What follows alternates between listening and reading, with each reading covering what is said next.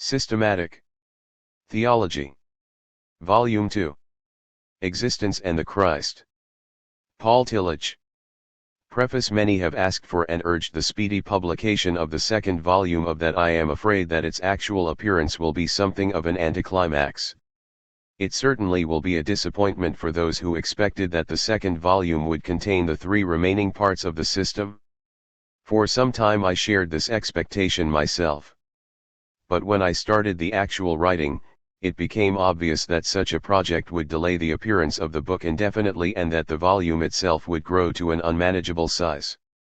So I came to an agreement with the publisher that the third part of the system, Existence and the Christ, should appear as the second volume, and that the fourth and fifth parts, Life and the Spirit and History and the Kingdom of God, should follow, I hope, in the not too distant future. The problems discussed in this volume constitute the heart of every Christian theology, the concept of man's estrangement and the doctrine of the Christ. It is therefore justifiable that they be treated in a special volume in the center of the system. This volume is smaller than the first and the projected third one, but it contains the largest of the 5 parts of the system. The content of this book, after many years of class lectures had prepared the way, was presented to the theological faculty of the University of Aberdeen, Scotland, as the first year's Gifford Lectures. The second year of the Gifford Lectures dealt with the fourth part of the system. The preparation of these lectures was a tremendous step toward the final formulation of the problems and their solutions. I want to express for the first time in print my deep gratitude for the honor and occasion which the Gifford Lectureship presented me. Of course, a book is different from a series of lectures, especially if the book represents a part of a larger whole. The lectures had to be considerably enlarged and partly rewritten in the light of a critical rereading. But the basic ideas are unchanged. The publication of the second year's Gifford Lectures will follow in the third volume. Here I want to say a word to the prospective critics of this volume. I hope to receive much valuable criticism of the substance of my thought, as I did with the first volume and my smaller books. Whether or not I am able to agree with it, I gladly accept it as a valuable contribution to the continuous theological discussion between theologians and within each theologian. But I cannot accept criticism as valuable which merely insinuates that I have surrendered the substance of the Christian message because I have used a terminology which consciously deviates from the biblical or ecclesiastic language. Without such deviation, I would not have deemed it worthwhile to develop a theological system for our period. My thanks go again to my friend who is now also my colleague, John Dillenberger, who this time, in collaboration with his wife Hilda, did the hard work of Englishing my style and who rephrased statements which otherwise might be obscure or difficult to understand. My appreciation also goes to Henry D. Brady, Jr., for reading the manuscript and suggesting certain stylistic changes. I also want to thank my secretary, Grace Callie Leonard, who worked indefatigably in typing and partially correcting my handwritten manuscript. Finally, my gratitude is expressed to the publisher who made possible the separate appearance of this volume. The book is dedicated to the theological faculty of the Union Theological Seminary. This is justified not only by the fact that the seminary received me when I came as a German refugee in 1933, not only by the occasions which the faculty and administration abundantly gave me for teaching, writing, and, above all, learning, not only by the extremely friendly cooperation throughout more than 22 years of academic and personal contacts, but also because the content of this volume was a center of theological discussion with students and faculty during all those years. Those who participated in these discussions will recognize their influence on the formulations of this book. A. The relation of the second volume of Systematic Theology to the first volume, and to the system as a whole. A system demands consistency, but one might well ask whether two volumes written 7 years apart can be consistent with each other. If the systematic structure of the content is unchanged, they can be, even though the solutions to the special problems may differ. The many criticisms that have come and the new thoughts that have been developed in the interval have not changed the basic structure of the system. But they have certainly influenced the form and content in many respects. If the theological system were deductive, like a system in mathematics in which one assertion is derived from the other with rational necessity, changes in conception of thought would be damaging to the whole. Theology, however, does not have this character, and the present system is formulated in a way which expressly avoids this danger. After the central theological answer is given to any question, there is always a return to the existential question as the context in which a theological answer is again given. Consequently, new answers to new or old questions do not necessarily disrupt the unity between the earlier and later parts of the system. It is a dynamic unity, open for new insights, even after the whole has been formulated. The third part of the system, covered in this second volume, clearly shows this characteristic. While the title of the second part of the system, Being and God, is followed in this volume by that of Existence and the Christ, there is no logically necessary or deductive step from being to existence or from God to the Christ. The way from essence to existence is irrational, the way from God to the Christ is paradoxical. The exact meaning of these terms will be discussed later. At this point they only confirm the open character of the present system. The transition from essential to existential being cannot be understood in terms of necessity. But, in the view of classical theology and of all the philosophers, artists, and writers who seriously look at the conflicts of man's existential situation, reality involves that step. Hence the jump. 3. 4. From the first to the second volume mirrors the leap from man's essential nature to its distortion in existence. But, in order to understand any distortion, one must know its undistort or essential character. Therefore, the estrangement of existence, and the ambiguity of life, as delineated in this volume can be understood only if one knows the nature of finitude as developed in the first volume in the part on Being and God. Further, in order to understand the answers given to the questions implied in estrangement and ambiguity, one must know not only the answer given to the question implied in finitude but also the theological method by which question and answer are related to each other. This does not mean that an intelligent reading of the second volume is entirely dependent upon reading the first, for, as has been indicated, in every part of the system the questions are developed anew and the answers related to them in a special way. Such independent reading of this volume will also be facilitated by a partial recapitulation and by a reformulation of ideas discussed in the first volume. The fourth part of the system, Life and the Spirit, will follow the third part, Existence and the Christ, as the description of the concrete unity of essential finitude and existential estrangement in the ambiguities of life. The answer to be given in this part is the Divine Spirit. But this answer is incomplete.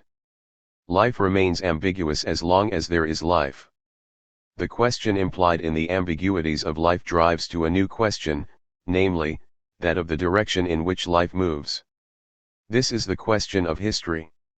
Systematically speaking, history, characterized as it is by its direction toward the future, is the dynamic quality of life.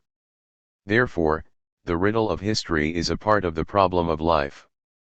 But for all practical purposes it is useful to separate the discussion of history from the discussion of life generally and to relate the final answer, eternal life, to the ambiguities and questions implied in man's historical existence. For these reasons a fifth part, entitled History and the Kingdom of God, is added, even though, strictly speaking, this material belongs to categories of life.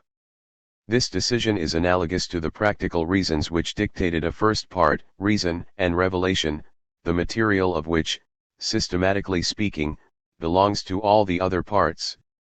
This decision also shows again the non-deductive character of the entire project. While there are disadvantages with respect to systematic strictness, the practical advantages are paramount. The inclusion of the non-systematic elements in the system results in 5.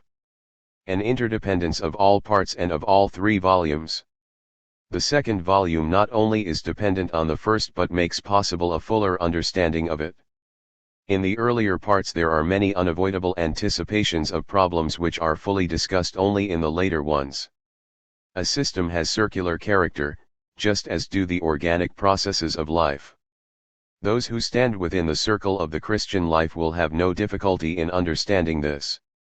Those who feel like strangers in this respect may find the non-systematic elements in the presentation somewhat confusing.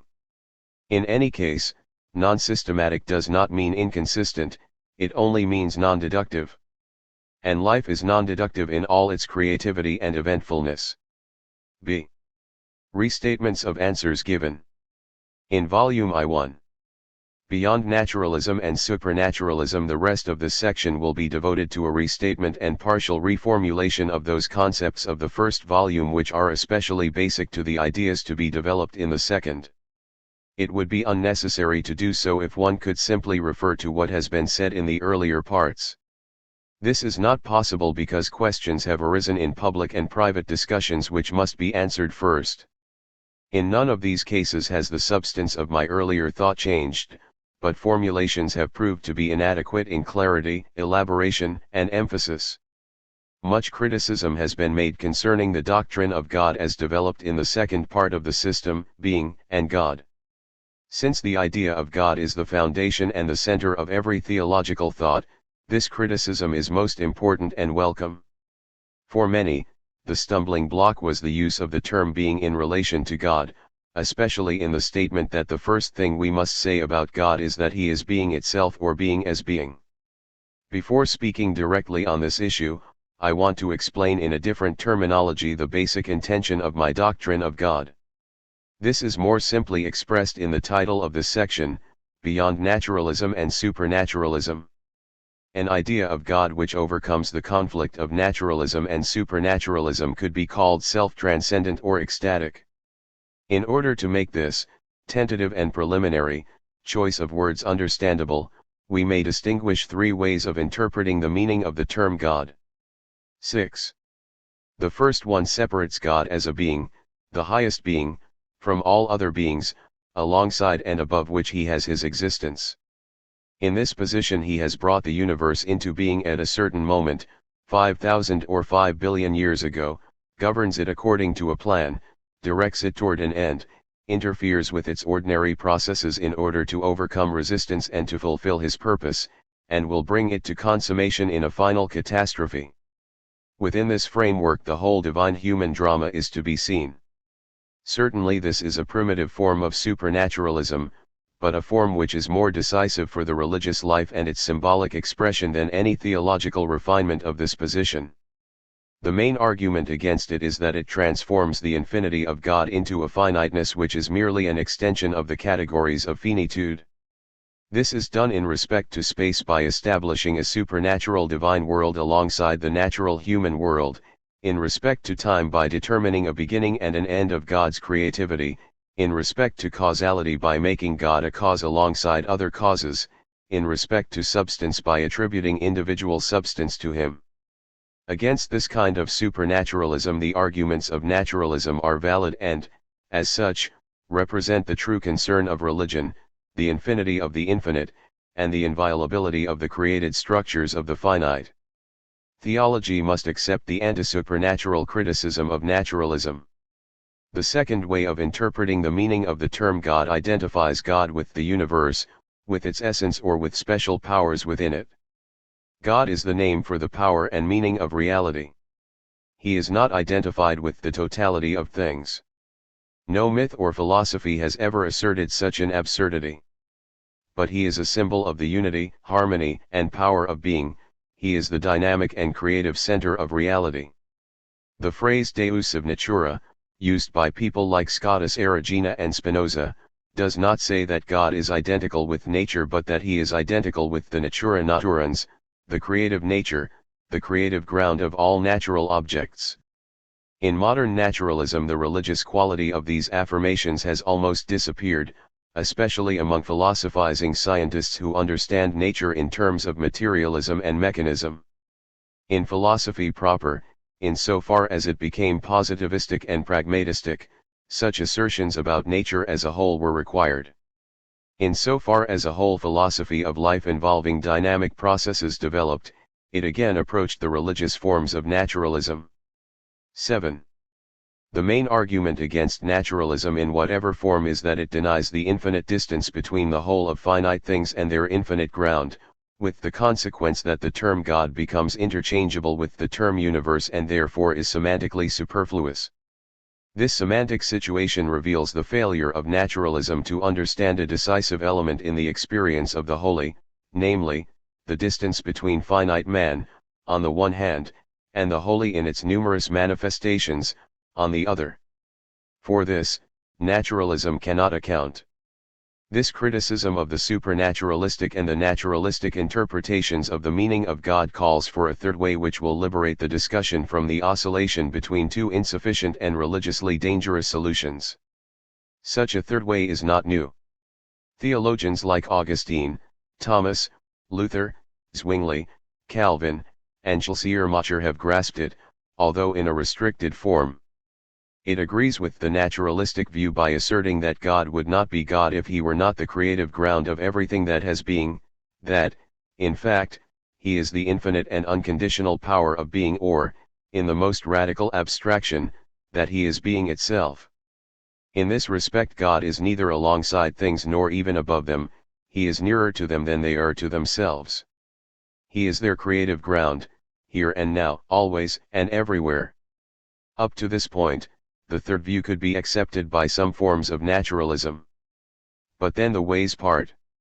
At this point the terms self-transcendent and ecstatic, which I use for the third way of understanding the term God, become meaningful. The term self-transcendent has two elements, transcending and self. God as the ground of being infinitely transcends that of which he is the ground. He stands against the world, insofar as the world stands against him, and he stands for the world, thereby causing it to stand for him. This mutual freedom from each other and for each other is the only meaningful sense in which the super in supernaturalism can be used. Only in this sense can we speak of transcendent with respect to the relation of God and the world. To call God transcendent in this sense does not mean that one must establish a superworld of divine objects. It does mean that, within itself, the finite world points beyond itself. In other words, it is self-transcendent. Now the need for the syllable self in self-transcendent has also 8. become understandable. The one reality which we encounter is experienced in different dimensions which point to one another. The finitude of the finite points to the infinity of the infinite. It goes beyond itself in order to return to itself in a new dimension. This is what self-transcendence means. In terms of immediate experience it is the encounter with the holy, an encounter which has an ecstatic character. The term ecstatic in the phrase ecstatic idea of God points to the experience of the holy as transcending ordinary experience without removing it. Ecstasy as a state of mind is the exact correlate to self-transcendence as the state of reality. Such an understanding of the idea of God is neither naturalistic nor supernaturalistic. It underlies the whole of the present theological system. If, on the basis of this idea of God, we ask, what does it mean that God, the ground of everything that is, can stand against the world and for the world? We must refer to that quality of the world which expresses itself in finite freedom, the quality we experience within ourselves. The traditional discussion between the naturalistic and the supernaturalistic ideas of God uses the prepositions in and above, respectively. Both are taken from the spatial realm and therefore are unable to express the true relation between God and the world, which certainly is not spatial. The self-transcendent idea of God replaces the spatial imagery, at least for theological thought, by the concept of finite freedom. The divine transcendence is identical with the freedom of the created to turn away from the essential unity with the creative ground of its being. Such freedom presupposes two qualities of the created: first, that it is substantially independent of the divine ground; second, that it remains in substantial unity with it. Without the latter unity, the creature would be without the power of being. It is the quality of finite freedom within the created which makes pantheism impossible, and not the notion of a highest being alongside the world, whether his relation to the world is described in deistic or theistic terms. The consequences of the self-transcendent idea of God for concepts like revelation and miracle, which are decisive for the Christological problem, have been fully developed in the part entitled Reason and Revelation. These do not need restatement, but they do show the far-reaching significance of the ecstatic interpretation of the relation between God and the world. However, there is one problem which has moved into the center OT. 9. The philosophical interest in religion since the appearance of the first volume. This is the problem of the symbolic knowledge of God. If God as the ground of being infinitely transcends everything that is, two consequences follow. First, whatever one knows about a finite thing one knows about God, because it is rooted in Him as its ground. Second, anything one knows about a finite thing cannot be applied to God, because He is, as has been said, quite other or, as could be said, ecstatically transcendent. The unity of these two divergent consequences is the analogous or symbolic knowledge of God. A religious symbol uses the material of ordinary experience in speaking of God, but in such a way that the ordinary meaning of the material used is both affirmed and denied. Every religious symbol negates itself in its literal meaning, but it affirms itself in its self-transcending meaning. It is not a sign pointing to something with which it has no inner relationship. It represents the power and meaning of what is symbolized through participation. The symbol participates in the reality which is symbolized. Therefore, one should never say only a symbol one. This is to confuse symbol with sign. Thus it follows that everything religion has to say about God, including His qualities, actions, and manifestations, has a symbolic character, and that the meaning of God is completely missed if one takes the symbolic language literally. But, after this has been stated, the question arises, and has arisen in public discussion, as to whether there is a point at which a non-symbolic assertion about God must be made. There is such a point, namely, the statement that everything we say about God is symbolic. Such a statement is an assertion about God which itself is not symbolic. Otherwise we would fall into a circular argument. On the other hand, if we make one non-symbolic assertion about God, His ecstatic transcendent character seems to be endangered. This dialectical difficulty is a mirror of the human situation with respect to the divine ground of being.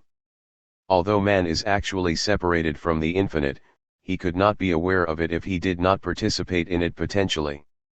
This is expressed in the state of being ultimately concerned, a state which is universally human, whatever the content of the concern may be. This is the point at which we must speak non-symbolically about God, but in terms of a quest for Him. In the moment, however, in which we describe the character of this point, or in which we try to formulate that for which we ask, a combination of symbolic with non-symbolic elements occurs. 10. If we say that God is the infinite, or the unconditional, or being itself, we speak rationally and ecstatically at the same time.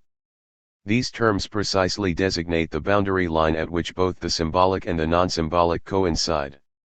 Up to this point every statement is non-symbolic, in the sense of religious symbol. Beyond this point every statement is symbolic, in the sense of religious symbol. The point itself is both non-symbolic and symbolic. This dialectical situation is the conceptual expression of man's existential situation. It is the condition for man's religious existence and for his ability to receive revelation. It is another side of the self-transcendent or ecstatic idea of God, beyond naturalism and supernaturalism. 2. The use of the concept of being in when a doctrine of God is initiated by defining God as being itself, the philosophical concept of being is introduced into systematic theology. This was so in the earliest period of Christian theology and has been so in the whole history of Christian thought. It appears in the present system in three places: in the doctrine of God, where God is called being as being or the ground and the power of being; in the doctrine of man, where the distinction is carried through between man's essential and his existential being; and, finally, in the doctrine of the Christ, where he is called the manifestation of the new being, the actualization of which is the work of the divine Spirit. In spite of the fact that classical theology has always used the concept of being, the term has been criticized from the standpoint of nominalistic philosophy and that of personalistic theology. Considering the prominent role which the concept plays in the system, it is necessary to reply to the criticisms and at the same time to clarify the way in which the term is used in its different applications. The criticism of the nominalists and their positivistic descendants to the present day is based on the assumption that the concept of being represents the highest possible abstraction. It is understood as the genus to which all other genera are subordinated with respect to universality and with respect to the degree of abstraction. If this were the way in which the concept of being is reached, nominalism could interpret it as it interprets all universals, namely, as communicative notions which point to particulars but have no reality of their own. Only the completely particular, the thing here and now, has reality. Universals are I means of communication without any power of being. Being as such, therefore, does not designate anything real. God, if he exists, exists as a particular and could be called the most individual of all beings. The answer to this argument is that the concept of being does not have the character that nominalism attributed to it. It is not the highest abstraction, although it demands the ability of radical abstraction. It is the expression of the experience of being over against non-being. Therefore, it can be described as the power of being which resists non-being. For this reason, the medieval philosophers called being the basic transcendental, beyond the universal and the particular.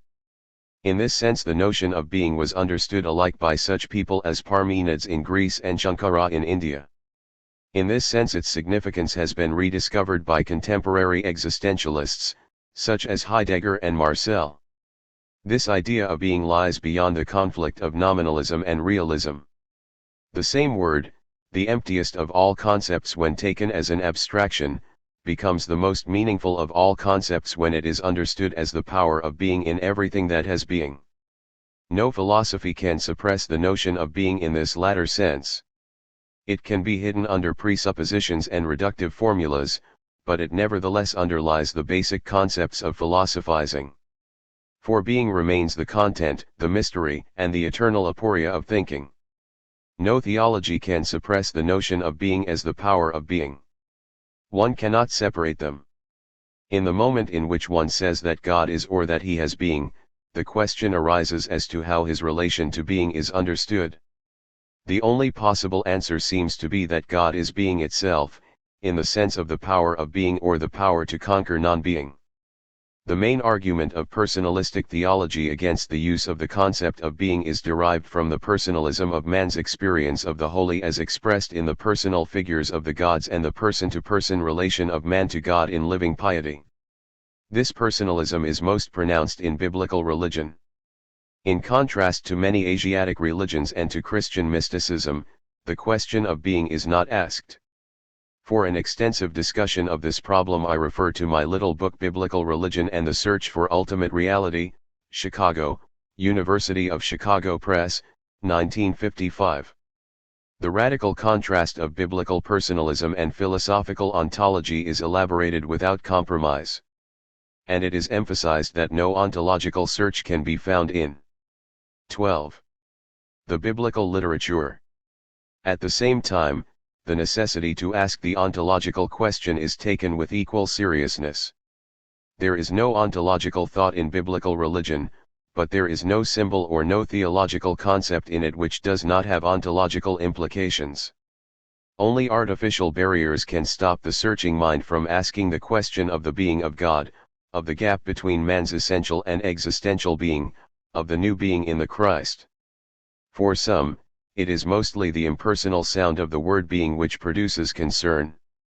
But suprapersonal is not impersonal, and I would ask those who are afraid to transcend the personalistic symbolism of the religious language to think, even if only for a short moment, of the words of Jesus about the hairs on our head being counted and, we could add, the atoms and electrons constituting the universe. In such a statement there is at least as much potential ontology as there is actual ontology in the whole system of Spinoza. To prohibit the transformation of the potential into an actual ontology, of course, within the theological circle would reduce theology to a repetition and organization of biblical passages. It would be impossible to call the Christ the Logos. In the last chapter of my book The Courage to Be, New Haven, Yale University Press, 1952, I have written of the God above the God of the ism. This has been misunderstood as a dogmatic statement of a pantheistic or mystical character. First of all, it is not a dogmatic, but an apologetic, statement. It takes seriously the radical doubt experienced by many people. It gives one the courage of self-affirmation even in the extreme state of radical doubt. In such a state the God of both religious and theological language disappears. But something remains, namely, the seriousness of that doubt in which meaning within meaninglessness is affirmed. The source of this affirmation of meaning within meaninglessness, of certitude within doubt, is not the God of traditional theism but the God above God, the power of being, which works through those who have no name for it, not even the name God. This is the answer to those who ask for a message in the nothingness of their situation and at the end of their courage to be. But such an extreme point is not a space within which one can live. The dialectics OT and extreme situation are a criterion of truth but not the basis on which a whole structure of truth can be built. 3. Independence and interdependence of existential questions and theological answers. 13. The method used in the theological system and described in the methodological of the first volume is called the method of correlation, namely, the correlation between existential questions and theological answers. Correlation, a word with several meanings in scientific language, is understood as interdependence of two independent factors. It is not understood in the logical sense of quantitative or qualitative coordination of elements without causal relation, but it is understood as a unity of the dependence and independence of two factors. Since this kind of relation has become an object of discussion, I want to try to give some clarification concerning the independence and interdependence of existential questions and theological answers in the method of correlation. In this method, question and answer are independent of each other, since it is impossible to derive the answer from the question or the question from the answer. The existential question, namely, man himself in the conflicts of his existential situation, is not the source for the revelatory answer formulated by theology. One cannot derive the divine self-manifestation from an analysis of the human predicament. God speaks to the human situation, against it, and for it. Theological supernaturalism, as represented, for example, by contemporary neo-orthodox theology, is right in asserting the inability of man to reach God under his own power. Man is the question, not the answer. It is equally wrong to derive the question implied in human existence from the revelatory answer. This is impossible because the revelatory answer is meaningless if there is no question to which it is the answer. Man cannot receive an answer to a question he has not asked. This is, by the way, a decisive principle of religious education. Any such answer would be foolishness for him, an understandable combination of words as so much preaching is but not a revelatory experience. The question, asked by man, is man himself. He asks it, whether or not he is vocal about it. He cannot avoid asking it, because his very being is the question of his existence. In asking it, he is alone with himself. He asks out of the depth, and this depth is he himself. The truth of naturalism is that it insists on the human character of the existential question. Man as man knows the question of God. He is 14. Estranged, but not cut off, from God. This is the foundation for the limited right of what traditionally was called natural theology. Natural theology was meaningful to the extent that it gave an analysis of the human situation and the question of God implied in it. One side of the traditional arguments for the existence of God usually does this, insofar as they elucidate the dependent, transitory, and relational nature of finite human existence. But, in developing the other side of these arguments, natural theology tried to derive theological affirmations from the analysis of man's finitude. This, however, is an impossible task. None of the conclusions which argue for the existence of God is valid. Their validity extends as far as the questioning analysis, not beyond it. For God is manifest only through God. Existential questions and theological answers are independent of each other. This is the first statement implied in the method of correlation. The second and more difficult problem is that of the mutual dependence of questions and answers. Correlation means that while in some respects questions and answers are independent, they are dependent in other respects. This problem was always present in classical theology, in scholasticism as well as in Protestant orthodoxy, when the influence of the substructure of natural theology upon the superstructure of revealed theology, and vice versa, was discussed. Since Schleiermacher, it has also been present whenever a philosophy of religion was used as an entering door into the theological system, and the problem arose of how far the door determines the structure of the house, or the house the door. Even the anti-metaphysical Ridgelians did not escape this necessity. And the famous no of Karl Barth against any kind of natural theology, even of man's ability to ask the question of God, in the last analysis is a self-deception, as the use of human language in speaking of revelation shows. The problem of the interdependence of existential questions and theological answers can be solved only within what, in the introductory part, was called the theologic.al circle. The theologian as theologian is committed to a concrete expression of the ultimate concern, religiously speaking, of a special revelatory experience. On the basis of this concrete experience, he makes his universal claims, as Christianity did in terms of the statement that Jesus as the Christ is the Logos. This circle can be understood as an ehypse, not as a geometrical circle, and described in terms of two central points: the existential question and the theological answer. Both are within the sphere of the religious commitment, but they are not identical. The material of the existential question is taken from the whole of human experience and its manifold ways of expression. This refers to past and present, to popular language and great literature, to art and philosophy, to science and psychology. It refers to myth and liturgy, to religious traditions, and to present experiences. All this, as far as it reflects man's existential predicament, is the material without the help of which the existential question cannot be formulated. The choice of the material, as well as the formulation of the question, is the task of the systematic theologian. In order to do so, he must participate in the human predicament, not only actually as he always does but also in conscious identification. He must participate in man's finitude, which is also his own, and in its anxiety as though he had never received the revelatory answer of eternity.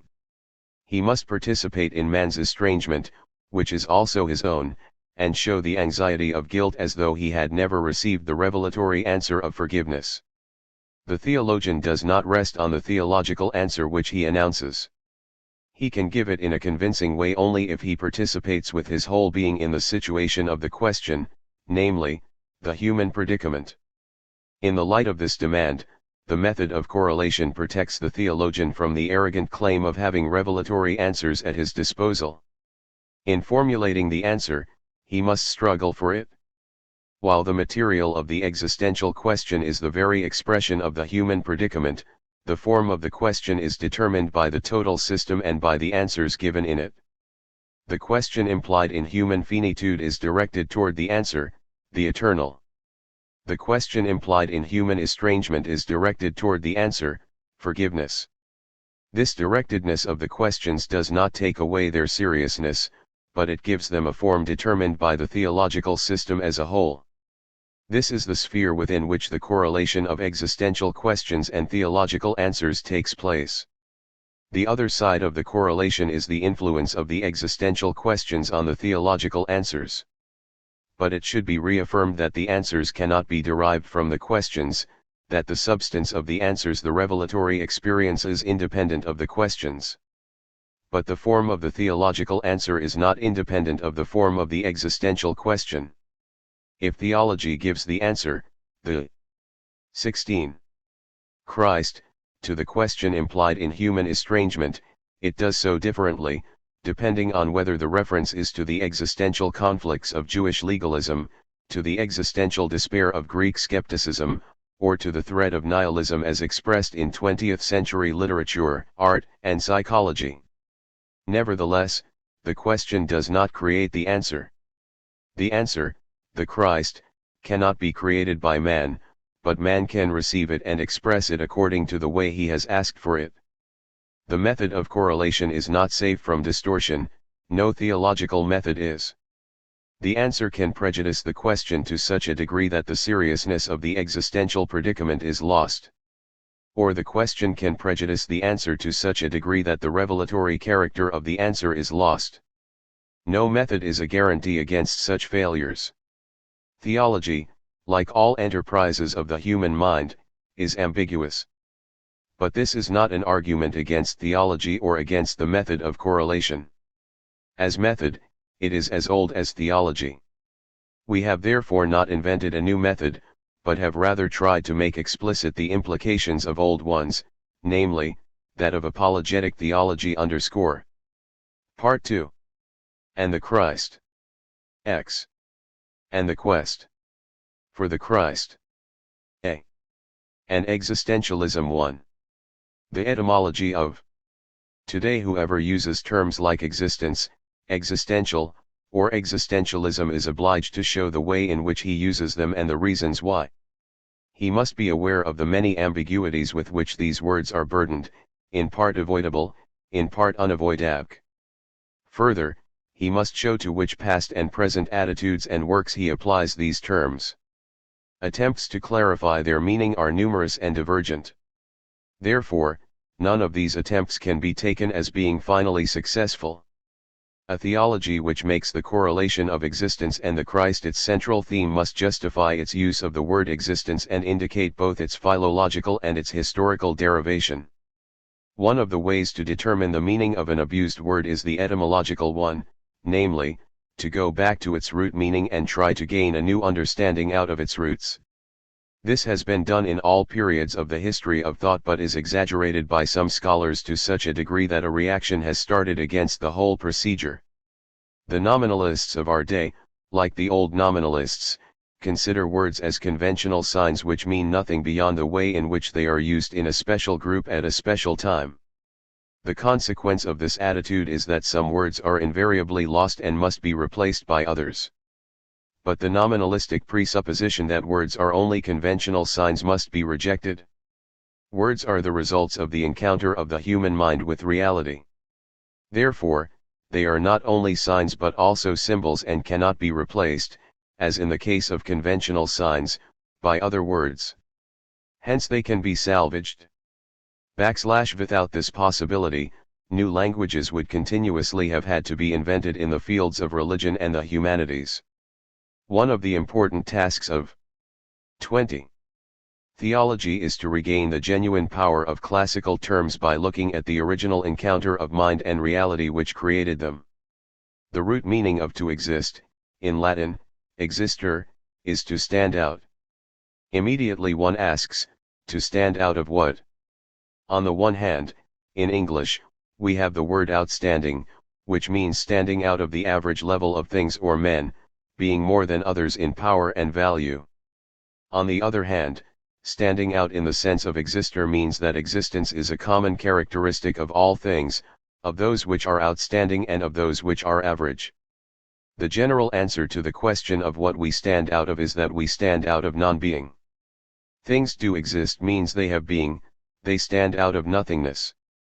But we have learned from the Greek philosophers, what they have learned from the lucidity and sensitivity of the Greek language, that non-being can be understood in two ways, namely, as akon, that is, absolute non-being, or as meon, that is, relative non-being.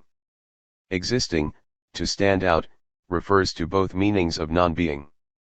If we say that something exists, we assert that it can be found, directly or indirectly, within the corpus of reality. It stands out of the emptiness of absolute non-being. But the metaphor to stand out logically implies something like to stand in. Only that which in some respects stands in can stand out. He who is outstanding rises above the average in which he stood and partly still stands. If we say that everything that exists stands out of absolute non-being, we say that it is in both being and non-being. It does not stand completely out of non-being. As we have said in the chapter on finitude, in the first volume, it is a finite, a mixture of being and non-being. To exist, then, would mean to stand out of one's own non-being. But this is not sufficient because it does not take into consideration this question: how can something stand out of its own non-being? To this the answer is that everything participates in being, whether or not it exists. It participates in potential being before it can come into actual being.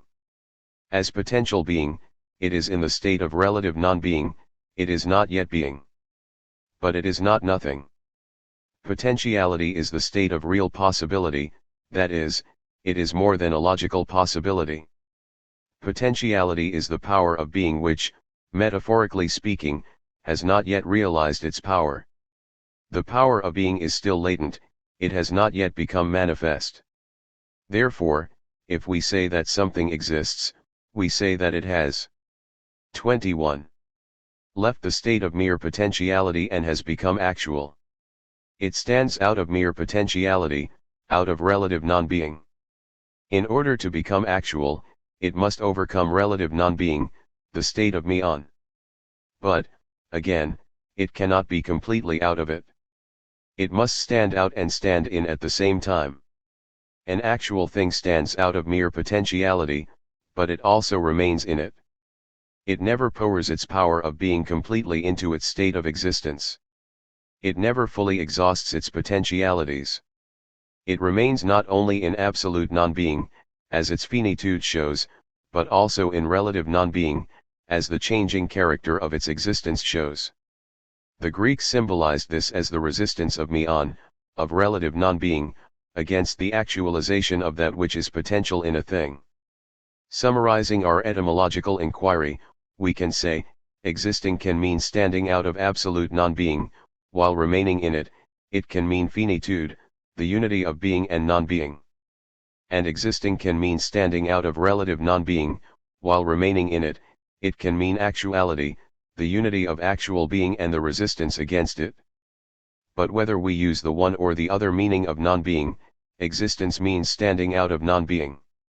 To the rise of the existentialist problem, etymological inquiries indicate directions, but they do not solve problems. The pointer given in the second answer to the question standing out of what is that of a split in reality between potentiality and actuality. This is the first step toward the rise of existentialism. Within the whole of being as it is encountered, there are structures which have no existence and things which have existence on the basis of structures. Treehood does not exist, although it has being, namely, potential being. But the tree in my backyard does exist. It stands out of the mere potentiality of treehood. But it stands out and exists only because it participates in that power of being which is treehood, that power which makes every tree a tree and nothing else. This split in the whole of reality, expressed in the term existence, is one of the earliest discoveries of human thought. Long before Plato, the pre-philosophical and the philosophical mind experienced two levels of reality. We can call them the essential and the existential levels. The Orphics, the Pythagoreans, Anaximander, Heraclitus, and Parmenides were driven to their philosophy by the awareness that the 22 world they encountered lacked ultimate reality. But only in Plato does the contrast between the existential and the essential being become an ontological and ethical problem. Existence for Plato is the realm of mere opinion, error, and evil. It lacks true reality. True being is essential being and is present in the realm of eternal ideas, i.e., in essences. In order to reach essential being, man must rise above existence. He must return to the essential realm from which he fell into existence. In this way man's existence, his standing out of potentiality, is judged as a fall from what he essentially is. The potential is the essential, and to exist, i.e., to stand out of potentiality, is the loss of true essentiality. It is not a complete loss, for man still stands in his potential or essential being. He remembers it, and, through his remembrance, he participates in the true and the good. He stands in and out of the essential realm. In this sense, standing out has a meaning precisely opposite that of the usual English usage. It means falling away from what man essentially is. This attitude toward existence dominated the later ancient world in spite of the attempt of Aristotle to close the gap between essence and existence through his doctrine of the dynamic interdependence of form and matter in everything. But Aristotle's protest could not succeed, partly because of the sociological conditions of later antiquity and partly because Aristotle himself in his metaphysics contrasts the whole of reality with the eternal life of God, i.e., his self-intuition. Participation in the life of God requires the rise of the mind into the actus purus of the divine being, which is above everything which is mixed with non-being. The scholastic philosophers, including both the Platonizing Franciscans and the Aristotelian Dominicans, accepted the contrast between essence and existence for the world, but not for God. In God there is no difference between essential and existential being. This implies that the split is ultimately not valid and that it has no relevance for the ground of being itself. God is eternally what he is. This was expressed in the Aristotelian phrase that God is actus purus, without potentiality. The logical consequence of this concept would have been the denial of a living God such as is mirrored in biblical religion. But this was not the intention of the scholastics. The emphasis of Augustine and Scotus on the divine will made that impossible. But if God is symbolized as will, the term actus purus is obviously inadequate. Will implies 23. Potentiality. The real meaning of the scholastic doctrine which I consider to be true would have been expressed in the statement that essence and existence and their unity must be applied symbolically to God. He is not subjected to a conflict between essence and existing. He is not a being beside others, for then his essential nature would transcend himself, just as in the case of all finite beings. Nor is he the essence of all essences, the universal essence, for this would deprive him of the power of self-actualization. His existence, his standing out of his essence, is an expression of his essence. Essentially, he actualizes himself. He is beyond the split. But the universe is subject to the split. God alone is perfect, a word which is exactly defined as being beyond the gap between essential and existential being. Man and his world do not have this perfection. Their existence stands out of their essence as in a fall. On this point, the Platonic and the Christian evaluations of existence coincide. This attitude changed when a new feeling for existence grew up in the Renaissance and Enlightenment. More and more the gap between essence and existence was closed. Existence became the place in which man was called to control and to transform the universe. Existing things were his material. To stand out of one's essential being was not a fall but the way to the actualization and fulfillment of one's potentialities. In its philosophical form this attitude could be called essentialism. In this sense existence is, so to speak, swallowed by essence. The existing things and events are the actualization of essential being in a progressive development. There are preliminary shortcomings, but there is no existential gap as expressed in the myth of the fall. In existence, man is what he is in essence, the microcosmos in whom the powers of the universe are united, the bearer of critical and constructive reason, the builder of his world, and the maker of himself as the actualization of his potentiality. Education and political organization will overcome the lags of existence behind essence. This description fits the spirit of many philosophers of the Renaissance and of the entire Enlightenment. But in neither period did essentialism come to fulfillment. This happened only in a philosophy which was distinctly anti-enlightened and deeply influenced by Romanticism, namely, German classical philosophy and, in particular, the system of Hegel. The reason for this is not only the all-embracing and consistent character of Hegel's system but also that he was aware of the existentialist problem and tried to take existential elements into his universal system of essences. He took non-being into the very center of his thought, he stressed the role of passion and interest in the movement of history, he created concepts like estrangement and unhappy consciousness, he made freedom the aim of the universal process of existence, he even brought the Christian paradox into the frame of his system. But he kept all these existential elements from undermining the essentialist structure of his thought. Non-being has been conquered in the totality of the system, history has come to its end, freedom has become actual, and the paradox of the Christ has lost its paradoxical character. Existence is the logically necessary actuality of essence. There is no gap, no leap, between them. This all-embracing character of Hegel's system made it a turning point in the long struggle between essentialism and existentialism. He is the classical essentialist, because he applied to the universe the scholastic doctrine that God is beyond essence and existence. The gap is overcome not only eternally in God but also historically in man. The world is the process of the divine self-realization. There is no gap, no ultimate incertitude, no risk, and no danger of self-loss when essence actualizes itself in existence. Hegel's famous statement that everything that is reasonable is not an absurd optimism about the reasonableness of man. Hegel did not believe that men are reasonable and happy.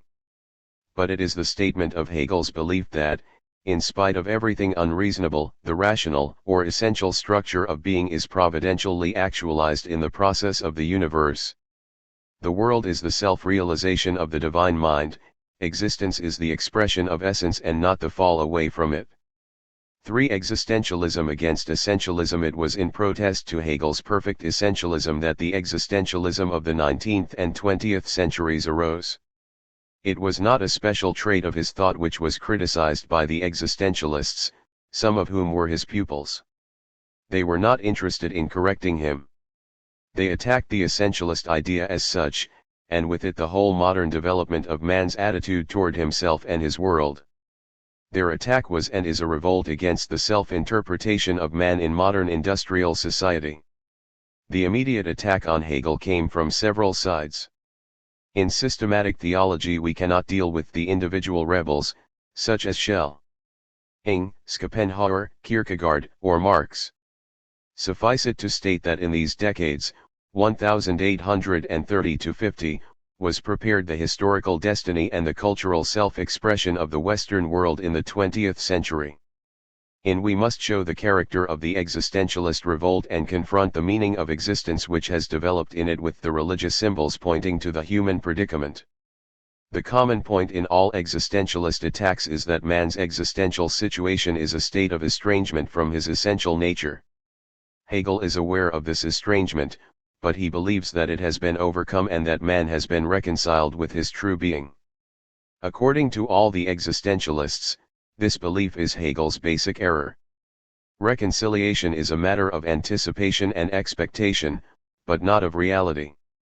The world is not reconciled, either in the individual as Kierkegaard shows or in society as Marx shows or in life as such as Schopenhauer and Nietzsche show. Existence is estrangement and not reconciliation, it is dehumanization and not the expression of essential humanity. It is the process in which man becomes a thing and ceases to be a person. History is not the divine self-manifestation but a series of unreconciled conflicts, threatening man with self-destruction. The existence of the individual is filled with anxiety and threatened by meaninglessness. With this description of man's predicament all existentialists agree and are therefore opposed to Hegel's essentialism. They feel that it is an attempt to hide the truth about man's actual state. The distinction has been made between atheistic and theistic existentialism.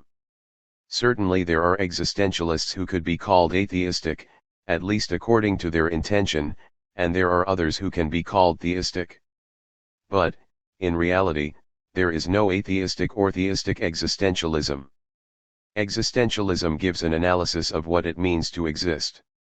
It shows the contrast between an essentialist description and an existentialist analysis. It develops the question implied in existence, but it does not try to give the answer, either in atheistic or in theistic terms. Whenever existentialists give answers, they do so in terms of religious or quasi-religious traditions which are not derived from their existentialist analysis. Pascal derives his answers from the Augustinian tradition, Kierkegaard from the Lutheran, Marcel from the Thomist, Dostoevsky from the Greek Orthodox. Or the answers are derived from humanistic traditions, as with Marx, Sartre, Nietzsche, Heidegger, and Jaspers. None of these men was able to develop answers out of his questions. The answers of the humanists come from hidden religious sources. They are matters of ultimate concern or faith, although garbed in a secular gown. Hence the distinction between atheistic and theistic existentialism fails. Existentialism is an analysis of the human predicament. And the answers to the questions implied in man's predicament are religious, whether open or hidden. For existential and existentialist thinking, for the sake of further philological clarification, it is useful to distinguish between existential and existentialist. The former refers to a human attitude, the latter to a philosophical school. The opposite of existential is detached, the opposite of existentialist is essentialist. In existential thinking, the object is involved. In non-existential thinking, the object is detached. By its very nature, theology is existential, by its very nature, science is non-existential. Philosophy unites elements of both. In intention, it is non-existential, in reality, it is an ever-changing combination of elements of involvement and detachment. This makes futile all attempts to create a so-called scientific philosophy. Existential is not existentialist, but they are related in having a common root, namely, existence. Generally speaking, one can describe essential structures in terms of detachment, and existential predicament in terms of involvement. But this statement needs drastic qualifications. There is an element of involvement in the construction of geometrical figures, and there is an element of detachment in the observation of one's own anxiety and estrangement. The logician and mathematician are driven by eros, including desire and passion. The existentialist theologian, who analyzes existence, discovers structures through cognitive detachment, even if they are structures of destruction. And between these poles there are many mixtures of detachment and involvement, as in biology, history, and psychology. Nevertheless, a cognitive attitude in which the element of involvement is dominant is called existential. The converse is also true. Since the element of involvement is so dominant, the most striking existentialist analyses have been made by novelists, poets, and painters. But even they could escape irrelevant subjectivity only by submitting themselves to detached and objective observation. As a result, the material brought out by the detached methods of therapeutic psychology are used in existentialist literature and art. Involvement and detachment are poles, not conflicting alternatives. There is no existentialist analysis without non-existential detachment. 5. Existentialism and Christian theology. Christianity asserts that Jesus is the Christ. The term the Christ points by marked contrast to man's existential situation. For the Christ, the Messiah, is he who is supposed to bring the new eon, the universal regeneration, the new reality. New reality presupposes an old reality, and this old reality, according to prophetic and apocalyptic descriptions, is the state of the estrangement of man and his world from God. This estranged world is ruled by structures of evil, symbolized as demonic powers. They rule individual souls, nations, and even nature. They produce anxiety in all its forms. It is the task of the Messiah to conquer them and to establish a new reality from which the demonic powers or the structures of destruction are excluded. Existentialism has analyzed the old eon, namely, the predicament of man and his world in the state of estrangement. In doing so, existentialism is a natural ally of Christianity. Immanuel Kant once said that mathematics is the good luck of human reason.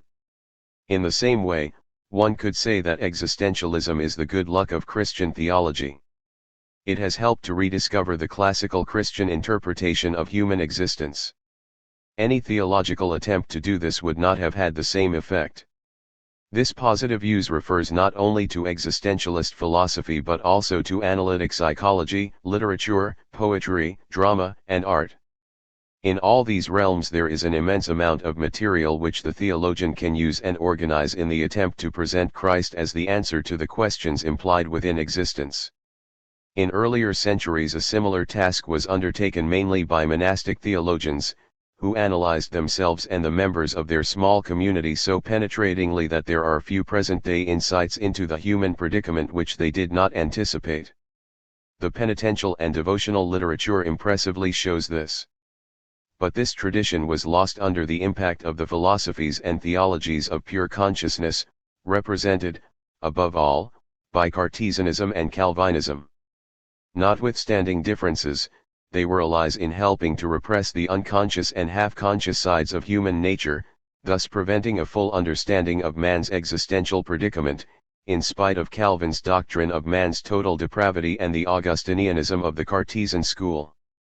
In recovering the elements of man's nature which were suppressed by the psychology of consciousness, existentialism and contemporary theology should become allies and analyze the character of in all its manifestations, the unconscious as well as the conscious. The systematic theologian cannot do this alone. He needs the help of creative representatives of existentialism in all realms of culture. He needs the support of the practical explorers of man's predicament, such as ministers, educators, psychoanalysts, and counselors. The theologian must reinterpret the traditional religious symbols and theological concepts in the light of the material he receives from these people. He must be aware of the fact that terms like sin and judgment have lost not their truth but rather an expressive power which can be regained only if they are filled with the insights into human nature which existentialism, including depth psychology, has given to us. Now the biblicistic theologian is right in maintaining that all these insights can be found in the Bible. And the Roman Catholic is equally right in pointing to these insights in the Church Fathers. The question is not whether something can be found somewhere, almost everything can, but whether a period is ripe for rediscovering a lost truth. For example, he who reads Ecclesiastes or Job with eyes opened by existentialist analyses will see more in either than he was able to see before. The same is true of many other passages of the Old and New Testaments. Existentialism has been criticized as being too pessimistic.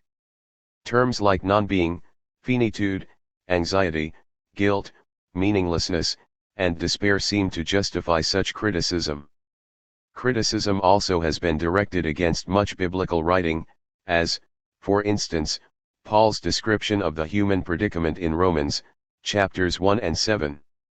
But Paul is pessimistic, in the sense of hopeless, in these passages only if they are read in isolation and without the answer to the question implied in them. Certainly this is not the case within a theological system. The word pessimism should be avoided in connection with descriptions of human nature, for it is a mood, not a concept or description. From the point of view of systematic structure, it must be added that the existential elements are only one part of the human predicament. They are always combined ambiguously with essential elements, otherwise they would have no being at all. Essential as well as existential elements are always abstractions from the concrete actuality of being, namely, life. This is the subject of the fourth part of. For the sake of analysis, however, abstractions are necessary, even if they have a strongly negative sound. And no existentialist analysis of the human predicament can escape this, even if it is hard to bear, as the doctrine of sin always has been in traditional theology. b. The transition from essence to, and the symbol of the fall 1.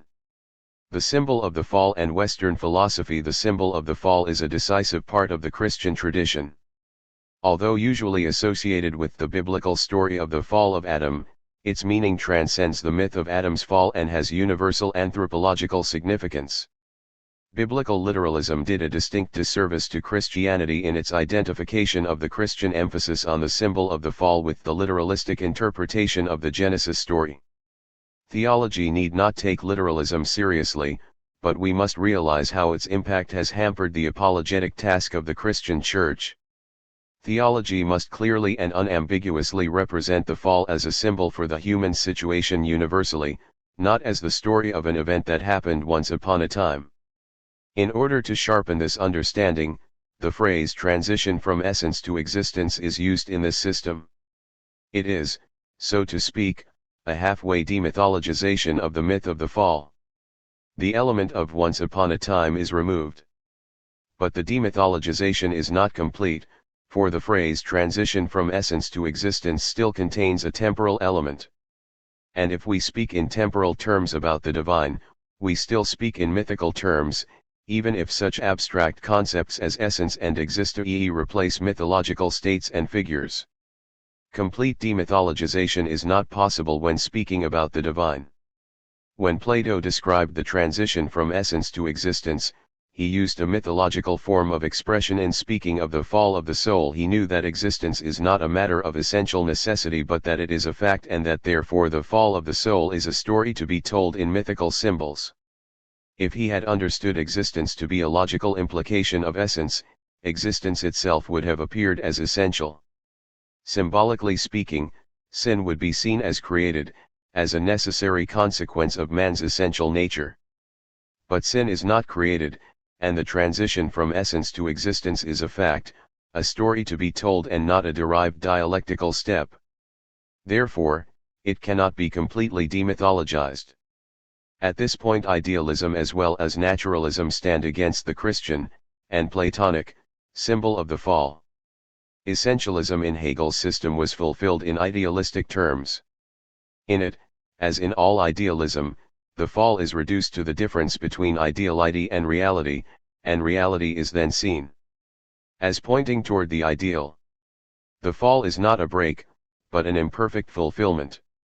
It approximates fulfillment in the historical process or is fulfilled in principle in the present period of history. Christianity and existentialism consider the progressivistic, or revolutionary, form of the idealistic faith as utopianism, and the conservative form as ideology. Both are interpreted as self-deception and idolatry. Neither takes the self-contradicting power of human freedom and the demonic implication of history seriously. The fall, in the sense of the transition from essence to existence, is denied not only by idealism but also by naturalism from the other side, so to speak. The latter takes existence for granted, without asking about the source of its negativity.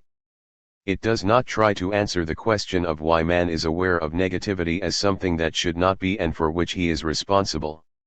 Symbols such as the fall, descriptions of the human predicament, and concepts such as estrangement and man against himself are strongly, even cynically, rejected. Man has no predicament, I heard a naturalistic philosopher say. Naturalists, however, usually avoid resignation or cynicism by including elements of idealism either in their progressivistic form or in the more realistic form of Stoicism. In both forms, pure naturalism is transcended, but the symbol of the fall is not reached.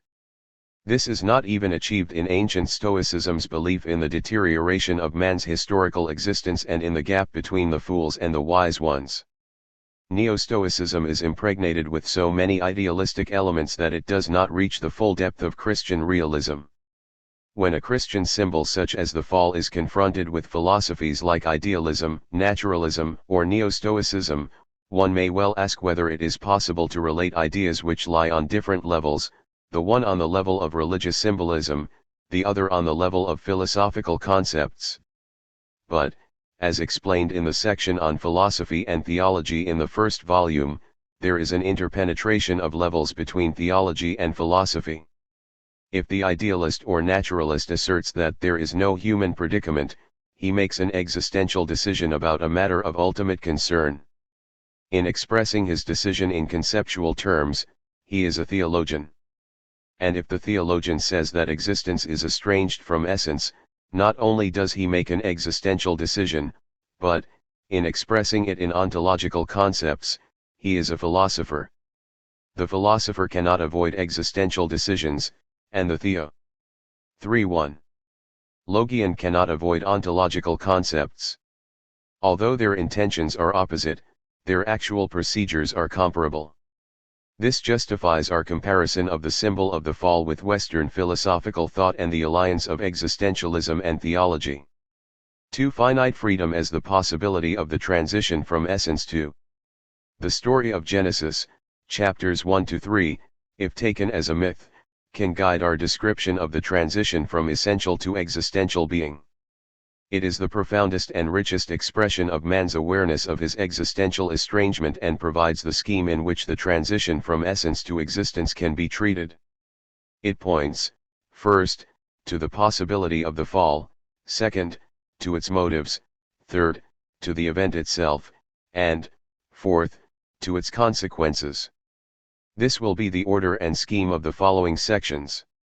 In the part entitled Being and God, the polarity of freedom and destiny was discussed in relation to being as such, as well as in relation to human beings. On the basis of the solution given there, we can answer TLLE question of how the transition from essence to existence is possible in terms of freedom, which is always in polar unity with destiny. But this is only a first step to the answer. In the same section of the first volume, we described man's awareness of his finitude and of finitude universally, and we analyzed the situation of being related to and excluded from infinity. This provides the second step toward an answer. It is not freedom as such, but finite freedom. Man has freedom in contrast to all other creatures. They have analogies to freedom but not freedom itself. But man is finite, excluded from the infinity to which he belongs. One can say that nature is finite necessity, God is infinite freedom, man is finite freedom. It is finite freedom which makes possible the transition from essence to existence. Man is free, insofar as he has language. With his language, he has universals which liberate him from bondage to the concrete situation to which even the highest animals are subjected. Man is free, insofar as he is able to ask questions about the world he encounters, including himself, and to penetrate into deeper and deeper levels of reality. Man is free, insofar as he can receive unconditional moral and logical imperatives which indicate that he can transcend the conditions which determine every finite being. Man is free, insofar as he has the power of deliberating and deciding, thus cutting through the mechanisms of stimulus and response. Man is free, insofar as he can play and build imaginary structures above the real structures to which he, like all beings, is bound. Man is free, insofar as he has the faculty of creating worlds above the given world, of creating the world of technical tools and products, the world of artistic expressions, the world of theoretical structures and practical organizations. Finally, man is free, insofar as he has the power of contradicting himself and his essential nature. Man is free even from his freedom, that is, he can surrender his humanity. This final quality of his freedom provides the third step toward the answer to the question of how the transition from essence to existence is possible. Man's freedom is finite freedom. All the potentialities which constitute his freedom are limited by the opposite pole, his destiny. In nature, destiny has the character of necessity. In spite of analogies to human destiny, God is his own destiny. This means that he transcends the polarity of freedom and destiny. In man, freedom and destiny limit each other, for he has finite freedom. This is true of every act of human freedom, it is true also of the final quality of human freedom, namely, the power of surrendering his freedom. Even the freedom of self-contradiction is limited by destiny. As finite freedom, it is possible only within the context of the universal transition from essence to existence. There is no individual fall. In the Genesis story, the two sexes and nature, represented by the serpent, work together. The transition from essence to existence is possible because finite freedom works within the frame of a universal destiny. This is the fourth step toward the answer. Traditional theology discussed the possibility of the fall in terms of Adam's potuit peccare, his freedom to sin. This freedom was not seen in unity with the total structure of his freedom and therefore was considered as a questionable divine gift. Calvin thought the freedom to fall to be a weakness of man, regrettable from the point of view of man's happiness, since it meant eternal condemnation for most human beings, example all pagans.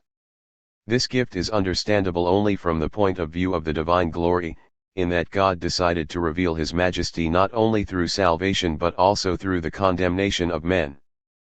But the freedom of turning away from God is a quality of the structure of freedom as such. The possibility of the fall is dependent on 33. All the qualities of human freedom taken in their unity. Symbolically speaking, it is the image of God in man which gives the possibility of the fall. Only he who is the image of God has the power of separating himself from God. His greatness and his weakness are identical. Even God could not remove the one without removing the other. And if man had not received this possibility, he would have been a thing among things, unable to serve the divine glory, either in salvation or in condemnation. Therefore, the doctrine of the fall has always been treated as the doctrine of the fall of man, although it was also seen as a cosmic event. 3. Dreaming innocence and temptation. Having discussed how the transition from essence to existence is possible, we now come to the question of the motifs driving to the transition. In order to answer this, we must have an image of the state of essential being in which the motifs are working. The difficulty is that the state of essential being is not an actual stage of human development which can be known directly or indirectly. The essential nature of man is present in all stages of his development, although in existential distortion.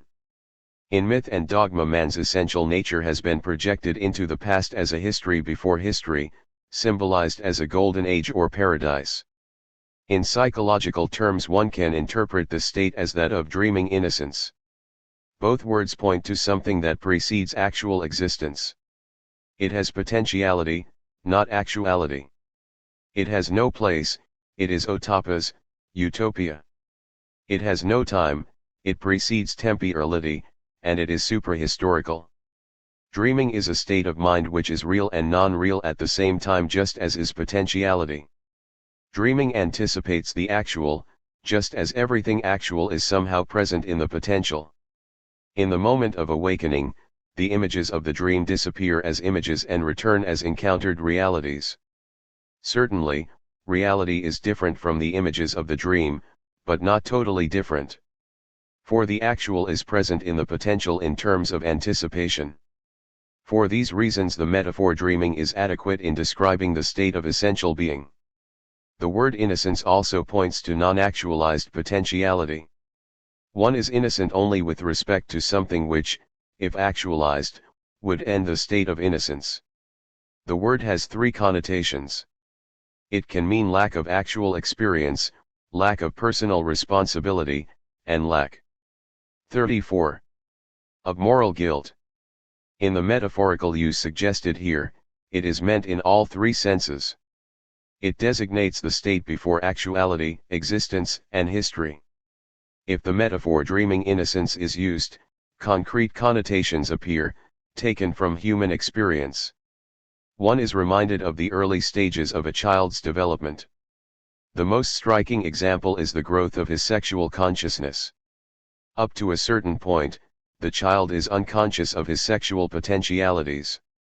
In the difficult steps of transition from potentiality to actuality, an awakening takes place. Experience, responsibility, and guilt are acquired, and the state of dreaming innocence is lost. This example is evident in the biblical story, where sexual consciousness is the first consequence of the loss of innocence. One should not confuse this metaphorical use of the term innocence with the false assertion that the newborn human being is in a state of sinlessness. Every life always stands under the conditions of existence. The word innocence, like the word dreaming, is used not in its proper but in its analogical sense. But, if used in this way, it can provide a psychological approach to the state of essential or potential being. The state of dreaming innocence drives beyond itself. The possibility of the transition to existence is experienced as temptation. Temptation is unavoidable because the state of dreaming innocence is uncontested and undecided. It is not perfection. Orthodox theologians have heaped perfection after perfection upon Adam before the fall, making him equal with the picture of the Christ. This procedure is not only absurd, it makes the fall completely unintelligible. Mere potentiality or dreaming innocence is not perfection.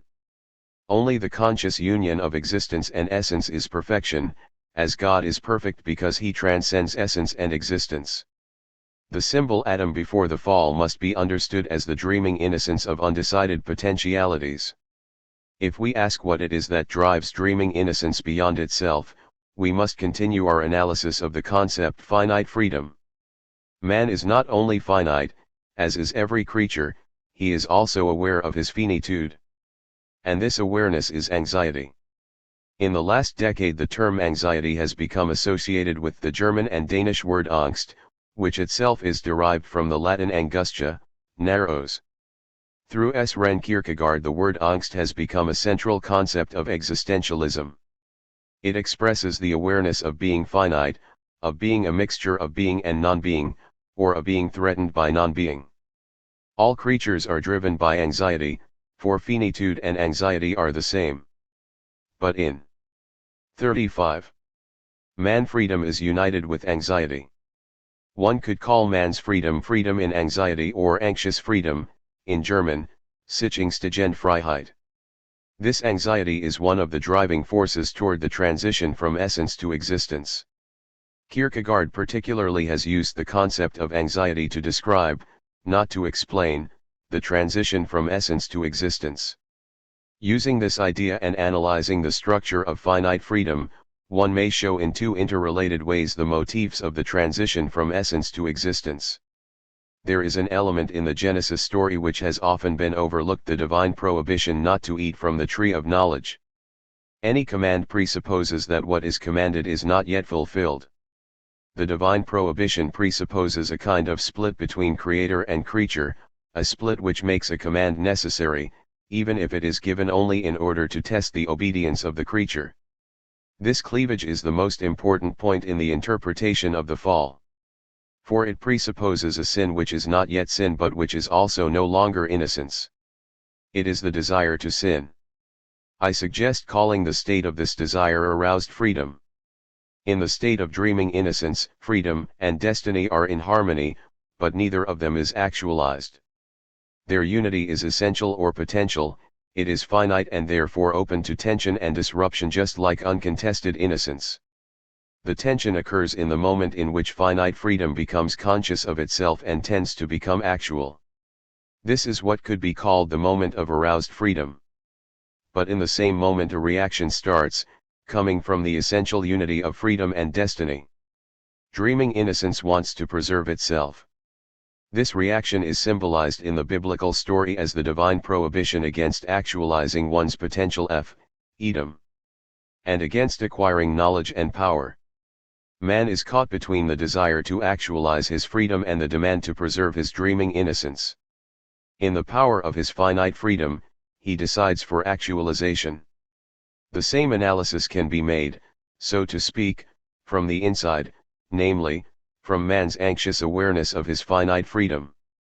At the moment when man becomes conscious of his freedom, the awareness of his dangerous situation gets hold of him. He experiences a double threat, which is rooted in his finite freedom and expressed in anxiety. Man experiences the anxiety of losing himself by not actualizing himself and his potentialities, and the anxiety of losing himself by actualizing himself and his potentialities. He stands between the preservation of his dreaming innocence without experiencing the actuality of being and the loss of his innocence through knowledge, power, and guilt. The anxiety of this situation is the state of temptation. Man decides for self-actualization, thus producing the end of dreaming innocence. Again, it is sexual innocence which psychologically gives the most adequate analogy to the preceding.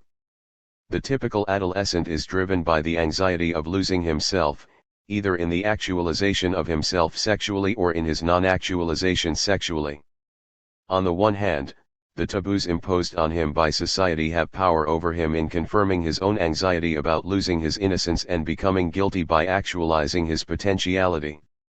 On the other hand, he is afraid of not actualizing himself sexually and of sacrificing his potentialities by preserving his innocence. He usually decides for actualization, as men universally do. Exceptions, example for the sake of conscious asceticism, limit the analogy to the human situation generally, but they do not remove the analogy. The analysis of temptation, as given here, makes no reference to a conflict between the bodily and the spiritual side of man as a possible cause. The doctrine of man indicated here implies a monistic understanding Standing of man's nature in contrast to a dualistic one.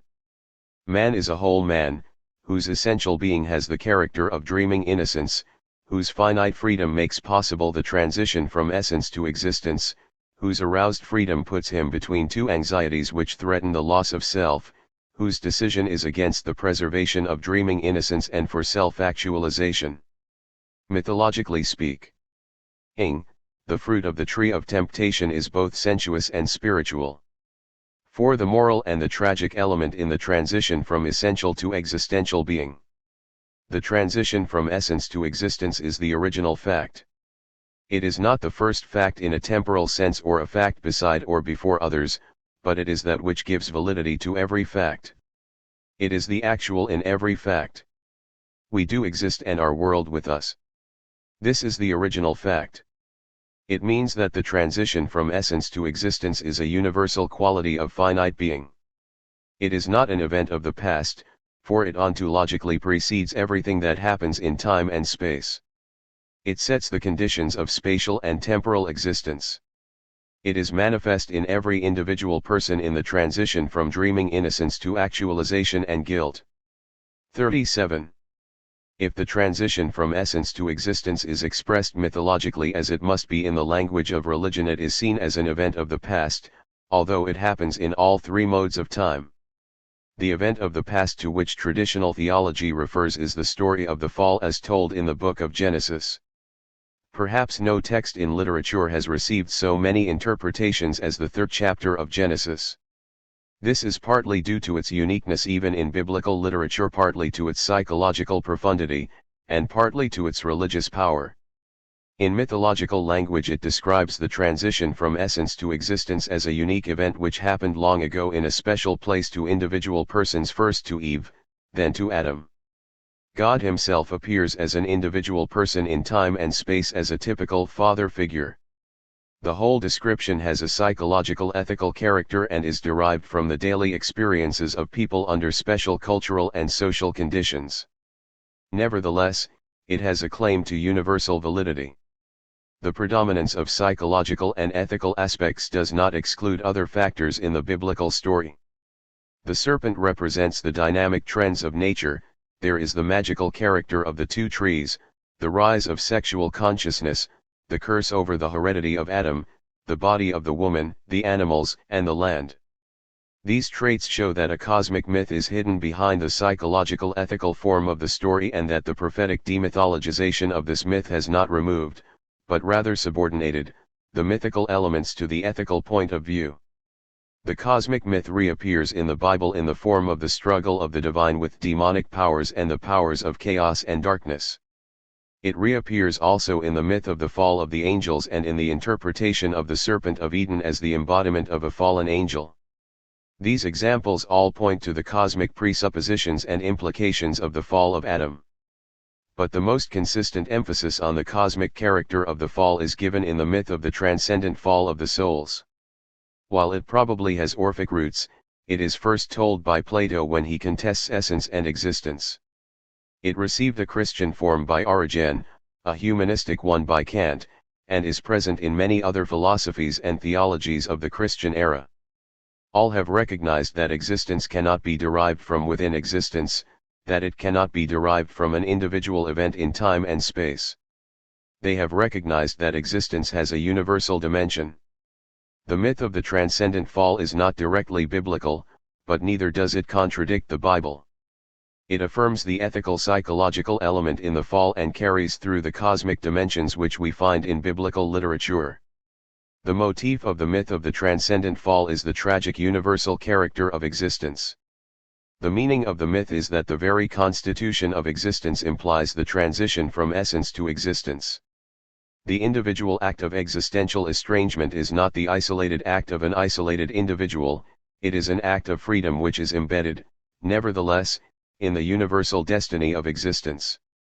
In every individual act the estranged or fallen character of being actualizes itself.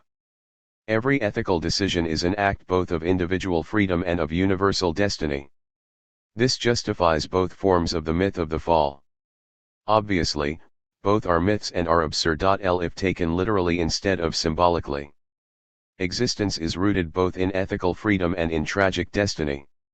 If the one or the other side is denied, the human situation becomes incomprehensible. Their unity is the great problem of the doctrine of man. Of all the aspects of the cosmic myth of Genesis, the doctrine of original sin has been most violently attacked since the early 18th century. This concept was the first point criticized by the Enlightenment, and its rejection is one of the last points defended by contemporary humanism. Two reasons explain the violence with which the modern mind has fought against the idea of original sin. First, its mythological form was taken literally by attackers and defenders and therefore was unacceptable to an awakening, historical critical way of thinking. Second, the doctrine of original sin seemed to imply a negative evaluation of man, and this radically contradicted the new feeling for life and world as it had developed in industrial society. It was feared that the pessimism about man would inhibit the tremendous impulse of modern man, technically, politically, and educationally to transform world and society. There was and still is the apprehension that authoritarian and totalitarian consequences could follow from a negative valuation of man's moral and intellectual power. Theology must join and in most cases has done so the historical critical attitude toward the biblical and ecclesiastical myth. Theology further must emphasize the positive valuation of man in his essential nature. It must join classical humanism in protecting man's created goodness against naturalistic and existentialistic denials of his greatness and dignity. At the same time, theology should reinterpret the doctrine of original sin by 39. Showing man's existential self-estrangement and by using the helpful existentialist analyses of the human predicament. In doing so, it must develop a realistic doctrine of man, in which the ethical and the tragic element in his self-estrangement are balanced. It may well be that such a task demands the definite removal from the theological vocabulary of terms like original sin or hereditary sin and their replacement by a description of the interpenetration of the moral and the tragic elements in the human situation. The empirical basis for such a description has become quite extensive in our period. Analytic psychology, as well as analytic sociology, has shown how destiny and freedom, tragedy and responsibility, are interwoven in every human being from early childhood on and in all social and political groups in the history of mankind.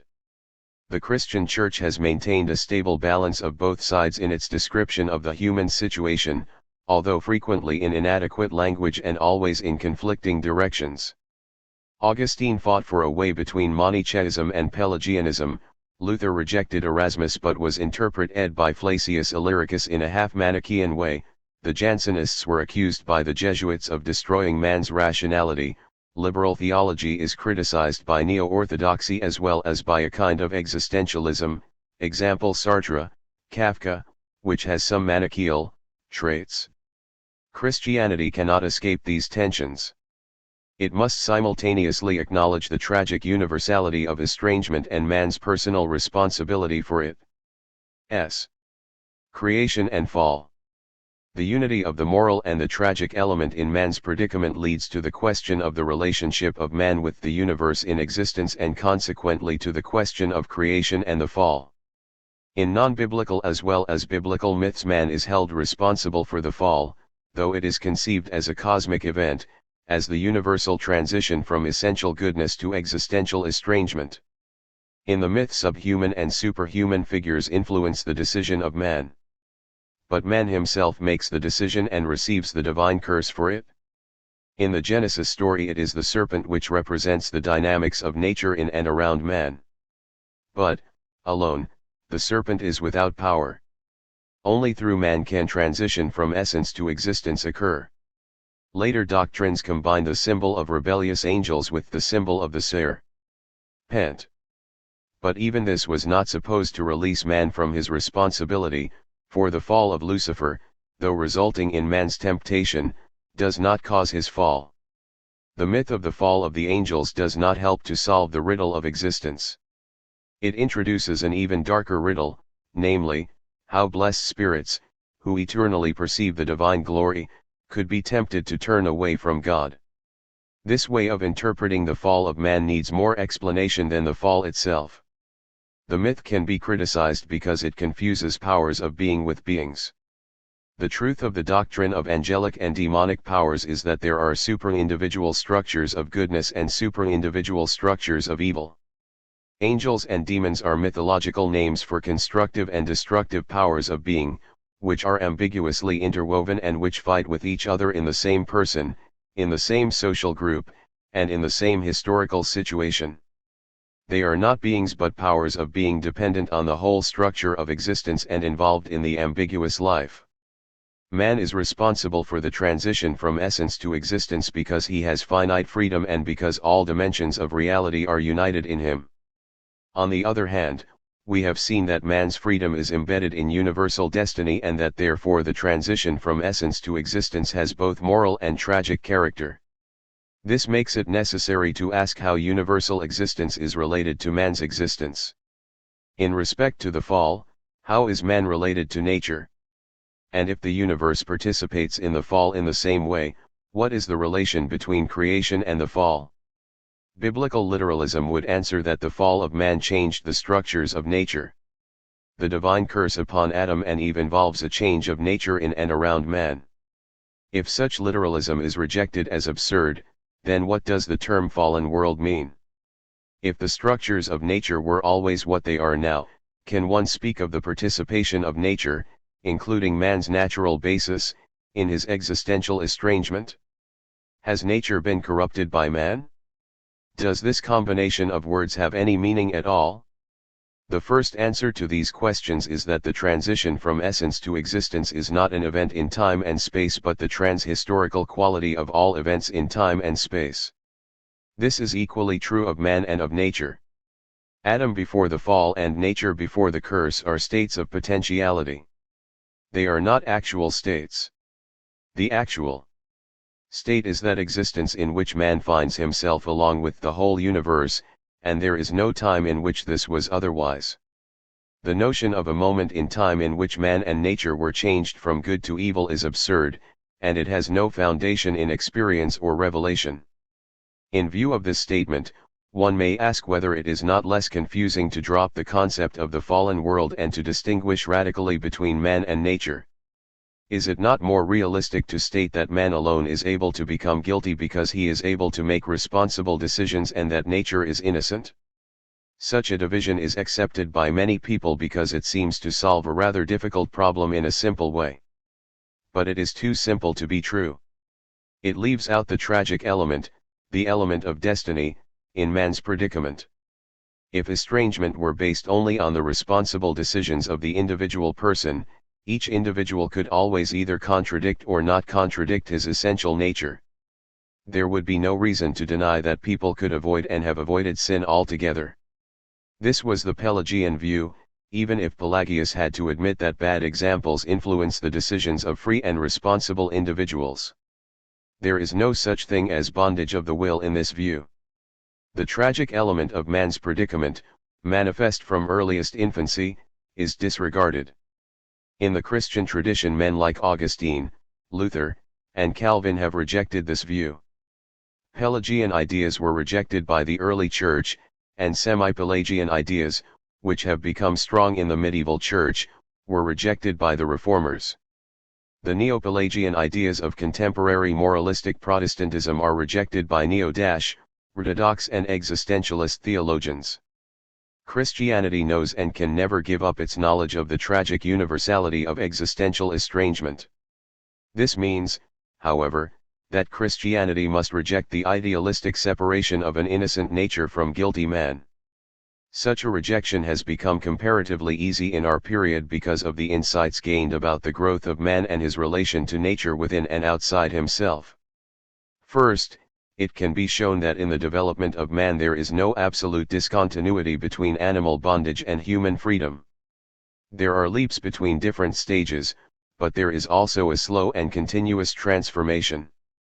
It is impossible to say at which point in the process of natural evolution animal nature is replaced by the nature which, in our present experience, we know as human, a nature which is qualitatively different from animal nature. The possibility that both natures were in conflict with each other in the same being cannot be denied. Second, one cannot decide at which points in the development of the human individual responsibility begins and ends. Legal thought attributes it rather late to the individual. And even in the mature man there are limits to responsibility. Some of them are so drastic as to be acknowledged in morals and law.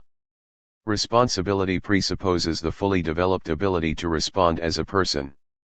But there are many stages of reduced centeredness caused by tiredness, sickness, intoxication, neurotic compulsions, and psychotic splits. All this does not remove responsibility, but it shows the element of destiny in every act of freedom. Third, we must refer to the present rediscovery of the unconscious and its determining power in man's conscious decisions. The way in which this happens has been described in past and present existentialist literature as well as in the psychoanalytic movements of our period. One of the most striking facts about the dynamics of the human personality is the intentional ignorance concerning one's real motives. The motives themselves are bodily and psychic strivings, often far removed from what appears as conscious reason in a centered decision. Such a decision is still free, but it is freedom within the limits of destiny. Fourth, the social dimension of unconscious strivings must be considered. The questionable term collective unconscious points to the reality of this dimension. The centered self is dependent not only on the influences of its social surroundings which are consciously given and received but also on those which are effective in a society without being apprehended and formulated. All this shows that the independence within an individual decision is only half the truth. Biological, psychological, and sociological powers are effective in every individual decision. The universe works through us as part of the universe. At this point someone may say that, while such considerations refute Pelagian moral freedom, they establish a Manichaean tragic destiny. But that is not the case. Moral freedom becomes Pelagian only if it is separated from tragic destiny, and tragic destiny becomes Manichaean only if it is separated from moral freedom. They belong to each other. Freedom is not the freedom of indeterminacy. That would make every moral decision an accident, unrelated to the person who acts. But freedom is the possibility of a total and centered act of the 43. Personality, an act in which all the drives and influences which constitute the destiny of man are brought into the centered unity of a decision. None of these drives compels the decision in isolation. Only in states of disintegration is the personality determined by compulsions. But they are effective in union and through the deciding center. In this way the universe participates in every act of human freedom. It represents the side of destiny in the act of freedom. Conversely, there are analogies to freedom effective in all parts of the universe. From the atomic structures to the most highly developed animals, there are total and centered reactions which can be called spontaneous in the dimension of organic life. Of course, structured and spontaneous reactions in the non-human nature are not responsible actions and do not constitute guilt. But it does not seem adequate, either, to apply the adjective innocent to nature. Logically, it is not correct to speak of innocence where here is no possibility of becoming guilty. And, as there are analogies to human freedom in nature, so there are also analogies to human OD and human evil in all parts of the universe. It is worthy of note that Isaiah prophesied peace in nature for the new eon, thereby showing that he would not call nature innocent. Nor would the writer who, in Genesis, chapter 3, tells about the curse over the land declare nature innocent. Nor would Paul do so in Romans, chapter 8, when he speaks about the bondage to futility which is the fate of nature. Certainly, all these expressions are poetic mythical. They could not be otherwise, since only poetic empathy opens the inner life of nature. Nevertheless, they are realistic in substance and certainly more realistic than the moral utopianism which confronts immoral man with innocent nature. Just as, within man, nature participates in the good and evil he does, so nature, outside man, shows analogies to man's good and evil doing. Man reaches into nature, as nature reaches into man. They participate in each other and cannot be separated from each other. This makes it possible and necessary to use the term fallen world and to apply the concept of existence, in contrast to essence, to the universe as well as to man. The tragic universality of existence, the element of destiny in human freedom, and the symbol of the fallen world naturally raise the question as to whether sin is made ontologically necessary instead of a matter of personal responsibility and guilt. Does not the preceding description ontologize away the reality of the fall and estrangement? These 44 questions become rather urgent if one states, and it must be stated, that there is a point in which creation and the fall coincide, in spite of their logical difference. The answer to these questions, which have been asked by several critics of the first volume, notably Reinhold Niebuhr in his contribution to the book The Theology of Paul Tillich, is an interpretation of the statement about the coincidence of creation and the fall. Creation and the fall coincide insofar as there is no point in time and space in which created goodness was actualized and had existence. This is a necessary consequence of the rejection of the literal interpretation of the paradise story.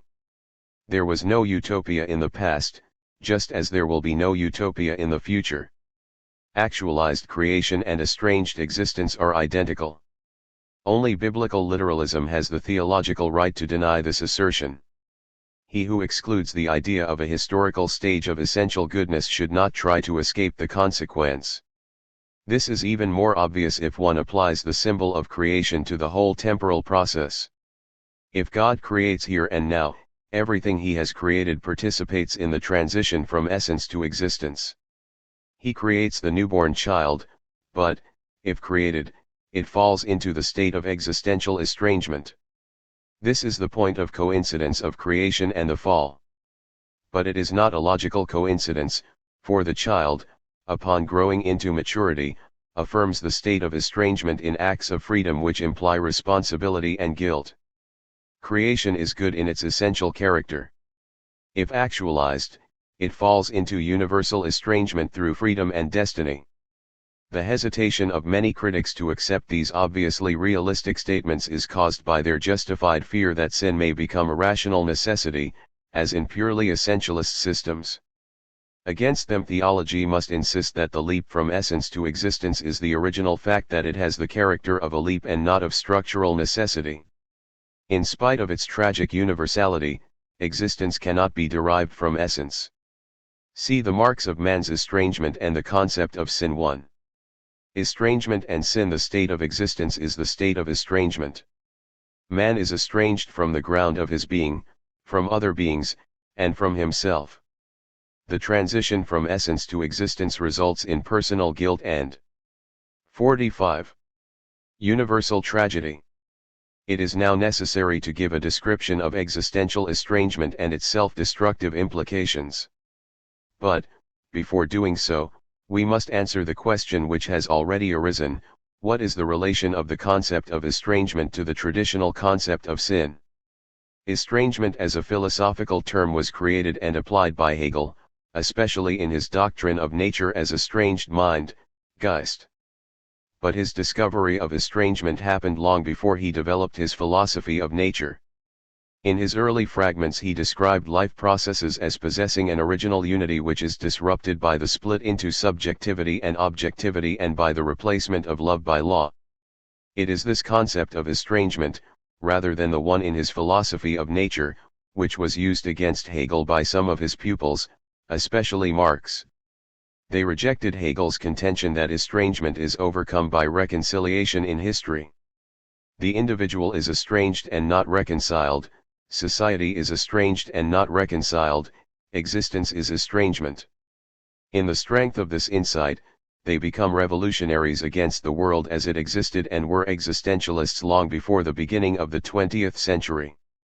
In the sense in which it was used by the anti-Hegelians, estrangement points to the basic characteristic of man's predicament.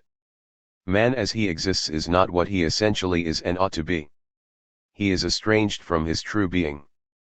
The profundity of the term estrangement lies in the implication that one belongs essentially to that from which one is estranged. Man is not a stranger to his true being, for he belongs to it. He is judged by it but cannot be completely separated, even if he is hostile to it. Man's hostility to God proves indisputably that he belongs to him.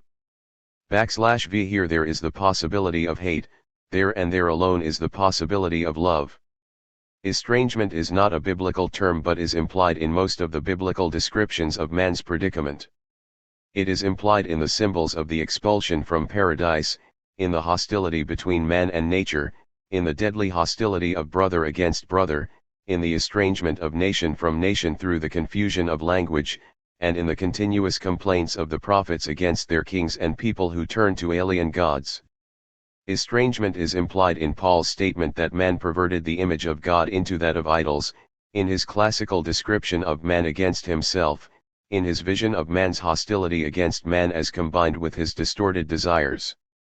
In all these interpretations of man's predicament, estrangement is implicitly asserted. Therefore, it is certainly not unbiblical to use the term estrangement in describing man's existential situation. Nevertheless, estrangement cannot replace sin. Yet the reasons for attempts to replace the word sin with another word are obvious. The term has been used in a way which has little to do with its genuine biblical meaning. Paul often spoke of sin in the singular and without an article. He saw it as a quasi-personal power which ruled this world. But in the Christian churches, both Catholic and Protestant, sin has been used predominantly in the plural, and sins are deviations from moral laws. This has little to do with sin as the state of estrangement from that to which one belongs: God, one's self, one's world. Therefore, the characteristics of sin are here considered under the heading of estrangement. And the word estrangement itself implies a reinterpretation of sin from a religious point of view. Nevertheless, the word sin cannot be overlooked. It expresses what is not implied in the term estrangement, namely, the personal act of turning away from that to which one belongs. Sin expresses most sharply the personal character of estrangement over against its tragic side. It expresses personal freedom and guilt in contrast to tragic guilt and the universal destiny of estrangement. The word sin can and must be saved, not only because classical literature and liturgy continuously employ it, but more particularly because the word has a sharpness which accusingly points to the element of personal responsibility in one's estrangement. Man's predicament is estrangement, but his estrangement is sin. It is not a state of things, like the laws of nature, but a matter of both personal freedom and universal destiny. For this reason the term sin must be used after it has been reinterpreted religiously. An important tool for this reinterpretation is the term estrangement. Reinterpretation is also needed for the terms original or hereditary with respect to sin. But in this case reinterpretation may demand the rejection of the terms. Both point to the universal character of estrangement, expressing the element of destiny in estrangement. But both words are so much burdened with literalistic absurdities that it is practically impossible to use them any longer. If one speaks of sins and refers to special acts which are considered as sinful, one should always be conscious of the fact that sins are the expressions of sin. It is not the disobedience to a law which makes an 47 act sinful, but the fact that it is an expression of man's estrangement from God, from men, from himself. Therefore, Paul calls everything sin which does not result from faith, from the unity with God. And in another context, following Jesus, all laws are summed up in the law of love by which estrangement is conquered. Love as the striving for the reunion of the separated is the opposite of estrangement. In faith and love, sin is conquered because estrangement is overcome by reunion. To estrangement as unbelief, the Augsburg Confession defines sin as the state of man in which he is without faith in God and with concupiscence, sine fide erga deum et cum concupiscentia. One could add to these two e-pressions of estrangement a third one, namely hubris, ij3pts, the so-called spiritual sin of pride or self-elevation, which, according to Augustine and Luther, precedes the so-called sensual sin. This gives the three concepts of unbelief, concupiscence, and hubris as the marks of man's estrangement. Each of them needs reinterpretation in order to mediate insights into man's existential predicament. Unbelief, in the view of the Reformers, is not the unwillingness or inability to believe the doctrines of the Church, but, like faith, it is an act of the total personality, including practical, theoretical, and emotional elements. If there were such a word as unfaith, it should be used instead of the word unbelief. The latter has an unavoidable connotation associated with the term belief, which came to mean the acceptance of statements without evidence. Unbelief for Protestant Christianity means the act or state in which man in the totality of his being turns away from God. In his existential self-realization he turns toward himself and his world and loses his essential unity with the ground of his being and his world. This happens both through individual responsibility and through tragic universality. It is freedom and destiny in one and the same act. Man, in actualizing himself, turns to himself and away from God in knowledge, will, and emotion. Unbelief is the disruption of man's cognitive participation in God. It should not be called the denial of God. Questions and answers, whether positive or negative, already presuppose the loss of a cognitive union with God. He who asks for God is already estranged from God, though not cut off from Him. Unbelief is the separation of man's will from the will of God. It should not be called disobedience, for command, obedience, and disobedience already presuppose the separation of will from will. He who needs a law which tells him how to act or how not to act is already estranged from the source of the law which demands obedience. Unbelief is also the empirical shift from the blessedness of the divine life to the pleasures of a separated life. It should not be called self-love. In order to have a self which not only can be loved but can love God, one's center must already have left the divine center to which it belongs and in which self-love and love to God are united. All this is implied in the term unbelief. It is the first mark of estrangement, and its character justifies the term estrangement. Man's unbelief is his estrangement from God in the center of his being. This is the religious understanding of sin as rediscovered by the Reformers and as lost again in most Protestant life and thought. If unbelief is understood as man's estrangement from God in the center of his self, then the Augustinian interpretation of sin as love turned away from God to self can be accepted by Protestant theology. Unfaith is ultimately identical with unlove, both point to man's estrangement from God. For Augustine, sin is the love which desires finite goods for their own sake and not for the sake of the ultimate good.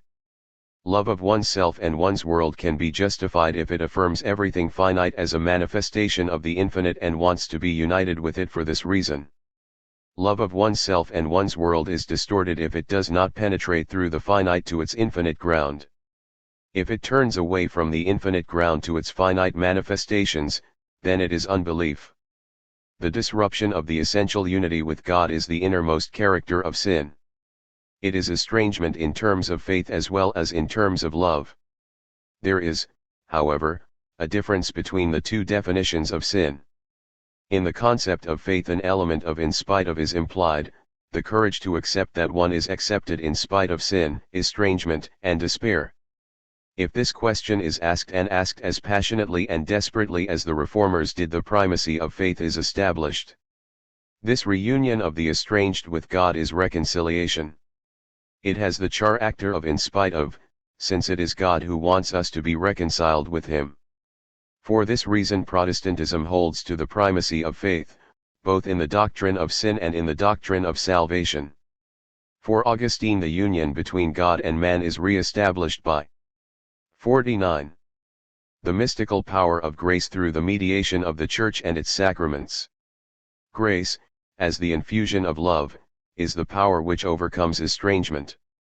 Therefore, for Augustine and the Roman Catholic Church, love has primacy in the doctrine of sin as well as in the doctrine of salvation.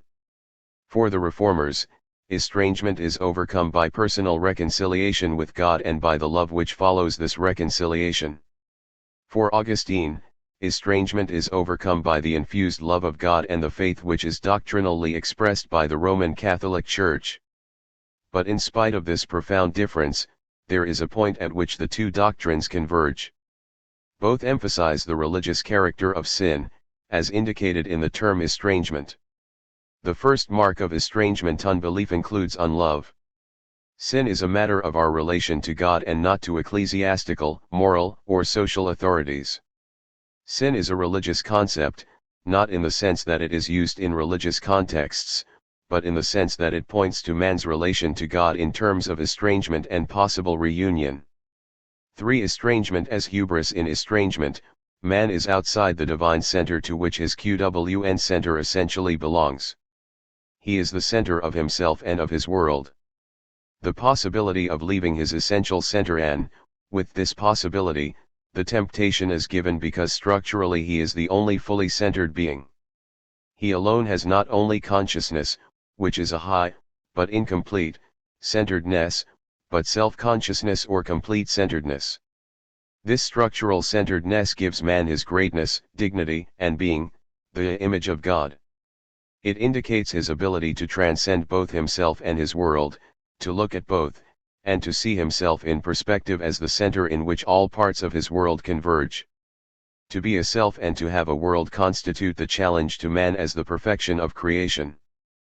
But this perfection is, at the same time, his temptation. Man is tempted to make himself existentially the center of himself and his world.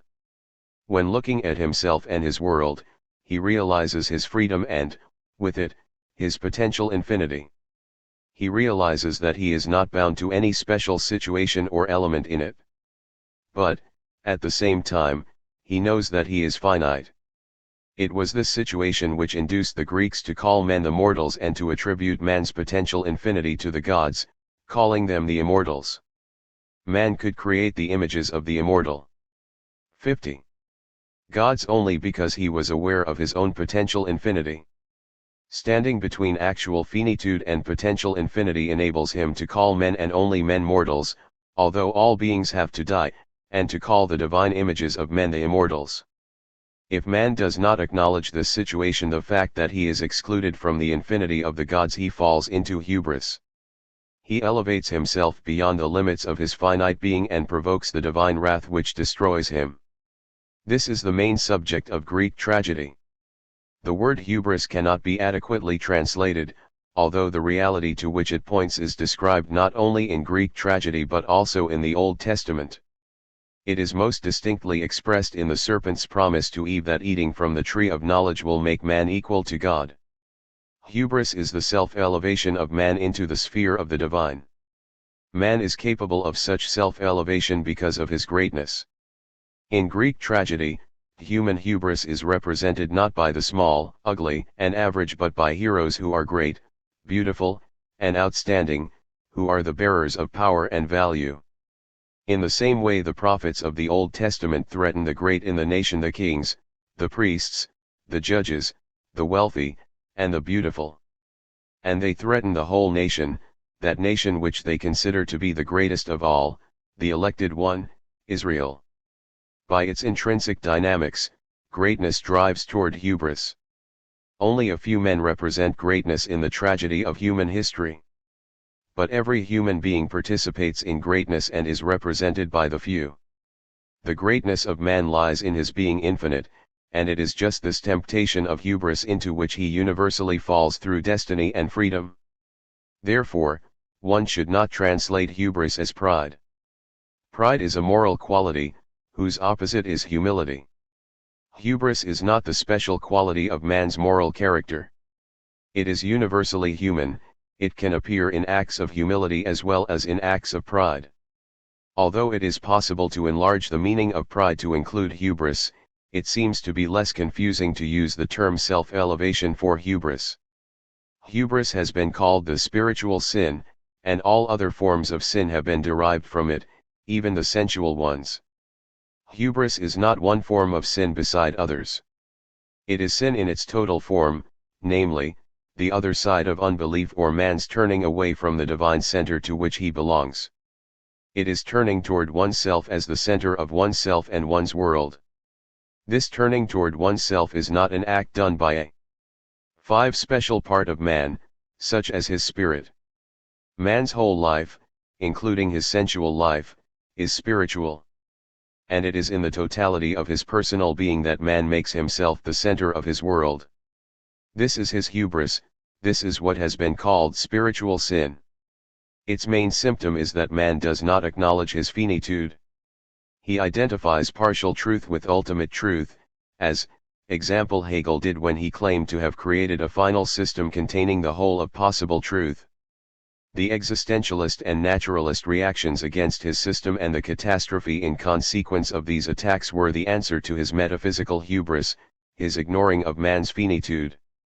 In a similar way, people have identified their limited goodness with absolute goodness, as, for example, the Pharisees and their successors in Christianity and in secularism. Here also tragic self-destruction followed hubris, as the catastrophes of Judaism, Puritanism, and bourgeois moralism have shown. And man identifies his cultural creativity with divine creativity.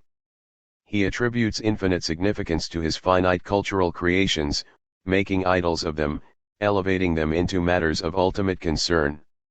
The divine answer to man's cultural hubris comes in the disintegration and decay of every great culture in the course of history. These examples are taken from forms of hubris which have historical significance and transcend individual destiny. They show irrefutably the universally human character of self-elevation. But the self-elevation of a group happens through the self-elevation of individuals. Every individual within and outside the group falls into moments of hubris. All men have the hidden desire to be like God, and they act accordingly in their self-evaluation and self-affirmation. No one is willing to acknowledge, in concrete terms, his finitude, his weakness and his errors, his ignorance and his insecurity, his loneliness and his anxiety.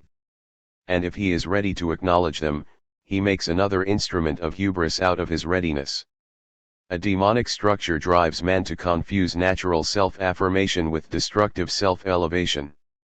For estrangement as concupiscence, the quality of all acts in which man affirms himself existentially, has two sides, the one in which he removes his center from the divine center, unbelief, and the other in which he makes himself the center of himself and of his world, hubris. The question naturally arises concerning why man is tempted to become centered in himself. The answer is that it places him in the position of drawing the whole of his world into himself. It elevates him beyond his particularity and makes him universal on the basis of his particularity.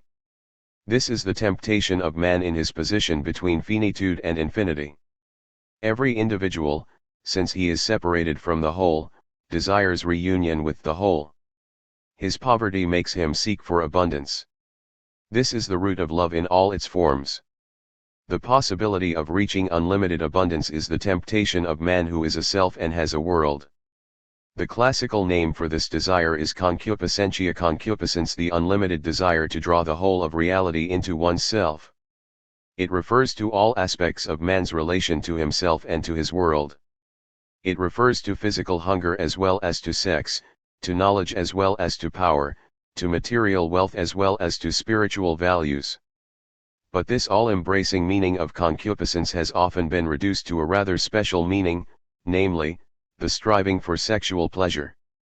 Even theologians like Augustine and Luther, who considered the spiritual sin as basic, had the tendency to identify concupiscence with sexual desire. This is understandable in Augustine, who never overcame the Hellenistic and especially the Neoplatonic devaluation of sex. But it is inconsistent and difficult to understand that remnants of this tradition appear in the theology and the ethics of the Reformers.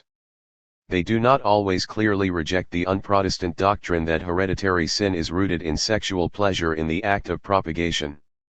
If concupiscence is used in this limited sense, it is certainly unable to describe the state of general estrangement, and it would be better to drop it completely. For the ambiguity of the word concupiscence is one of many expressions giving rise to the ambiguity of the Christian attitude toward sex. The Church has never been able to deal adequately with this central ethical and religious problem. A restatement of the meaning of concupiscence may be a valuable help in overcoming this situation. The doctrine of concupiscence taken in its all-embracing sense can be supported by much material and deeper insights from existentialist literature, art, philosophy, and psychology. It will suffice to mention first a few examples, some of them expressing the meaning of concupiscence in symbolic figures, others expressing it in analyses. When Kierkegaard describes the figure of the Emperor Nero, he takes up an early Christian motif and uses it for a psychology of concupiscence. Nero embodies the demonic implications of unlimited power, he repra. 53. Since the particular individual who has succeeded in drawing the universe into himself in terms of the power to use for himself whatever he wants to use. Kierkegaard describes the complete inner emptiness of this situation, which leads to the determination to bring death to everything he encounters, including himself. In a similar way he interprets the figure of Mozart's Don Juan, creating the additional figure of Johannes, the seducer.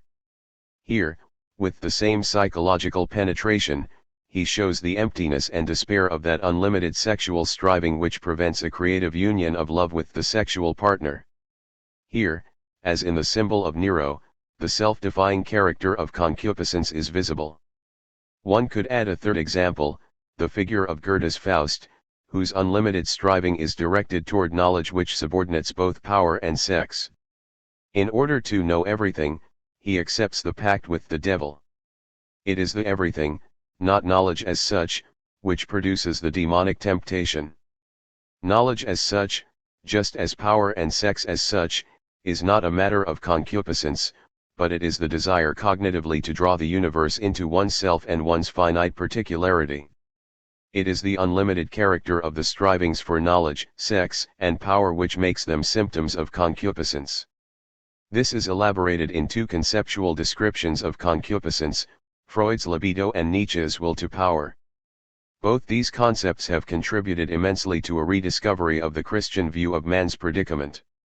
But both ignore the contrast between man's essential and his existential being and interpret man exclusively in terms of existential concupiscence, omitting any reference to man's essential eros which is related to a definite content.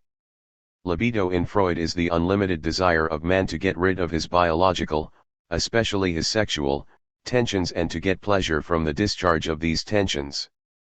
Freud has shown that libidinous elements are present in the highest spiritual experiences and activities of man, and, in doing so, he has rediscovered insights which can be found in the monastic traditions of self-scrutiny as they had been developed in early and medieval Christianity. Freud's emphasis on these elements, which cannot be separated from man's sexual instincts, is justified and agrees with the realism of the Christian interpretation of man's predicament. It should not be rejected in the name of dishonest pseudo-Christian taboos against sex. Freud in his honest realism is more Christian than. 54. Are these taboos? He describes, from a special angle, exactly what concupiscence means. This is especially obvious in the way Freud describes the consequences of concupiscence and its never-satisfied striving. When he speaks of the death instinct, Todestrieb, better translated by the drive for death, he describes the desire to escape the pain of the never-satisfied libido. Like every higher being, man desires to return to the lower level of life out of which he has arisen. The pain inflicted by the higher level drives toward the lower. It is the never-satisfied libido in man, whether repressed or unrestrained, which produces in him the desire to get rid of himself as man. In these observations concerning man's discontent with his creativity, Freud looks deeper into the human predicament than many of his followers and critics. Up to this point, a theological interpreter of man's estrangement is well advised to follow Freud's analyses. But theology cannot accept Freud's doctrine of libido as a sufficient reinterpretation of the concept of concupiscence. Freud did not see that his description of human nature is adequate for man only in his existential predicament but not in his essential nature. The endlessness of libido is a mark of man's estrangement. It contradicts his essential or created goodness. In man's essential relation to himself and to his world, libido is not concupiscence. It is not the infinite desire to draw the universe into one's particular existence, but it is an element of love united with the other qualities of love eros, philia, and agape. Love does not exclude desire, it receives libido into itself. But the libido which is united with love is not infinite.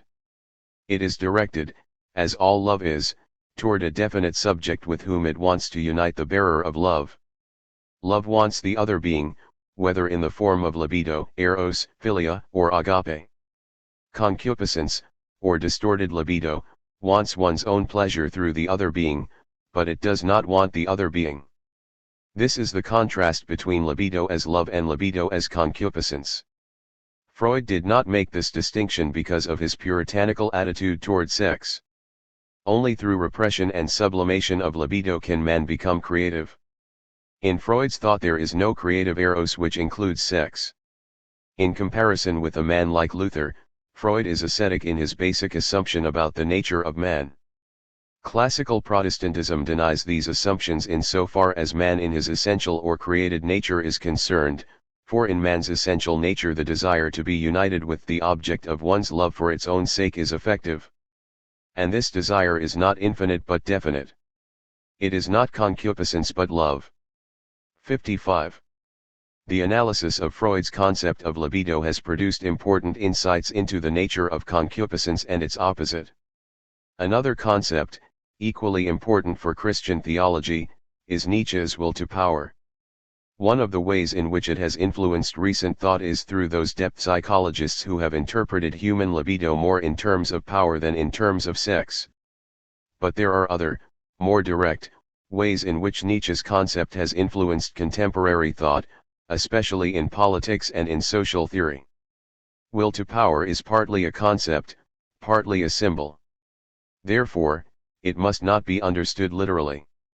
Will to power means neither will as a conscious psychological act nor power as the control of men by men. The conscious will to gain power over men is rooted in the unconscious desire to affirm one's own power of being. Will to power is an ontological symbol for man's natural self-affirmation insofar as man has the power of being. But it is not restricted to man, it is a quality of everything that is. It belongs to created goodness of the will to power and is a strong symbol of the dynamic self-realization which characterizes life. But, like Freud's libido, Nietzsche's will to power is also blurred if described in such a way that the distinction between man's essential self-affirmation and his existential striving for power of being without limit is not clearly established. Nietzsche follows Schopenhauer's doctrine of the will as the unlimited driving power in all life, producing in man the desire to come to rest through the self-negation of the will. In this respect the analogy between Schopenhauer and Freud is obvious. In both cases it is the infinite, never satisfied drive which leads to self-negation. Nietzsche tries to overcome this trend by emphatically proclaiming a courage which takes the negativities of being into itself. In this he is influenced by Stoicism and Protestantism. But, in contrast to both of them, he does not show the norms and principles by which the will to power can be judged. It remains unlimited and has demonic destructive traits. It is another concept and symbol of concupiscence. Neither libido in itself nor the will to power in itself is a characteristic of concupiscence. Both become expressions of concupiscence and estrangement when they are not united with love and therefore have no definite object. As estrangement as fact and as act classical theology has distinguished between original and actual sin. Original sin is Adam's act of disobedience and the sinful disposition produced by his act in every human being. Therefore, original sin has also been called hereditary sin, Erbsünde in German. Adam's fall, in this view, has corrupted the whole human race. The way in which this happened was described differently, but the result, i.e., that mankind as a whole lives in estrangement, was generally accepted. Therefore, no one can escape sin. Estrangement has the character of universal human destiny. However, the combination of man's predicament with a completely free act by Adam is inconsistent as well as literally absurd. It exempts a human individual from the universal human character by ascribing freedom to him without destiny, just as destiny without freedom was asserted of the Christ in some types of Christology. But the former dehumanizes Adam, as the latter dehumanizes the Christ. Adam must be understood as essential man and as symbolizing the transition from essence to existence. Original or hereditary sin is neither original nor hereditary, it is the universal destiny of estrangement which concerns every man. When Augustine spoke of a massa perditionis, a mass of perdition, he expressed the insight, in opposition to Pelagius, that man in his estrangement is a social being and cannot be isolated into a subject able to make free decisions. The unity of destiny and freedom must be preserved in the description of every condition of man. Sin is a universal fact before it becomes an individual act, or more precisely, sin as an individual act actualizes the universal fact of estrangement. As an individual act, sin is a matter of freedom, responsibility, and personal guilt. But this freedom is embedded in the universal destiny of estrangement in such a way that in every free act the destiny of estrangement is involved and, vice versa, that the destiny of estrangement is actualized by all free acts. Therefore, it is impossible to separate sin as fact from sin as act. They are interwoven, and their unity is an immediate experience of everyone who feels himself to be guilty. Even if one takes the full responsibility for an act of estrangement as one should, one is aware that this act is dependent on one's whole being, including free acts of the past and the destiny which is one's special, as well as mankind's universal, destiny. Estrangement as fact has been explained in deterministic terms, physically, by a mechanistic determinism, biologically, by theories of the decadence of the biological power of life, psychologically, as the compulsory force of the unconscious, sociologically, as the result of class domination, culturally, as the lack of educational adjustment. None of 57. These explanations accounts for the feeling of personal responsibility that man has for his acts in the state of estrangement. But each of these theories contributes to an understanding of the element of destiny in the human predicament. In this sense, Christian theology must accept each of them, but it must add that no description of the element of destiny in the state of estrangement can remove the experience of finite freedom and, consequently, the responsibility for every act in which estrangement is actualized. Deterministic explanations of man's predicament do not necessarily deny his personal responsibility, as the determinist himself practically acknowledges in a situation in which, for instance, coercion is applied to make him recant his deterministic conviction. In this situation he feels his responsibility, whether he resists or submits. And it is this experience that matters in describing the human predicament, not a hypothetical explanation of the causes of his decision. The doctrine of the universality of estrangement does not make man's consciousness of guilt unreal, but it does liberate him from the unrealistic assumption that in every moment he has the undetermined freedom to decide in whatever way he chooses for good or bad, for God or against him. From the time of the biblical period, the Christian Church divided actual sins into mortal and venial sins, according to their seriousness. Later it added capital sins, but always drew a sharp line between sins before and after baptism. These differences are decisive for the functioning of the priests in respect to the individual Christian's use of the sacraments and for his anticipation of eternal destiny, for the different kinds of SLUS are in strict correspondence to the different types of grace in this and the future life. The point of orientation for this conception and its practice is through the psychological and educational interest of the Roman Catholic Church. The Church looks at the extent of personal participation and guilt in a sinful act, and it is right in weighing the differences in guilt just as the judge does if he weighs responsibility and punishment. But the whole scheme of quantities and relativities becomes irreligious the moment that it is applied to man's relation to God. Protestantism considered this issue in respect to both sin and grace. There is only the sin, the turning away from God, and from the grace, or reunion with God. These are qualitative and absolute, not quantitative and relative, categories. Sin is estrangement, grace is reconciliation. Precisely because God's reconciling grace is unconditional. 58. Man does not need to look at his own condition and the degrees of his guilt. He has the certainty of total forgiveness in the situation of total guilt.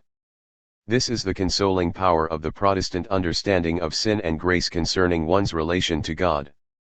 It gives a certainty which the Catholic position can never acknowledge. At the same time, Protestantism must acknowledge that, under the impact of sin and grace as absolute categories, It has lost much of the psychological insight and the educational flexibility of the Catholic position. It has often deteriorated to a rigid moralism, which is just the opposite of the original Protestant intention. The breakdown of this moralism under the influence of depth psychology should be the first step toward a re-evaluation of the Catholic insights into the infinite complexities of man's spiritual life and toward the necessity of dealing with the relative, as well as the absolute, elements in sin and grace. The rise of counseling in the parish duties of the Protestant minister is an important step in this direction. 6. Estrangement individually and collectively. The description of estrangement given thus far deals exclusively with the individual person, his freedom and destiny, his guilt and possible reconciliation. In connection with recent events, as in the case of nations, the question of collective guilt has become urgent. It was never completely absent from human consciousness, for there were always ruling individuals, classes, and movements which committed acts against man's essential nature and brought destruction upon the group to which they belonged. Judaism and Christianity placed emphasis on the personal guilt of the individual, but they could not overlook issues such as the suffering of children due to the sins of the parents. Social condemnation of personally innocent descendants of morally condemned parents was not unknown in the Christian era. And lately whole nations have been morally condemned for the atrocities of their rulers and of many individuals who were coerced into crime through their rulers. A confession of guilt was demanded of the whole nation, including those who resisted the ruling group and suffered because of their resistance. The latter point shows that there is a fundamental difference between a person and a social group. In contrast to the centered individual whom we call a person, the social group has no natural, deciding center. A social group is a power structure, and in every Pneurstroke. 59. Certain individuals determine the actions of all individuals who are parts of the group. There is, therefore, always a potential or real conflict within the group, even if the outcome is the united action of the group as a whole. As such, a social group is not estranged, and, as such, a social group is not reconciled. There is no collective guilt. But there is the universal destiny of mankind, which, in a special group, becomes special destiny without ceasing to be universal. Every individual participates in this destiny and cannot extricate himself. And destiny is inseparably united with freedom. Therefore, individual guilt participates in the creation of the universal destiny of mankind and in the creation of the special destiny of the social group to which a person belongs. The individual is not guilty of the crimes performed by members of his group if he himself did not commit them. The citizens of a city are not guilty of the crimes committed in their city, but they are guilty as participants in the destiny of man as a whole and in the destiny of their city in particular, for their acts in which freedom was united with destiny have contributed to the destiny in which they participate. They are guilty, not of committing the crimes of which their group is accused, but of contributing to the destiny in which these crimes happened. In this indirect sense, even the victims of tyranny in a nation are guilty of this tyranny. But so are the subjects of other nations and of mankind as a whole. For the destiny of falling under the power of a tyranny, even a criminal tyranny, is a part of the universal destiny of man to be estranged from what he essentially is. Accepted, such considerations would restrain victorious nations from exploiting their victory in the name of the assumed collective guilt of the conquered nation. And they would constrain every individual within the conquered nation, even if he suffered in consequence of his resistance against the crimes committed by her, to accept part of the responsibility for the destiny of his nation. He himself, perhaps unwittingly and unwillingly but nevertheless responsibly, helped to prepare, or to retain, or to aggravate the conditions out of which the actual crime developed. Existential self-destruction and the doctrine of evil one. Self-loss and world loss. In the state of estrangement man finds himself, together with his world, in existential estrangement, unbelief, hubris, and concupiscence. Each expression of the ES. 60. Estranged state contradicts man's essential being, his potency for goodness. It contradicts the created structure of himself and his world and their interdependence. and self-contradiction drives towards self-destruction. The elements of essential being which move against each other tend to annihilate each other and the whole to which they belong. Destruction under the conditions of existential estrangement is not caused by some external force. It is not the work of special divine or demonic interferences, but it is the consequence of the structure of estrangement itself. One can describe this structure with a seemingly paradoxical term, structure of destruction, pointing to the fact that destruction has no independent standing in the whole of reality, but that it is dependent on the structure of that in and upon which it acts destructively. Here, as everywhere in the whole of being, non-being is dependent on being, the negative on the positive, death on life. Therefore, even destruction has structures. It aims at chaos, but, as long as chaos is not attained, destruction must follow the structures of wholeness, and if chaos is attained, both structure and destruction have vanished. As previously shown, the basic structure of finite being is the polarity of self and world. Only in man is this polarity fulfilled. Only man has a completely centered self and a structured universe to which he belongs and at which he is able to look at the same time. All other beings within our experience are only partly centered and consequently bound to their environment. Man also has environment, but he has it as a part of his world. He can and does transcend it with every word he speaks. He is free to make his world into an object which he beholds, and he is free to make himself into an object upon which he looks. In this situation of finite freedom he can lose himself and his world, and the loss of one necessarily includes the loss of the other. This is the basic structure of destruction, and it includes all others. The analysis of this structure is the first step to the understanding of what is often described as evil. The term evil can be used in a larger and in a narrower sense. The larger sense covers everything negative and includes both destruction and estrangement, man's existential predicament in all its characteristics. If the word is used in this sense, sin is seen as one evil beside others. It is sometimes called moral evil, namely, the negation of the morally good. One of the reasons for the use of evil in this larger sense is the fact that sin can appear in both functions, that is, as the 61. Cause of self-destruction and as an element of self-destruction, as when self-destruction signifies increased sin as the result of sin. In classical language, God punishes sin by throwing the sinner into more sin. Here sin is both the cause of evil and the evil itself. It should always be remembered that, even in this case, sin is evil because of its self-destructive consequences.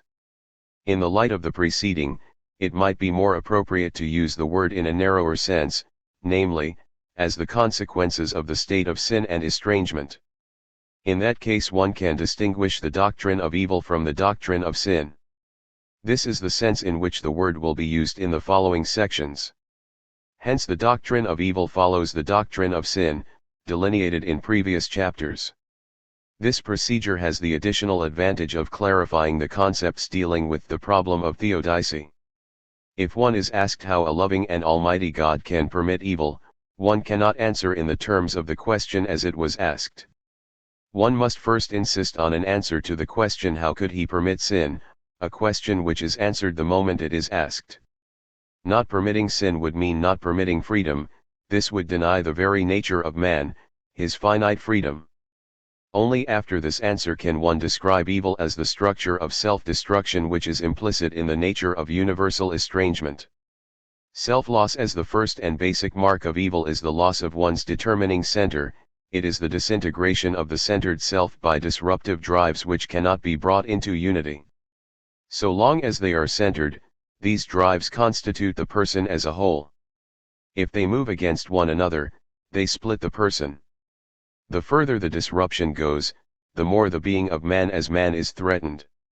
Man's centered self may break up, and, with the loss of self, man loses his world. Self-loss is the loss of one's determining center, the disintegration of the unity of the person. This is manifest in moral conflicts and in psychopathological disruptions, independently or interdependently. The horrifying experience of falling to pieces gets hold of the person. To the degree in which this happens, one's world also falls to pieces. It ceases to be a world, in the sense of a meaningful whole. Things no longer speak to man, they lose their power to enter into a meaningful encounter with man, because man himself has lost this power. In extreme cases the complete unreality of one's world is felt, nothing is left except the awareness of one's own empty self.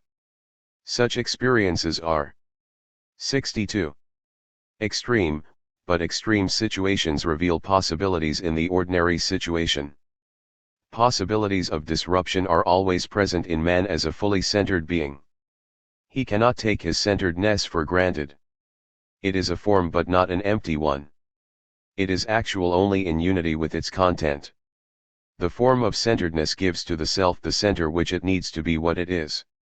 There is no empty self, no pure subjectivity.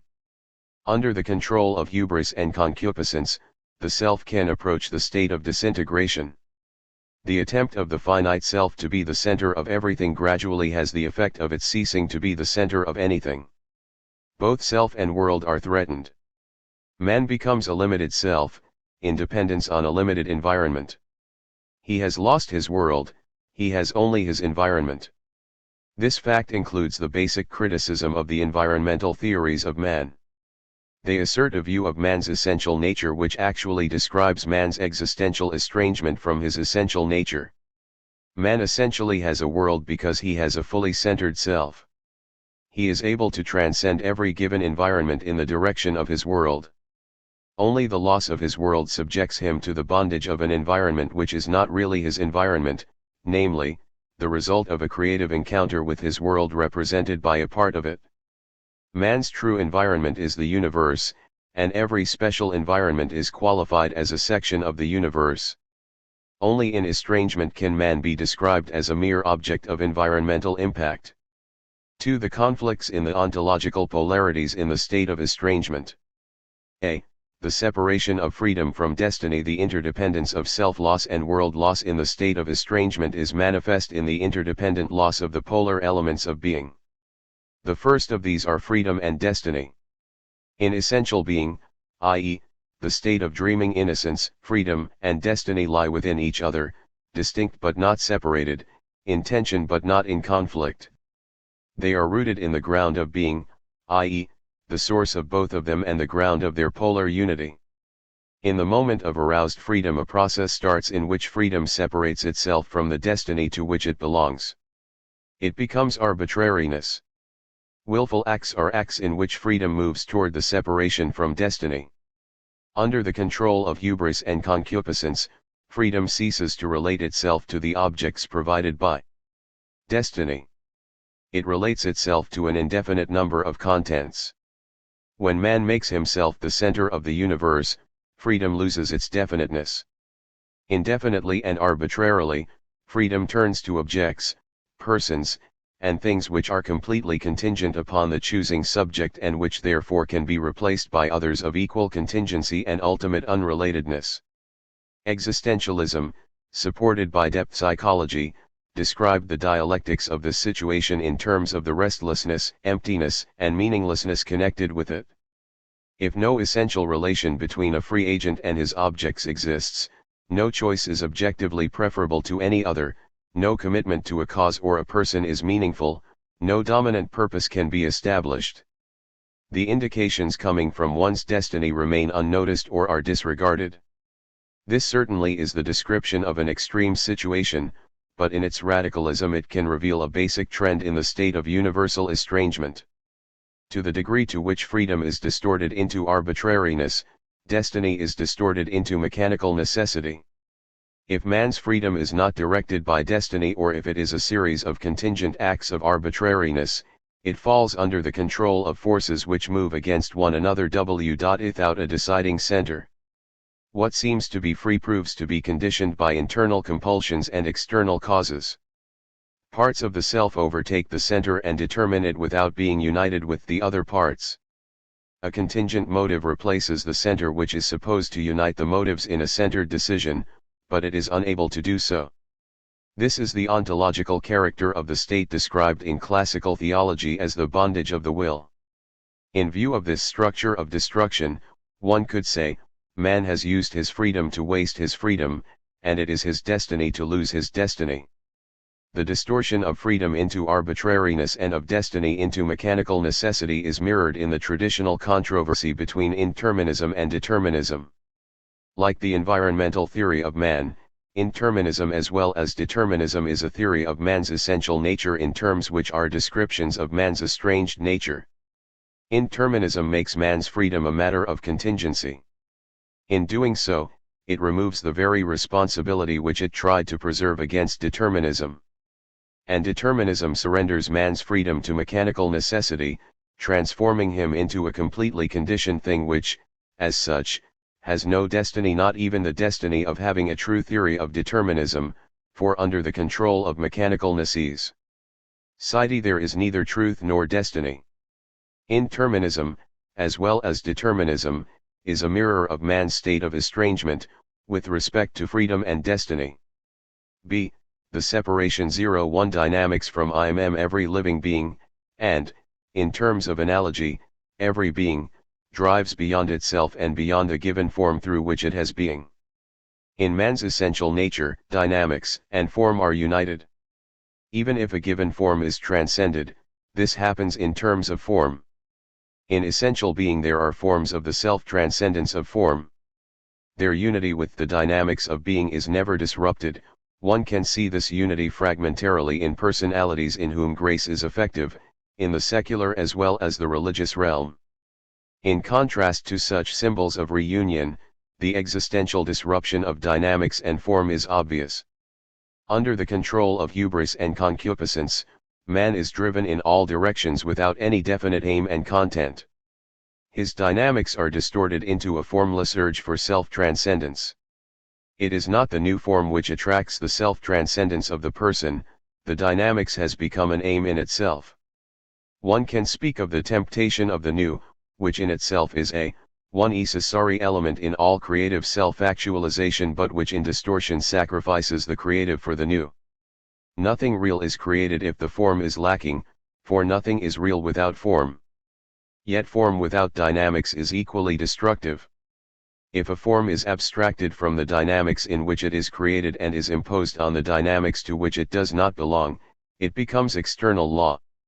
It is oppressive and produces either legalism without creativity or the rebellious outbreaks of dynamic forces leading to chaos and often, in reaction, to stronger ways of suppression. Such experiences belong to man's predicament in individual as well as in social life, in religion as well as in culture. There is a continuous flight from law to chaos and from chaos to law. There is a continuous breaking of vitality by form and of form by vitality. But, if the one side disappears, the other does also. Dynamics, vitality, and the drive to form breaking end in chaos and emptiness. They lose themselves in their separation from form. And form, structure, and law end in rigidity and emptiness. They lose themselves in their separation from dynamics. This includes the basic criticism of all doctrines of man which describe man's essential nature either in terms of mere dynamics or in terms of mere form. We have already pointed to some of them in connection with the doctrine of concupiscence. If man is understood as essentially unlimited libido or unlimited will to power, the basis for such understanding is not man's essential nature but his state of existential estrangement. The inability to reach a form in which the dynamics of man's nature are preliminarily or lastingly satisfied is an expression of man's estrangement from himself and the essential unity of dynamics and form. The same criticism must be applied to interpretations of human nature which deprive him of the dynamics in his being by reducing his true being to a system of logical, moral, and aesthetic forms to which he must conform. Common sense philosophies, as well as some rationalistic and idealistic doctrines of man, eliminate the dynamics in man's self-realization. Creativity is replaced by subjection to law, a characteristic of man in estrangement. Both types of the doctrine of man, the dynamic and the formal, describe man's existential predicament. This is their truth and the limit of their truth. c. The separation of individualization from participation. Life individualizes in all its forms, at the same time, mutual participation of being in being maintains the unity of being. The two poles are interdependent. The more individualized a being is, the more it is able to participate. Man as the completely individualized being participates in the world in its totality through perception, imagination, and action.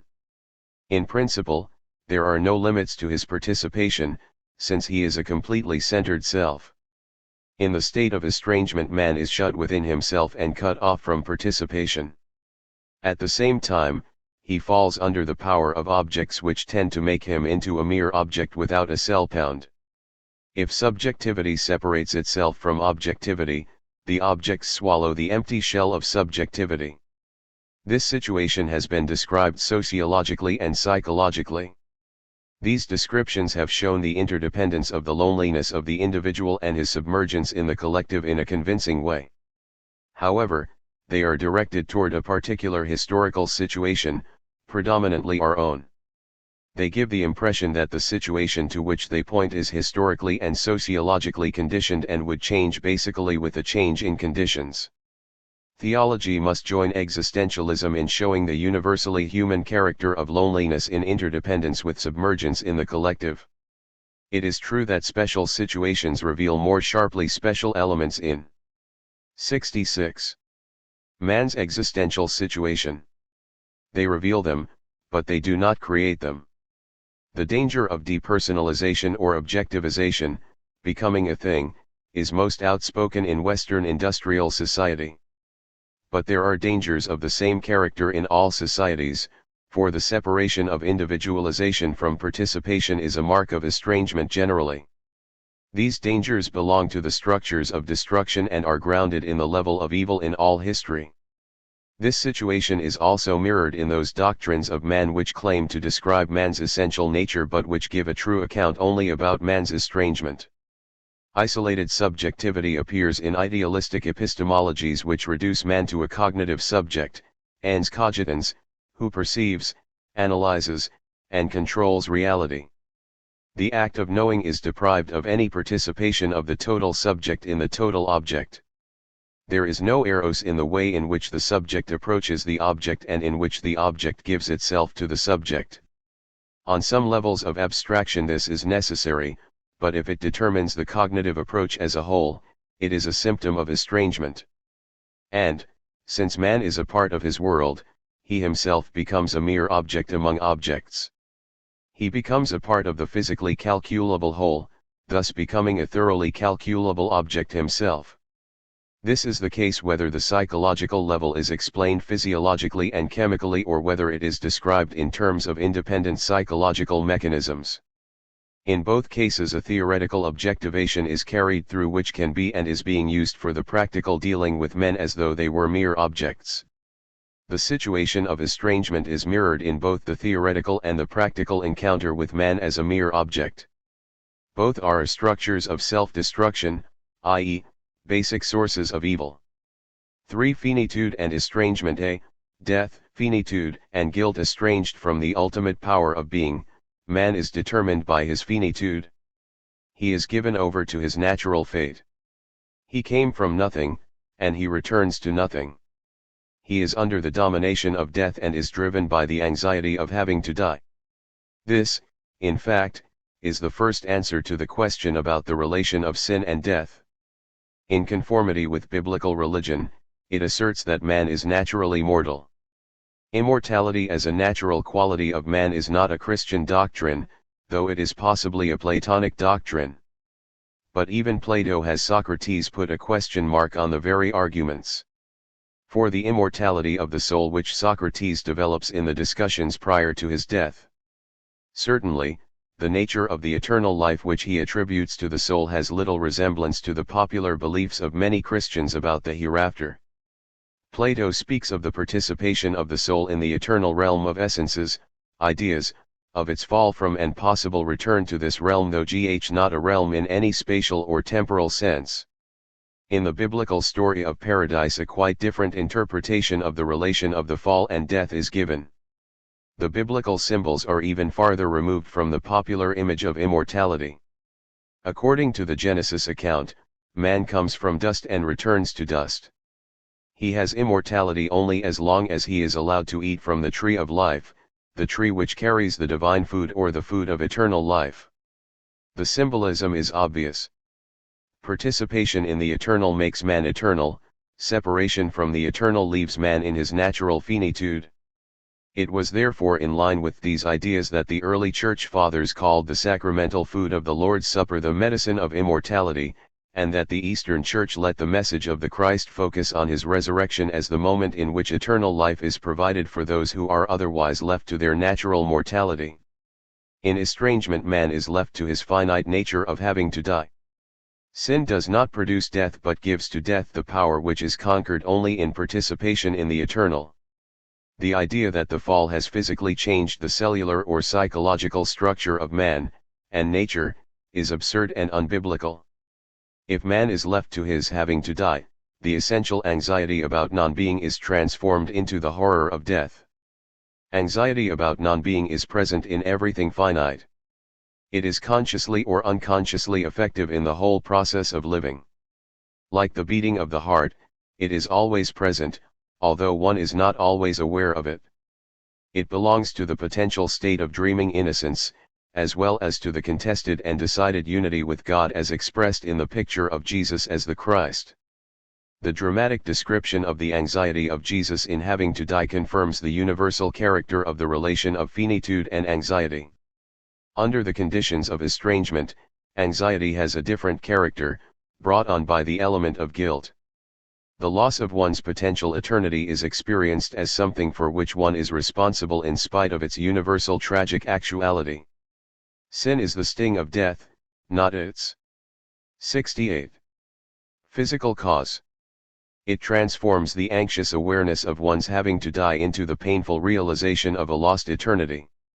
For this reason the anxiety about having to die can be connected with the desire to get rid of oneself. One desires annihilation in order to escape death in its nature, not only as end, but also as guilt.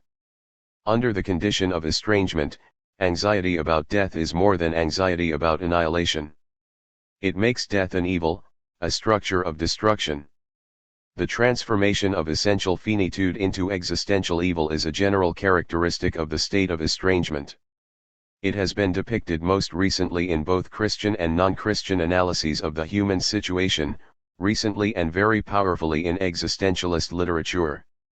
Such descriptions are acceptable and extremely important for theology, if the sharp distinction between finitude and estrangement, as illustrated in the analysis of death, is maintained. If this is not done, the description, no matter how much valuable material it provides, must be revised in the light of the doctrine of creation and the distinction between essential and existential being. b. Estrangement, time and space. No description of the structures of evil can be exhaustive. It is an infinite task. The pages of the world's literature are filled with it in every time and place. New discoveries about the workings of evil are continuously made. Biblical literature is full of them, but so also is the literature of other religions and the works of secular culture. Theology must be conscious of this universal awareness of forms of evil. It cannot enumerate them, but it can and must show some basic structures. As structures of evil, they are structures of self-destruction. They are based on the structures of finitude, but they add the destructive elements and transform them, as guilt transforms the anxiety of death. The categorical nature of finitude, including time, space, causality, and substance, is valid as structure in the whole of creation. But the function of the categories of finitude is changed under the conditions of existence. In the categories, the unity of being and non-being in all finite beings is manifest. Therefore, they produce anxiety, but they can be affirmed by courage, if the predominance of being over non-being is experienced. In the state of estrangement, the relation to the ultimate power of being is lost. In that state, the categories control existence and produce a double reaction toward them: resistance and despair. When time is experienced without the eternal now through the presence of the power of being itself, it is known as mere transitoriness without actual presence. It is seen, as the myths concerning the gods of time indicate, as a demonic power, destroying what it has created. The attempts of man to resist it are of no avail. Man tries to prolong the small stretch of time given to him, he tries to fill the moment with as many transitory things as possible, he tries to create for himself a memory in a future which is not his, he imagines a continuation of his life after the end of his time and an endlessness without eternity. These are forms of human resistance against the ultimate threat of non-being implied in the category of time. The breakdown of this resistance in its many forms is one element in the structure of despair. It is not the experience of time as such which produces despair, rather it is defeat in the resistance against time. In itself, this resistance stems from man's essential belonging to the eternal, his exclusion from it in the state of estrangement, and his desire to transform the transitory moments of his time into a lasting presence. His existential unwillingness to accept his temporality makes time a demonic structure of destruction for him. When space is experienced without the eternal here as the presence of the power of being itself, it is experienced as spatial contingency, i.e., without a necessary place to which man belongs. It is seen as the result of the play of divine demonic powers, Heraclitus, which disregard any inner relation of the person to the physical, sociological, or psychological place on which he stands. Man tries to resist this situation. He tries in an absolute sense to make a definite place his own. In all longing for a final home, this desire is effective. But he does not succeed, he remains a pilgrim on earth, and finally his place does not know him any longer. Job. This also is the outcome if he tries to make his O.V.N. as many spaces as possible, whether by actual or by imaginary imperialism. He replaces the dimension of the eternal here by the dimension of the universal here.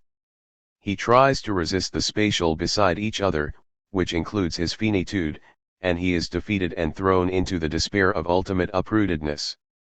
Similar observations could be made about other categories, example about man's attempt to make himself into an absolute cause in resistance to the endless chain of causes in which he is one among others, about his attempt to give to himself an absolute substance in resistance to the vanishing of the substance along with the accidents.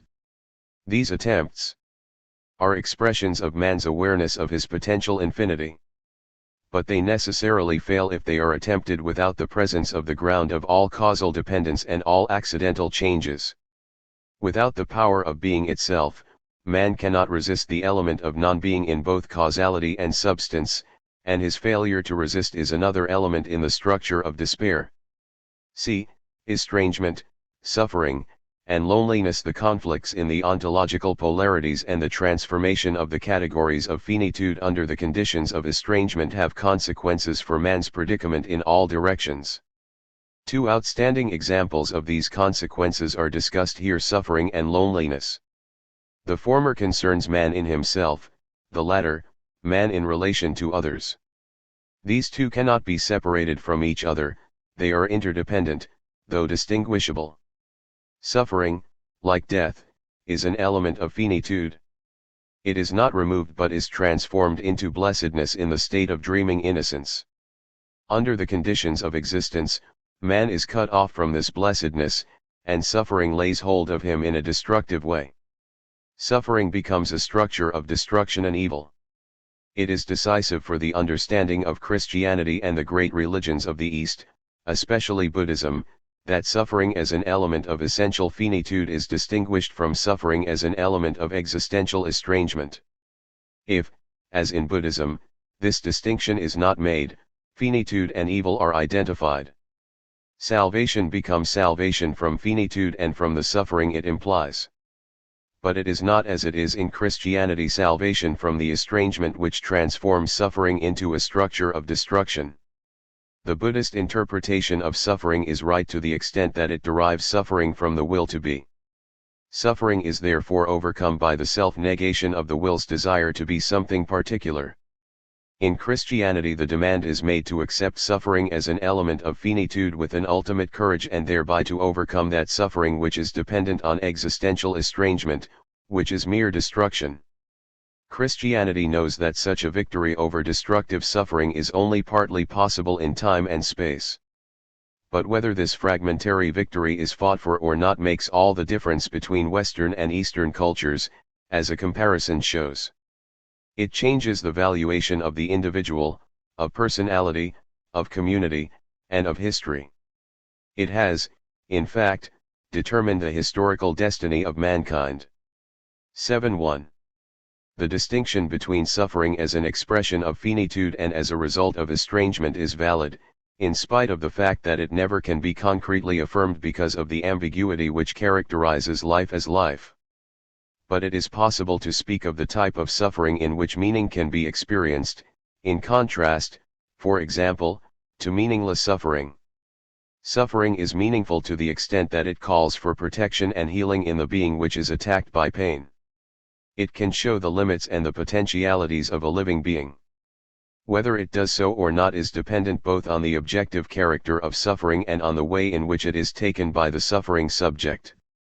There are forms of suffering which destroy the possibility of the subject's acting as subject, as in cases of psychotic destruction, dehumanizing external conditions, or a radical reduction in bodily resistance. Existence is full of instances in which no meaning can be found in suffering on the part of the suffering subject. Such a situation, of course, is not implied in essential being. It is based on the transition from essence to existence and on the conflicts which follow from the self-actualization of being in encounters with beings. It is implied in existence. One of the causes of meaningless suffering, indeed, the main cause, is the aloneness of the individual being, his desire to overcome it by union with other beings, and the hostility which results from the rejection of this desire. Here again it is necessary to distinguish essential and existential structures of aloneness. Every living being is structurally centered. Man has a completely centered self. This centeredness cuts him off from the whole of reality which is not identified with himself. He is alone in his world, and the more so, the more he is conscious of himself as himself. On the other hand, his complete centeredness enables him to participate in his world without limits, and love, as the dynamic power of life, drives him towards such participation. In the state of essential being, the participation is limited by finitude, but participation is not prevented by rejection. The structure of finitude is good in itself, but under the conditions of estrangement it becomes a structure of destruction. Being alone in essential finitude is an expression of man's complete centeredness and could be called solitude. It is the condition for the relation to the other one. Only he who is able to have solitude is able to have communion. For in solitude man experiences the dimension of the ultimate, the true basis for communion among those who are alone. In existential estrangement man is cut off from the dimensions of the ultimate and is left alone in loneliness. This loneliness, however, is intolerable. It drives man to a type of participation in which he surrenders his lonely self to the collective. But in this surrender the individual is accepted not by any other individual but only by that to which they have all surrendered their potential solitude, that is, the spirit of the collective. Therefore, the individual continues to seek for the other one and is rejected, in part or in full, for the other one is also a lonely individual, unable to have communion because he is unable to have solitude.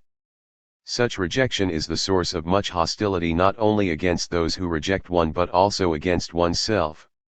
In this way the essential structure of solitude and communion is distorted by existential estrangement into a source of infinite suffering. Destruction of others and self-destruction are interdependent in the dialectics of loneliness.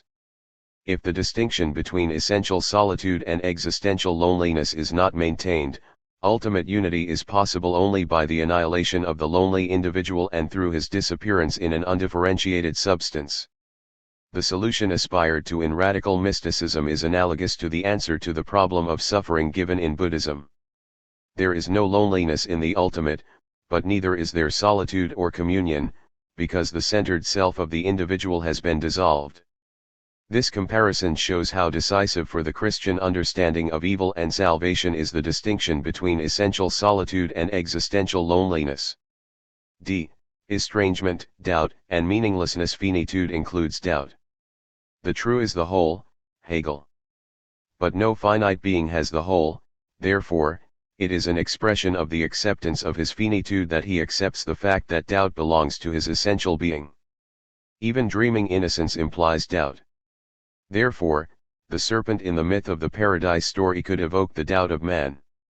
Essential doubt is present in the methodological doubt of science as well as in the uncertainty about one's self, one's world, and the ultimate meaning of both.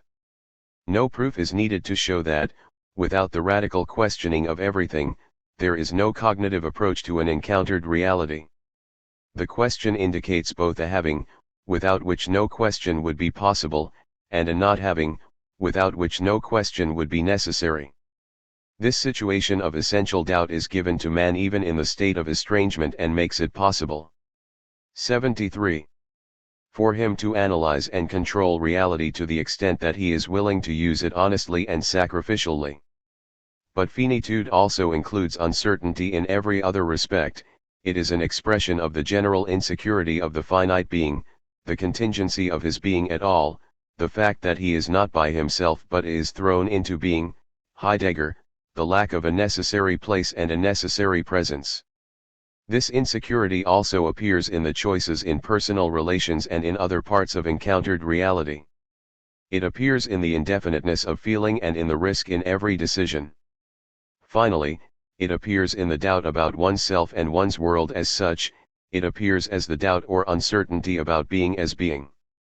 All these forms of insecurity and uncertainty belong to man's essential finitude, to the goodness of the creative insofar as it is created. In the state of mere potentiality, insecurity and uncertainty are present, but they are accepted in the power of the dimension of the eternal. In this dimension there is an ultimate security or certainty which does not cancel out the preliminary insecurities and uncertainties of finitude, including the anxiety of their awareness. Rather it takes them into itself with the courage to accept one's finitude. If in the state of estrangement the dimension of the ultimate is shut off, the situation changes. Insecurity becomes absolute and drives toward a despair about the possibility of being at all. Doubt becomes absolute and drives toward a despairing refusal to accept any finite truth.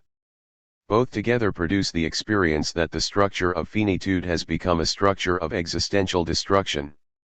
The destructive character of existential insecurity and doubt is manifest in the way man tries to escape despair. He tries to make absolute a finite security or a finite certainty. The threat of a breakdown leads to the establishment of defenses, some of which are brutal, some fanatical, some dishonest, and all insufficient and destructive, for there is no security and certainty within finitude. The destructive force may be directed against those who represent the threat to false security and certainty, especially against those who compete or contradict. War and persecution are partly dependent on these dialectics. If, however, the defenses prove to be insufficient, the destructive force is directed against the subject himself. He is thrown into restlessness, emptiness, cynicism, and the experience of meaninglessness. And it may well be that, in order to escape this extreme, he negates his doubt not by a real or imag. 74. Inary answer but by indifference toward any question or answer. In this way he destroys his genuine humanity and becomes a cog within the great machine of work and pleasure. He is deprived of meaning, even in the form of suffering under meaninglessness. Not even the meaningfulness of a serious question of meaning is left for him. In these descriptions it can be observed that the distinction between sin and evil is only partly valid. In evil as the self-destructive consequence of sin, sin itself is present. The element of responsibility is not lacking in structures of destruction, such as meaningless suffering, loneliness, cynical doubt, meaninglessness, or despair. On the other hand, each of these structures is dependent on the universal state of estrangement and its self-destructive consequences. From this point of view, it is justifiable to speak of sin in the one context and of evil in the other. It is a difference more of focus than of content. Another question has come to the fore in contemporary sociological and psychological analyses. It is the question of how far the structures of destruction are universally human and how far they are historically conditioned. The answer is that their historical appearance is possible only because of their universal, structural presence. Estrangement is a quality of the structure of existence, but the way in which estrangement is predominantly manifest is a matter of history. There are always structures of destruction in history, but they are possible only because there are structures of finitude which can be transformed into structures of estrangement. There are many sociological and existentialist analyses of man in industrial society which point to self-loss and world loss, to mechanization and objectification, to loneliness and surrender to the collective, to the experience of emptiness and meaninglessness. These analyses are true as far as they go, but they are fallacious if in our period of history they derive the evil of man's predicament from the structure of industrial society. Such a derivation implies the belief that changes in the structure of our society would, as such, change man's existential predicament. All utopianism has this character. Its main mistake is in not distinguishing man's existential situation from its manifestation in different historical periods. There are structures of destruction in all periods, and they provide many analogies with the particular structures of our period. Man's estrangement from his essential being is the universal character of existence. It is inexhaustibly productive of particular evils in every period. 75. Structures of destruction are not the only mark of existence. They are counterbalanced by structures of healing and reunion of the estranged.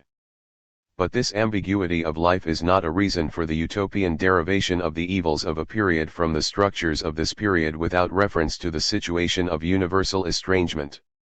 For the meaning of despair and its symbols despair and the problem of suicide, the structures of evil we have described drive man into the state of despair. In several places we pointed to elements of despair but not to the nature of despair as a whole. The latter task must be undertaken in. Despair is usually discussed as a psychological problem or as a problem of ethics. It certainly is both, but it is more than this. It is the final index of man's predicament, it is the boundary line beyond which man cannot go. In despair, not in death, man has come to the end of his possibilities. The word itself means without hope and expresses the feeling of a situation from which there is no exit. Sartre. In German the word Verzweiflung connects despair with doubt, Zweifel. The syllable tler indicates a doubt without a possible answer. The most impressive description of the situation of despair has been given by Kierkegaard in Sickness unto Death, where death means beyond possible healing. And Paul points in a similar way to a sorrow which is the sorrow of this world and leads to death. Despair is the state of inescapable conflict. It is the conflict, on the one hand, between what one potentially is and therefore ought to be and, on the other hand, what one actually is in the combination of freedom and destiny. The pain of despair is the agony of being responsible for the loss of the meaning of one's existence and of being unable to recover it. One is shut up in oneself and in the conflict with oneself. One cannot escape, because one cannot escape from oneself. It is out of this situation that the question arises whether suicide may be a way of getting rid of oneself. There can be no doubt that suicide has a much wider significance than seems warranted by the comparatively small number of actual suicidal acts. First of all, there is a suicidal tendency in life generally, the longing for rest without conflict. The human desire for intoxication is a consequence of this longing. Compare Freud's doctrine of the death instinct and its evaluation above. Second, in every moment of intolerable, insuperable, and meaningless pain there is the desire to escape the pain by getting rid of oneself. Third, the situation of despair is most conspicuously a situation in which the desire to get rid of oneself is awake and the image of suicide appears in a most tempting way. Fourth, there are situations in which the unconscious will to life is undermined and a psychological suicide takes place in terms of non-resistance to threatening annihilation. Fifth, whole cultures preach the self-negation of the will, not in terms of physical or psychological suicide, but in terms of the emptying of life of all finite contents so that the entrance into the ultimate identity is possible. In view of these facts, the question of the self-negation of life should be taken more seriously than Christian theology usually does. The external act of suicide should not be singled out for special moral and religious condemnation. Such a practice is based on the superstitious idea that suicide definitively excludes the operation of saving grace. At the same time, the inner suicidal trends in everyone should be considered as an expression of human estrangement. The decisive and theologically involved question is, why cannot suicide be considered an escape from despair? Obviously, there is no problem for those who believe that such an escape is impossible because life goes on after death under essentially the same conditions as before, including the categories of finitude. But if death is taken seriously, one cannot deny that suicide removes the conditions of despair on the level of finitude. One can ask, however, whether this level is the only one or whether the element of guilt in despair points to the dimension of the ultimate. If this is affirmed, and Christianity certainly must affirm it, suicide is no final escape. It does not release us from the dimension of the ultimate and unconditional. One could express this in a somehow mythological way by saying that no personal problem is a matter of mere transitoriness but has eternal roots and demands a solution in relation to the eternal. Suicide, whether external, psychological, or metaphysical, is a successful attempt to escape the situation of despair on the temporal level. But it is not successful in the dimension of the eternal. The problem of salvation transcends the temporal level, and the experience of despair itself points to this truth. B. The symbol of the wrath of God. The experience of despair is reflected in the symbol of the wrath of God. Christian theologians have both used and criticized the term. Criticism has usually recalled 77. That in paganism the concept of the anger of the gods presupposes the idolatrous idea of a finite God whose emotions can be aroused by other finite beings. Such a concept obviously contradicts the divinity of the divine and its unconditional character. Therefore, the concept has to be reinterpreted or completely abandoned in Christian thought. The latter alternative was taken by Albrecht Ritschl, not only in the name of the divinity of the divine, but also in the name of the divine love which he believed to be the true nature of God. If one speaks of the wrath of God, one seems to create a split in God between love and wrath. God is, so to speak, caught in his wrath, and then his love must find a way out of this conflict. The atoning work of Christ is then construed as the solution which enables God to forgive what has aroused his wrath, because in the death of Christ his wrath is satisfied. Such an approach, which was frequently elaborated in quantitative and mechanical categories, indeed violated the majesty of God.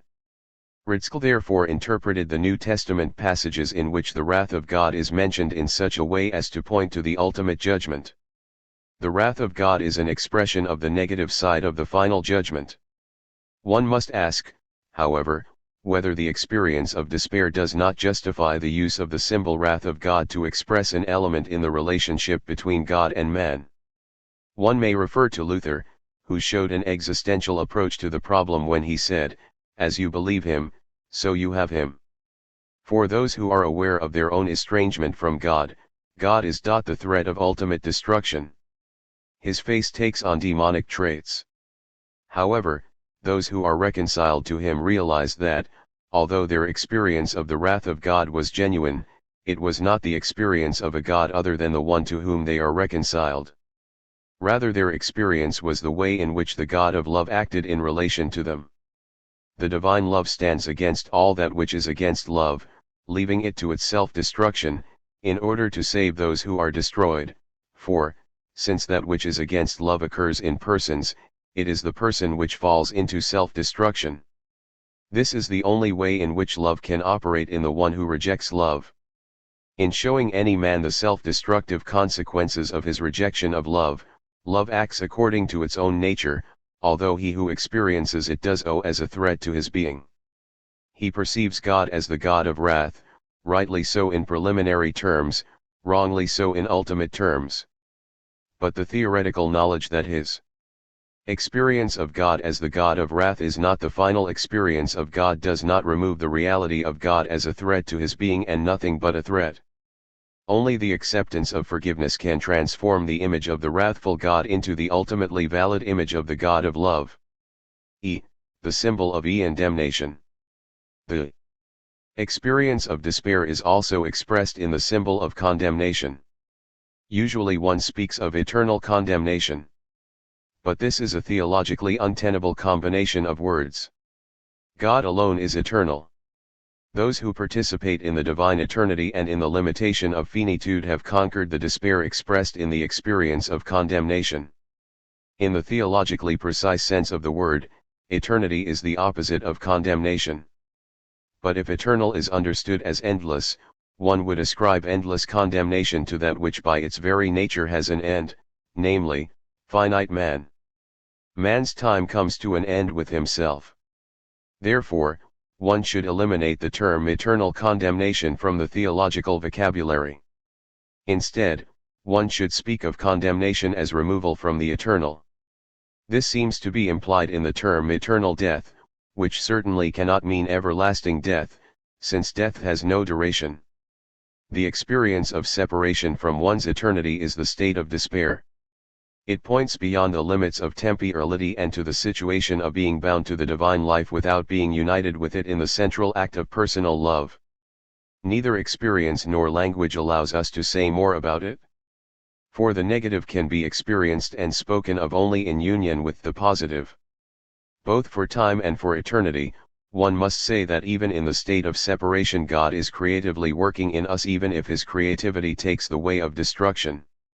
Man is never cut off from the ground of being, not even in the state of condemnation. E. The quest for the new being n. The meaning of Christ 1. As fate or the bondage of the will in every act of existential self-realization, freedom, and destiny are united. Existence is always both fact and act. From this it follows that no act within the context of existential estrangement can overcome existential estrangement. Destiny keeps freedom in bondage without eliminating it. This is expressed in the doctrine of the bondage of the will as developed by Luther in his fight with Erasmus.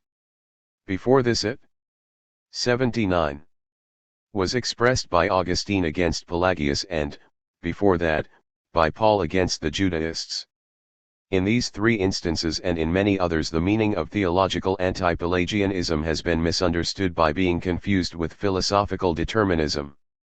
The anti-Pelagian theologians have been accused of surrendering human freedom and making man into an object among objects. Sometimes their language, even in Paul, approximates this Manichaean error. And some theologians cannot be defended against such an accusation. But the anti-Pelagian emphasis does not necessarily lead to Manichaean tendencies, for the doctrine of the bondage of the will presupposes the freedom of the will. Only what is essentially free can come under existential bondage. In our experience, bondage of the will is a term that can apply only to man. Nature, too, has spontaneity and centeredness, but it does not have freedom. Therefore, it cannot fall under the bondage of the will. Only man, because he is finite freedom, is open to the compulsions of existential estrangement. On this level Erasmus is right when he quotes biblical passages against Luther's doctrine of the bondage of the will. He points to that moral responsibility which makes man, man.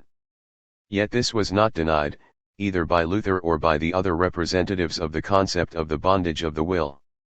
They did not deny that man, a being with finite freedom, is saved. They believed that he who is saved is a sinner, namely, the one who shows this by his freedom to contradict his essential nature. Grace does not create a being who is unconnected with the one who receives grace. Grace does not destroy essential freedom, but it does what freedom under the conditions of existence cannot do, namely, it reunites the estranged. Nevertheless, the bondage of the will is a universal fact. It is the inability of man to break through his estrangement. In spite of the power of his finite freedom, he is unable to achieve the reunion with God. In the realm of finite relations, all decisions are expressions of man's essential freedom. But they do not bring reunion with God, they remain in the realm of civil justice, of moral and legal norms. But even these decisions, despite the ambiguity of all the structures of life, are related to the unambiguous and ultimate. Man, in relation to God, cannot do anything without him. He must receive in order to act. New being precedes new acting. The tree produces the fruits, not the fruits the tree. Man cannot control his compulsions except by the power of that which 80 happens to him in the root of these compulsions. This psychological truth is also a religious truth, the truth of the bondage of the will. Attempts to overcome estrangement within the power of one's estranged existence lead to hard toil and tragic failure. They are without joy. Therefore, for Luther, the law is not fulfilled unless it is fulfilled joyfully. For the law is not strange to our being. It is our being itself, expressed in the form of commandment. And fulfillment of one's being is joy. Paul speaks of the obedience of the child in contrast to the obedience of the slave. But, in order to act like children, we must have received childhood, the union with God must have been re-established. Only a new being can produce a new action. Two ways of self-salvation and their failure. A. Self-salvation and religion. The principle that being precedes acting implies a basic criticism of the history of religion, to the extent that it is the history of man's attempts and failures to save himself. Although religion belongs to the functions of man's spiritual life and is therefore an expression of life generally, uniting essential and existential elements, we must refer to it in the present context which deals only with existence. For religion is not only a function of life, it is also the place where life receives the conqueror of the ambiguities of life, the divine spirit. Therefore, it is the sphere in which the quest for the new being appears over against the split between essential and existential being. The question of salvation can be asked only if salvation is already at work, no matter how fragmentarily. Pure despair, the state without hope, is unable to seek beyond itself. The quest for the new being presupposes the presence of the new being, as the search for truth presupposes the presence of truth. This necessary circle restates what has been said in the methodological part about the interdependence of all parts of the theological system. The theological circle follows from the non-deductive, existential character of theology. For our present purpose, this means that the concept of religion must be commented on prior to its systematic treatment. The quest for the Christ as well as the attempts at self-salvation appear in the religious sphere. It is equally wrong to identify religion with revelation, just as it is wrong to identify religion with the attempt at self-salvation. Religion, like all life, is ambiguous. On the basis of revelatory experiences, religion turns to self-salvation. It distorts what it has received and fails in what it tries to achieve. This is the tragedy of religion. B. Legalistic ways of self-salvation. Most conspicuous and important for the history of religion are the legalistic ways of self-salvation. Judaism is right in contending that obedience to the law is not legalism. The law is, first of all, a divine gift. It shows to man his essential nature, his true relationship to God, other men, and himself. Within existential estrangement it makes man's true nature manifest. But it does so in terms of commandments, just because man is estranged from what he ought to be. This is the possibility and the temptation of legalism. It is an almost irresistible temptation. Man, seeing what he ought to be, driven by the anxiety of losing himself, believing in his strength to actualize his essential being, disregarding the bondage of the will, tries to attain again what he has lost. But this situation of estrangement, in which the law becomes commandment, is just the situation in which the law cannot be fulfilled. The conditions of existence simultaneously make the commanding law necessary and its fulfillment impossible. This is true of every particular commandment and of the all-embracing law, the law of love. Necessarily, love has become commandment in the state of estrangement. But love cannot be commanded even if it is not misunderstood as emotion. It cannot be commanded, because it is the power of that reunion which precedes and fulfills the command before it is given. Whenever attempted, legalism as a way of self-salvation has come to catastrophe. In all forms of legalism, something which is good, namely, in agreement with man's essential nature, becomes distorted. All forms of legalism are based ultimately on a revelatory experience, received and taken seriously. Their greatness is their unconditional seriousness, which is manifest even in the obedience to the civil and conventional laws. Their distortion is their claim to overcome the state of estrangement by their serious obedience to the commanding law. The failure of legalism to achieve the reunion of the separated can lead to an attitude of compromising half-seriousness, to a rejection of the law, to despair, or through despair to the quest for a new being. In the last instance, that which is asked for even the radical seriousness under the law cannot attain. See, ascetic ways of self-salvation. Between legalism and its opposite, mysticism, stands asceticism. An ascetic element is to be found in all forms of legalism.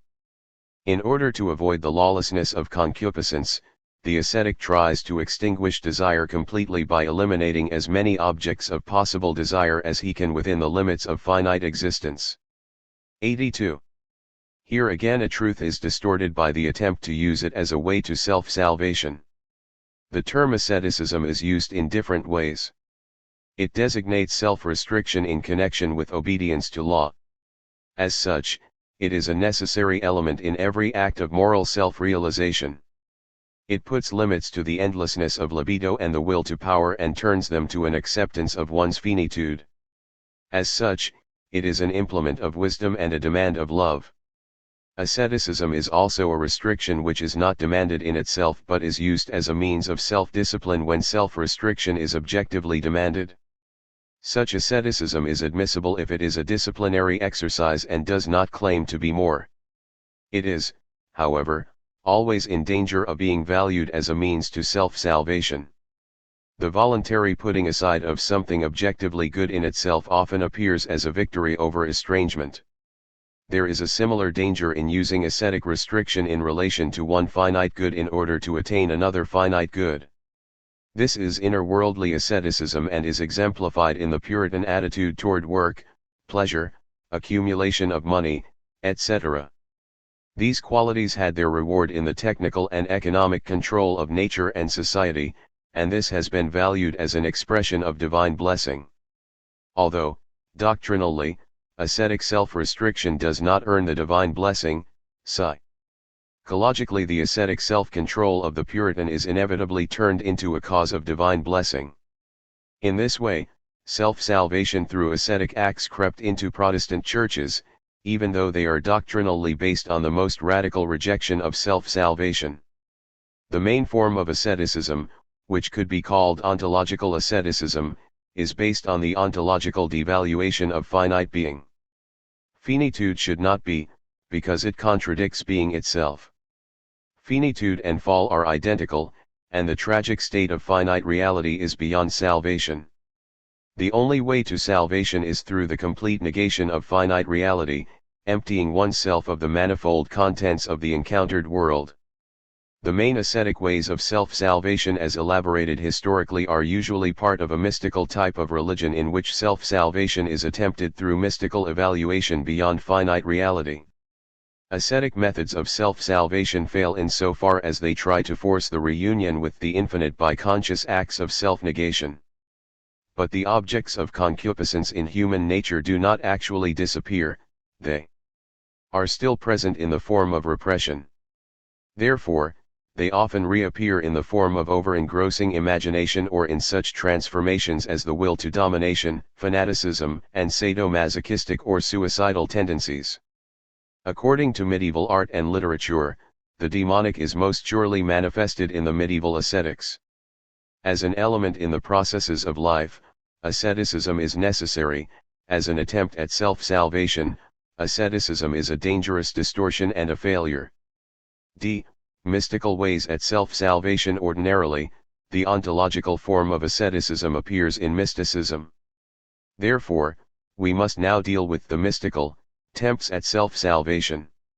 Since Protestant theologians have often accused mysticism of being only a way to self-salvation, it is necessary to distinguish the different meanings of the term mystical. Mystical is, first of all, a category which characterizes the divine as bilig present in experience. In this sense, the mystical is the heart of every religion as religion. A religion which cannot say God himself is present becomes a system of moral or doctrinal rules which are not religious, even if they are derived from originally revelatory sources. Mysticism, or the felt presence of God, is a category essential to the nature of religion and has nothing to do with self-salvation.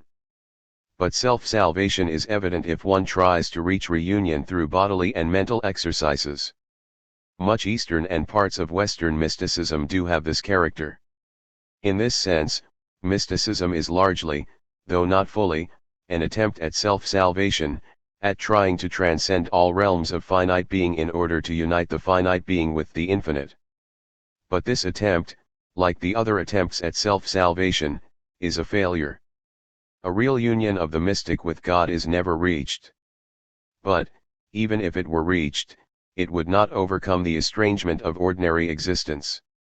Long stretches of dryness of the soul follow moments of ecstasy, and the predicament of men generally is not changed because the conditions of existence are left untouched. However, classical mysticism denies the possibility of self-salvation at the last stage of ecstasy. In spite of all the preparations, the ecstatic reunion with the ultimate cannot be forced when this point has been reached. It must be given, yet might not be given at all. This decisive limit to the self-saving methods of mysticism should curb the often very summary and unrefined criticism of the great mystics by Protestant theologians, Ridgelian as well as neo-orthodox. If theologians paid more attention to the limits seen by the mystics themselves, they would have to give a more positive evaluation of this great tradition. One would then understand that there is something one could call baptized mysticism, in which the mystical experience depends on the appearance of the new reality and does not attempt to produce it. The form of this mysticism is concrete, in contrast to the abstract mysticism of the classical mystical systems.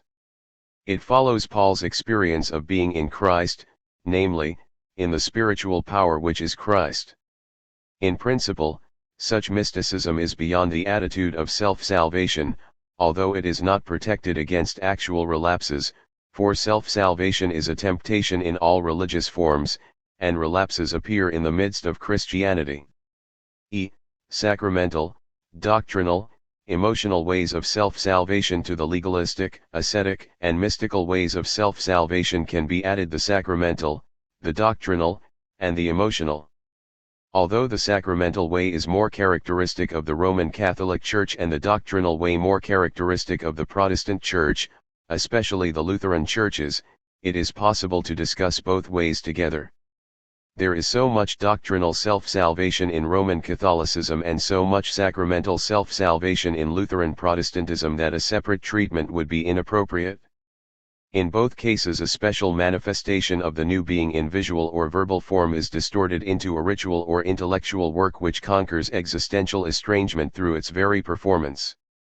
Salvation is dependent upon the sacramental act performed by the priest and participated in by the Christian, or it is dependent upon the true doctrines formulated by the Church and accepted by the Christian.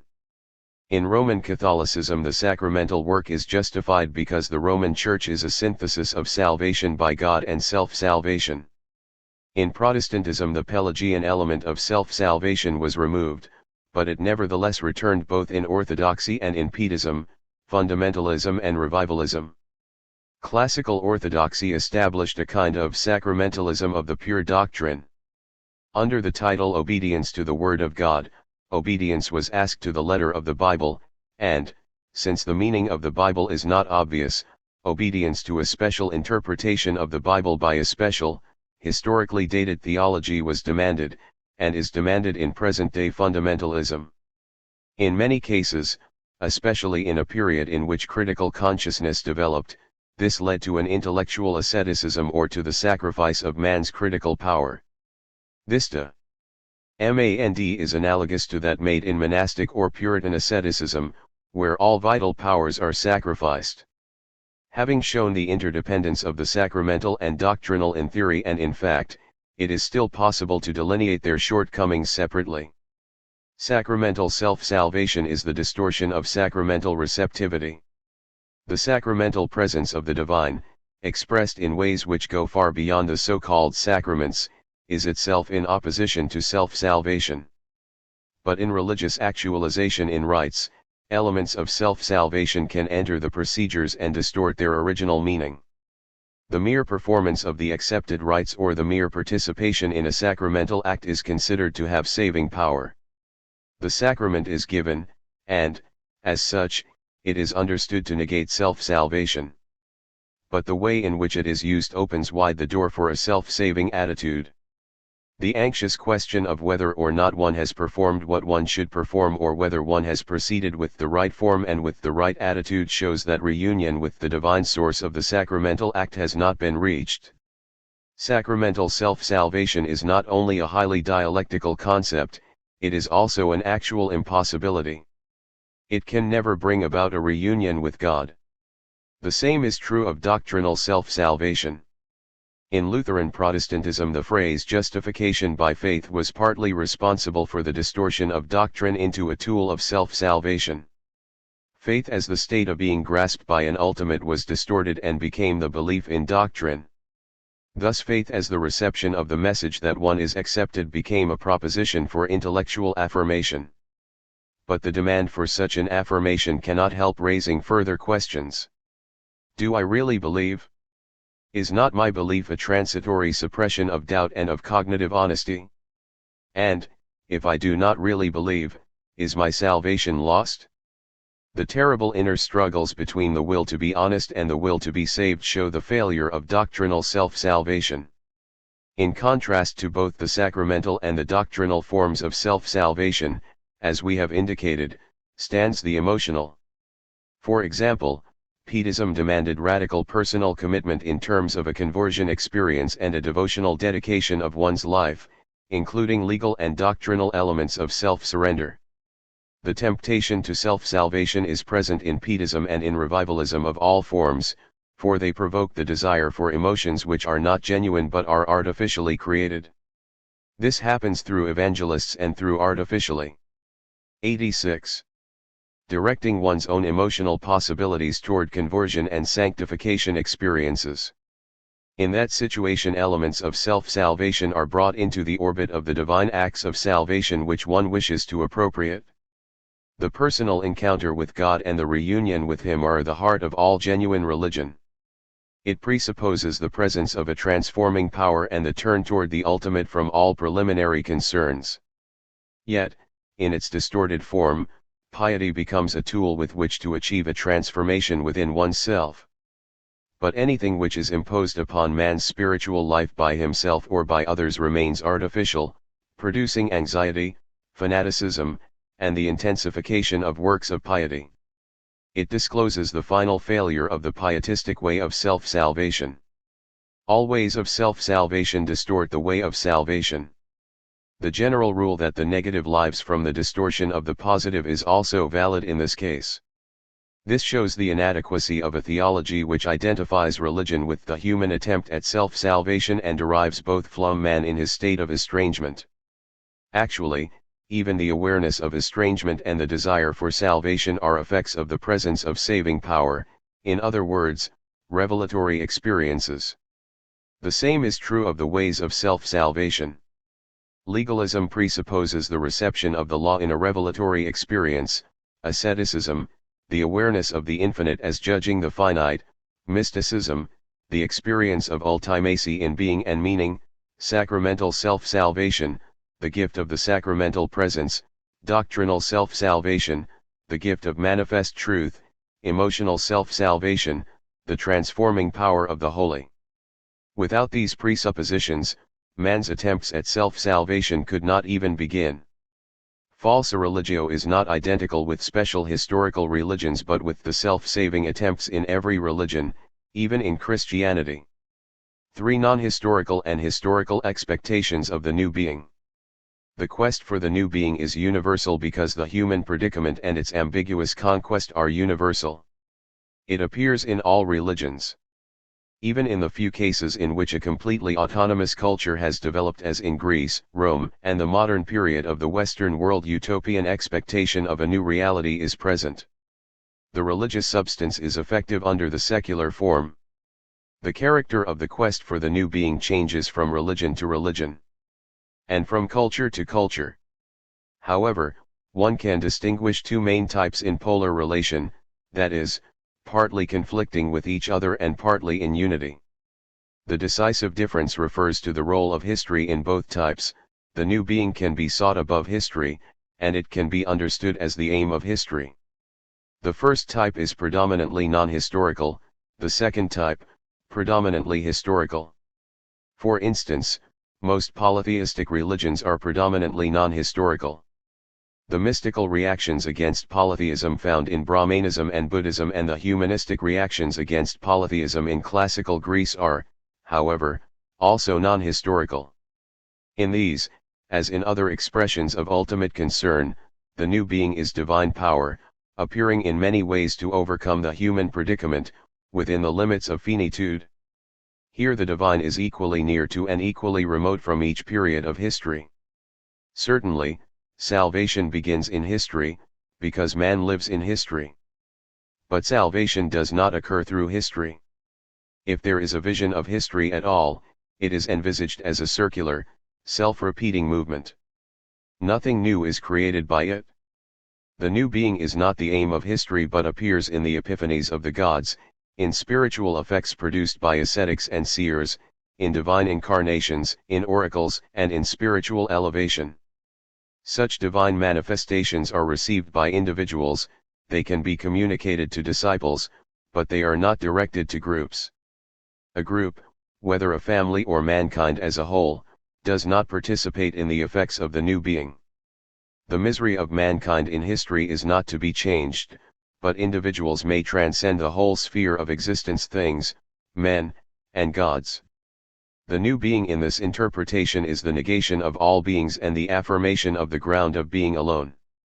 One could say that the price paid for the new being is the negation of everything that has being. This is the root of the difference in the East and West in the feeling for life.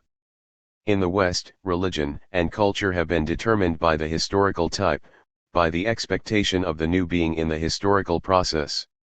This belief is found in ancient Persia, Judaism, Christianity, Islam, and also in a secularized form in some strains of modern humanism. The new being is expected predominantly in a horizontal direction rather than from the vertical one. The whole of reality is affirmed because it is considered to be essentially good. Its essential goodness is not vitiated by its existential estrangement.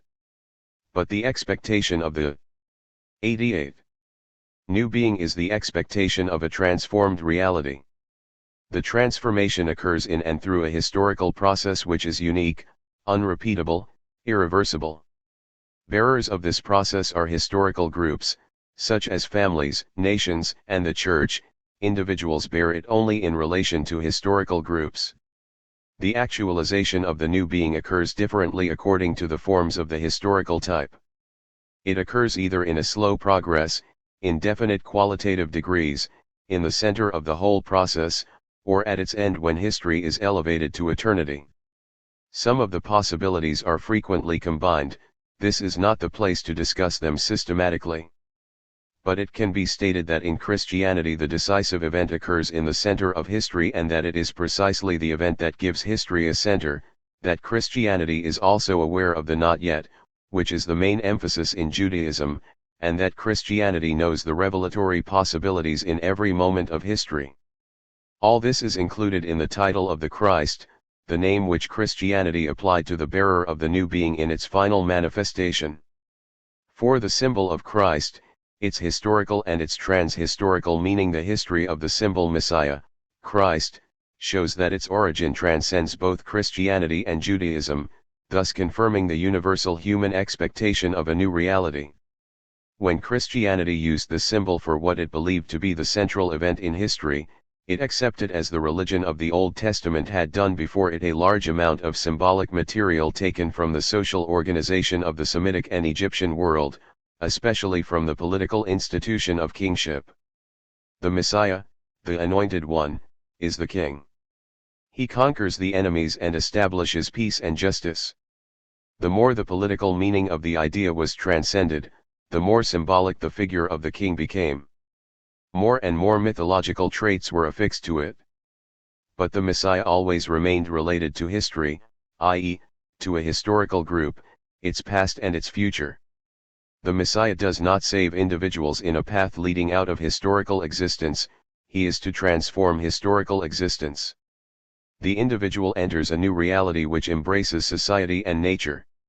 In Messianic thought, the new being does not demand the sacrifice of finite being, instead, it fulfills all finite being by conquering its estrangement. The strictly historical character of the Messianic idea made it possible to transfer the Messianic function to a nation, a small group in a nation, the remnant, a social class, proletariat, etc. And it was possible to amalgamate the Messianic figure with others, such as the servant of Yahweh, the Son of Man, or the man from above. Something even more important was possible, namely, that the historical type of the expectation of the new being could include the non-historical type. In this respect, Christianity could claim to be the universal type. The universal quest for the new being is a consequence of universal revelation. If it claims universality, Christianity implicitly maintains that the different forms in which the quest for the new being has been made are fulfilled in Jesus as the Christ. Christianity must show, and has always tried to show, that the historical type of the expectation of the new being embraces itself and the non-historical type, while the non-historical is unable to embrace the historical type. Christianity, in order to be universally valid, must unite the horizontal direction of the expectation of the new being with the vertical one. For this task, Christian theology was provided with conceptual tools by late Judaism. In the period after the exile, Jewish piety created symbols which combined historical and trans-historical elements and which could be applied to the event of Jesus in a universal way. In apocalyptic literature, the Messiah is elevated to cosmic significance, the law is declared to have eternal reality, and the divine wisdom, standing beside God, is a principle of creation and salvation. Other divine qualities have a kind of ontological independence under Yahweh. The figure of the Son of Man combines transcendent roots with historical functions. On this basis, the fourth Gospel strongly emphasized the vertical line in the Logos doctrine, in its stress upon the trans-historical character of Jesus and in its teaching of the presence of judgment and salvation in him.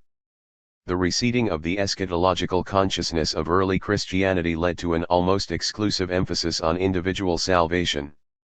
This is already visible in Paul, whose Christ mysticism and doctrine of the Spirit provided an important bridge across which the non-historical type could enter Christianity. Under these circumstances, it is not astonishing that the horizontal line, derived from the Old Testament, was in danger of annihilation by the vertical line, derived from Hellenism. In the Gnostic mixture of religious motifs, the danger became reality. The two interdependent symbols of creation and consummation were obliterated. In this situation, Christianity was forced into a life and death struggle to preserve the Old Testament within the Church, the historical type of the expectation of the new being. The Church made this decision and saved the historical character of Christianity. This must be defended in all periods, but in such a way that the universal significance of Christianity is not lost and replaced by the conditioned validity of a contingent historical movement. 5. The meaning of paradox in Christian theology. The Christian assertion that the new being has appeared in Jesus as the Christ is paradoxical. It constitutes the only all-embracing paradox of Christianity. Whenever the words paradox and paradoxical are used, a semantic investigation is necessary. These words are abused to such a degree that their application to the Christian event produces confusion and resentment. The paradoxical must be distinguished from the following: the reflective rational, the dialectical rational, the irrational, the absurd, and the nonsensical. The reflective rational can also be called the realm of technical reason, namely, the kind of thinking which not only follows the laws of formal logic, as all thinking must, but also believes that the only dimensions of being are those which can be totally grasped with the tool of formal logic. If paradoxical is understood as the destruction of formal logic, it obviously must be rejected, for even the destruction of formal logic demands the use of formal logic. It cannot be destroyed, but it must be limited to its legal use. The paradox is no exemption to such legal use. In order to place it rightly, one needs formal logic. The paradoxical has often been confused with the dialectical.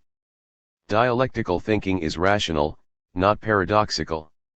Dialectic is not reflective, insofar as it does not reflect like a mirror the realities with which it deals. It does not look at them merely from the outside. It enters them, so to speak, and participates in their inner tensions. The tensions may appear first in contrasting concepts, but they must be followed down to their roots in the deeper levels of reality. In a dialectical description, one element of a concept drives to another. Taken in this sense, dialectics determine all life processes and must be applied in biology, psychology, and sociology. The description of tensions in living organisms, neurotic conflicts, and class struggles is dialectical. Life itself is dialectical. If applied symbolically to the divine life, God as a living God must be described in dialectical statements. He has the character of all life, namely, to go beyond himself and to return to himself. This is expressed in the Trinitarian symbols. It must be stated with great emphasis that Trinitarian thinking is dialectical and in this sense rational, not paradoxical. This implies a relation in God between the infinite and the finite.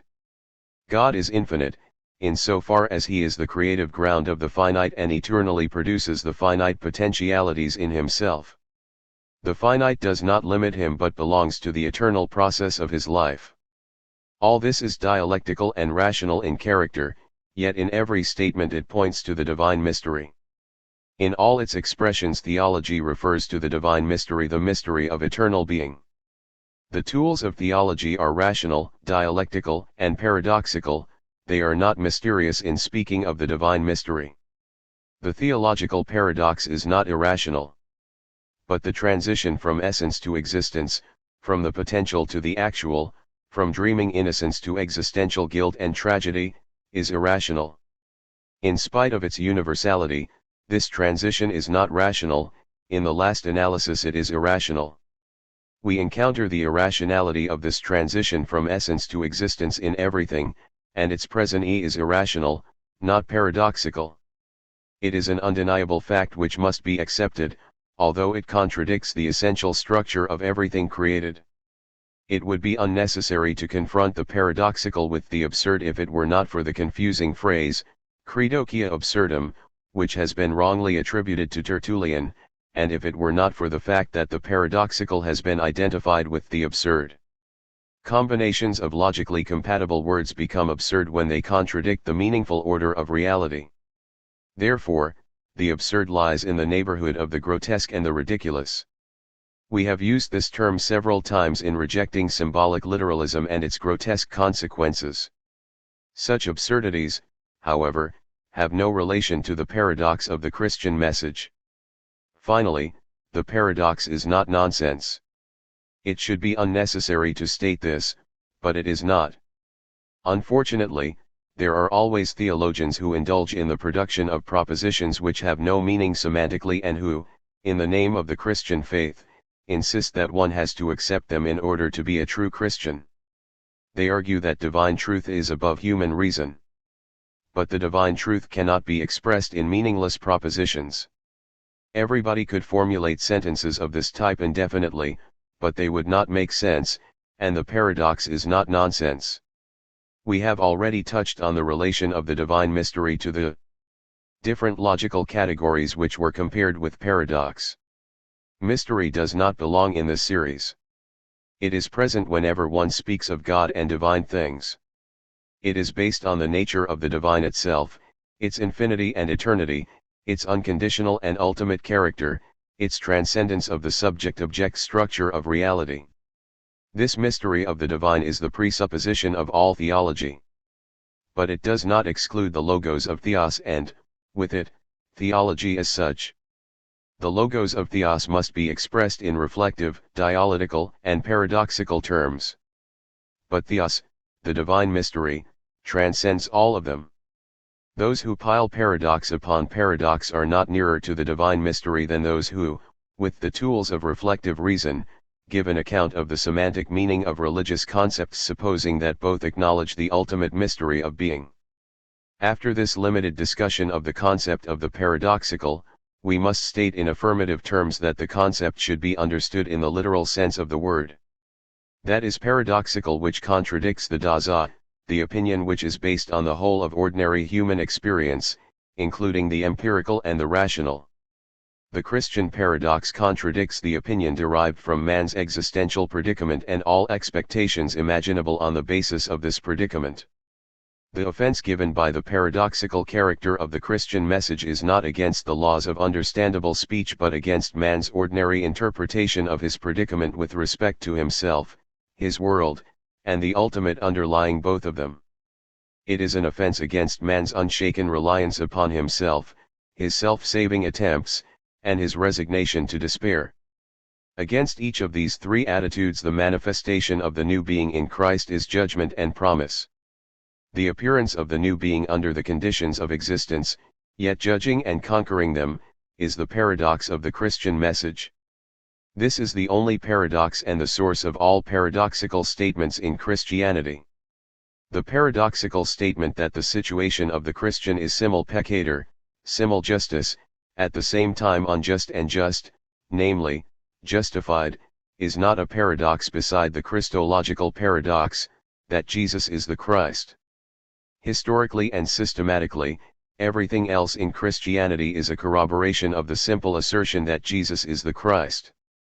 This is neither irrational nor absurd, and it is neither reflectively nor dialectically rational, but it is paradoxical, that is, against man's self-understanding and expectations. The paradox is a new reality and not a logical riddle. 93. 6. God, man, and the symbol of the Christ. The right understanding of the paradox is essential for considering the meaning of Christ as the bearer of the new being in his relation to God, man, and the universe. Obviously, answers to such considerations are not a matter of detached observation of pre-Christian ideas concerning the Messiah, they are the result of an existential interpretation of both pre-Christian ideas and their criticism and fulfillment in Jesus as the Christ. This corresponds to the method of correlation, in which questions and answers determine each other, and the question about the manifestation of the new being is asked both on the basis of the human predicament and in the light of the answer which is accepted as the answer of Christianity. The first concept often used for the Christ is the mediator. Mediator gods appear in the history of religion at the moment in which the highest God becomes increasingly abstract and removed. They appear in paganism as well as in Judaism and give expression to man's desire to experience his ultimate concern in a concrete manifestation. In paganism the mediator gods can become gods in their own right, in Judaism they are subjected to Yahweh. Mediating in Christianity means bridging the infinite gap between the infinite and the finite, between the unconditional and the conditioned. But the function of mediating is more than merely making the ultimate concrete. Mediation is reunion. The mediator has a saving function, he is the Savior. Of course, he is the Savior not on his own account but by divine destiny, so that salvation and mediation really come from God. The Savior does not save God from the necessity of condemning. Every mediating and saving activity comes from God. God is the subject, not the object, of mediation and salvation. He does not need to be reconciled to man, but he asks man to be reconciled to him. Therefore, if the Christ is expected as mediator and Savior, he is not expected as a third reality between God and man, but as him who represents God to man. He does not represent man to God but shows what God wants man to be. He represents to those who live under the conditions of existence what man essentially is and therefore ought to be under these conditions. It is inadequate and a source of a false Christology to say that the mediator is an ontological reality beside God and man. This could only be a half-God who at the same time is half-man. Such a third being could neither represent God to men nor man to 94. Men. It is essential man who represents not only man to man but God to man, for essential man, by his very nature, represents God. He represents the original image of God embodied in man, but he does so under the conditions of estrangement between God and man. The paradox of the Christian message is not that essential humanity includes the union of God and man. This belongs to the dialectics of the infinite and the finite. The paradox of the Christian message is that in one personal life essential manhood has appeared under the conditions of existence without being conquered by them. One could also speak of essential God-manhood in order to indicate the divine presence in essential manhood, but this is redundant, and the clarity of thought is served best in speaking simply of essential manhood. The second concept which needs revision in the light of our understanding of the Christian paradox is that of incarnation. The fact that it is not a biblical term is a possible argument against its use as a religious term, though it is not an argument against its theological use. As a theological interpretation of the event on which Christianity is based, it needs careful theological scrutiny and sharp delineation. The first question to consider is obviously, who is the subject of incarnation? If the answer is God, one often continues by saying that God has become man and that this is the paradox of the Christian message.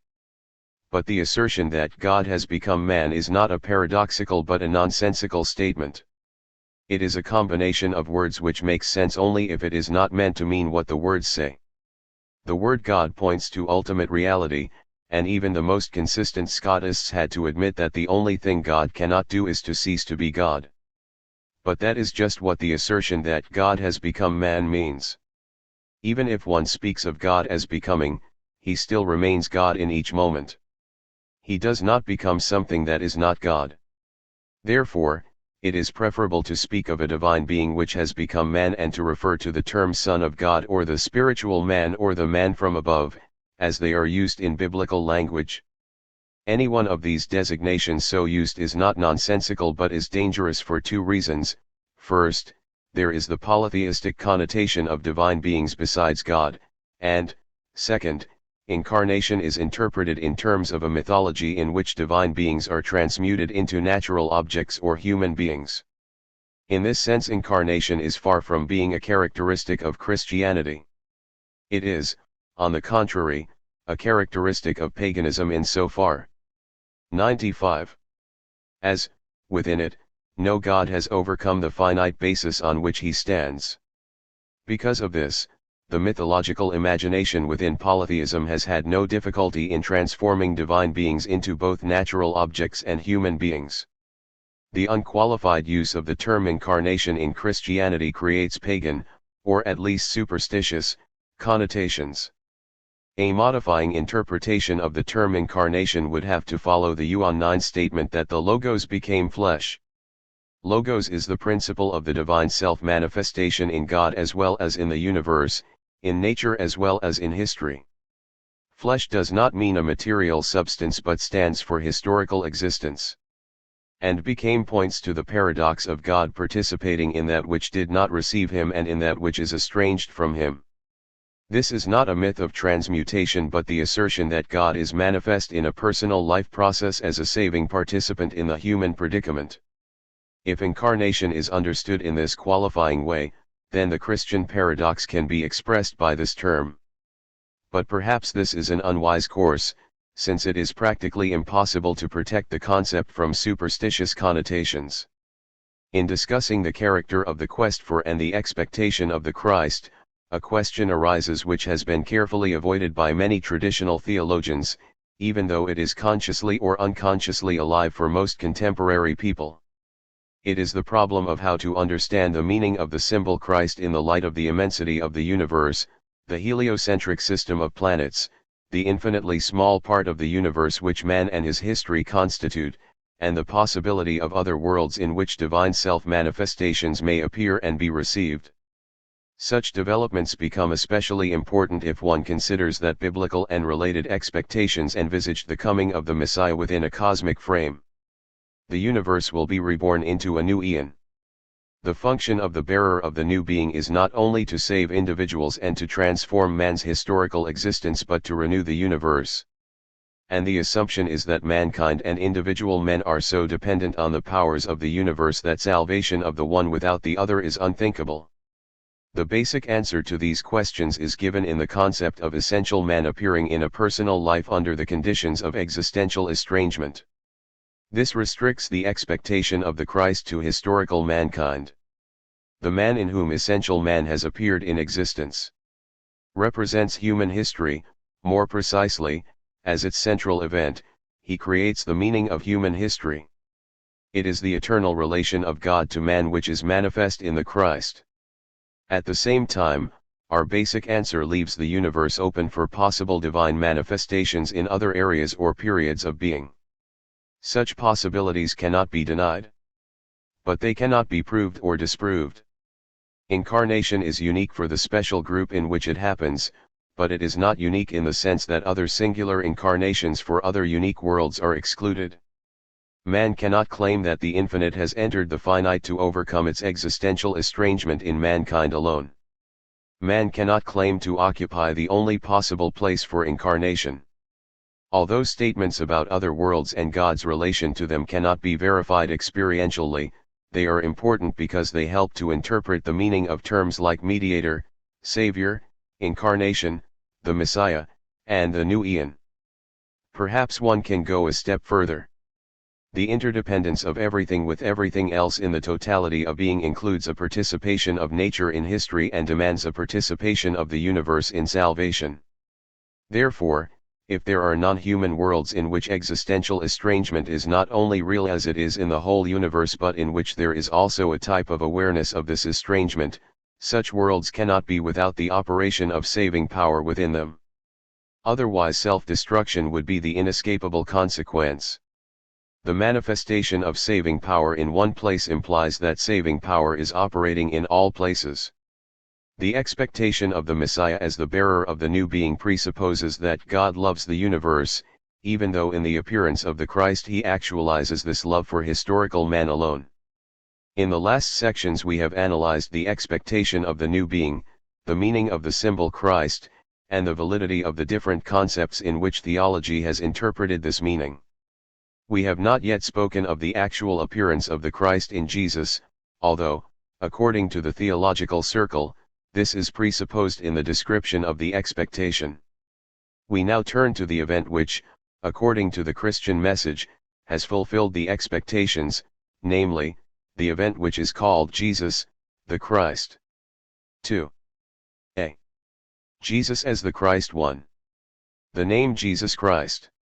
Christianity is what it is through the affirmation that Jesus of Nazareth, who has been called the Christ, is actually the Christ, namely, he who brings the new state of things, the new being. Wherever the assertion that Jesus is the Christ is maintained, there is the Christian message. Wherever this assertion is denied, the Christian message is not affirmed. Christianity was born, not with the birth of the man who is called Jesus, but in the moment in which one of his followers was driven to say to him, "Thou art the Christ." And Christianity will live as long as there are people who repeat this assertion. For the event on which Christianity is based has two sides, the fact which is called Jesus of Nazareth and the reception of this fact by those who received him as the Christ. The first of those who received him as the Christ in the early tradition was named Simon Peter. This event is reported in a story in the center of the Gospel of Mark. It takes place near Caesarea Philippi and marks the turning point in the narrative. The moment of the disciples' acceptance of Jesus as the Christ is also the moment of his rejection by the powers of history. This gives the story its tremendous symbolic power. He who is the Christ has to die for his acceptance of the title Christ. And those who continue to call him the Christ must assert the paradox that he who is supposed to overcome existential estrangement must participate in it and its self-destructive consequences. This is the central story of the Gospel. Reduced to its simplest form, it is the statement that the man Jesus of Nazareth is the Christ. The first step demanded of Christological thought is an interpretation of the name Jesus Christ, preferably in the light of the Caesarea Philippi story. One must clearly see that Jesus Christ is not an individual name, consisting of a first and a second name, but that it is the 97 combination of an individual name, the name of a certain man who lived in Nazareth between the years 1 and 30 with the title the Christ, expressing in the mythological tradition a special figure with a special function. The Messiah in Greek, Christos is the Anointed One who has received an unction from God enabling him to establish the reign of God in Israel and in the world. Therefore, the name Jesus Christ must be understood as Jesus who is called the Christ, or Jesus who is the Christ, or Jesus as the Christ, or Jesus the Christ. The context determines which of these interpretative phrases should be used, but one of them should be used in order to keep the original meaning of the name Jesus Christ alive, not only in theological thought but also in ecclesiastical practice.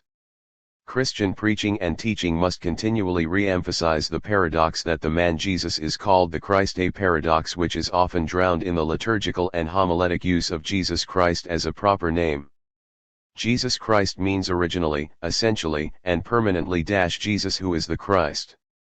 To event, fact, and reception, Jesus as the Christ is both a historical fact and a subject of believing reception.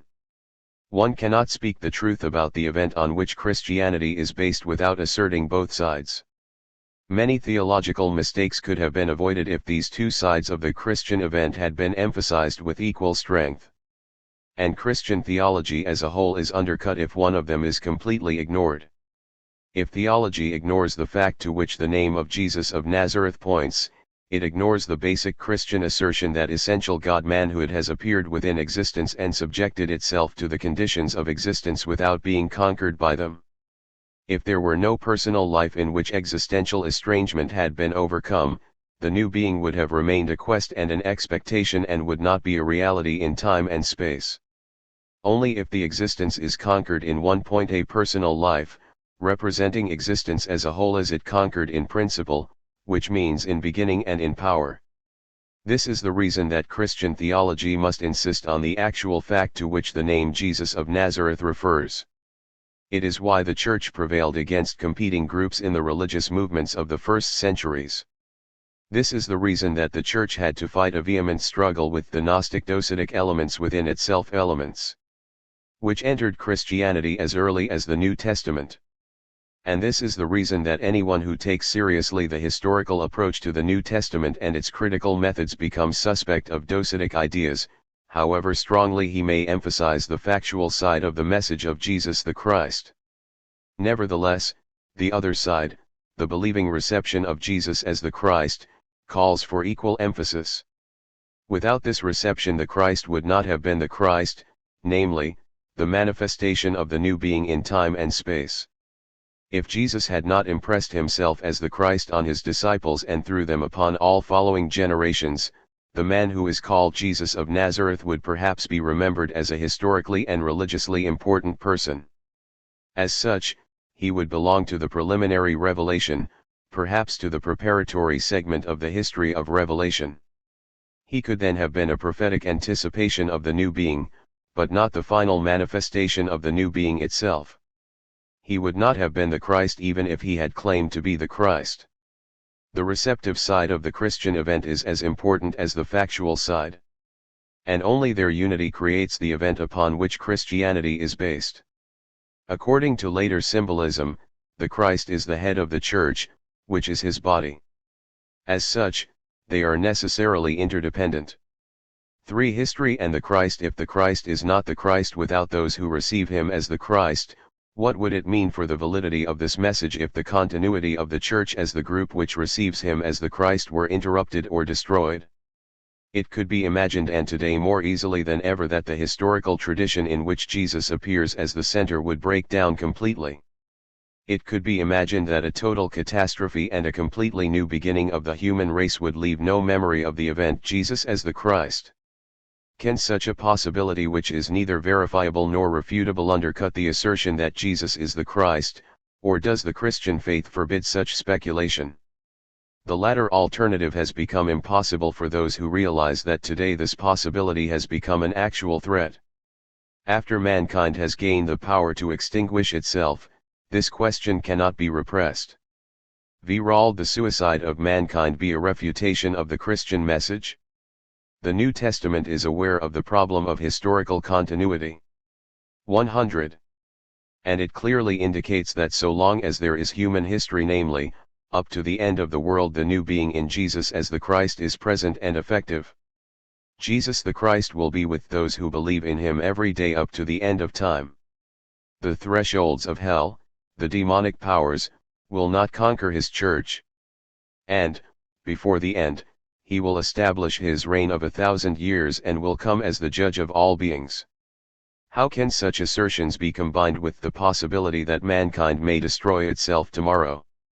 And even if human beings were left who were cut off from the historical tradition in which Jesus as the Christ has appeared, one must still ask, what do the biblical assertions mean in view of such a development?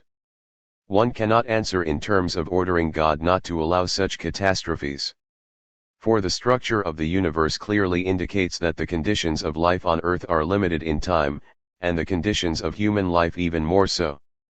If one dismisses a supernaturalistic literalism with respect to the eschatological symbols, one must understand in a different way the relation of Jesus as the Christ to human history.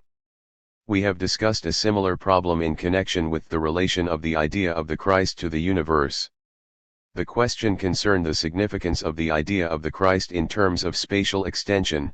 The present question concerns the significance of the reality of Jesus as the Christ in terms of temporal extension.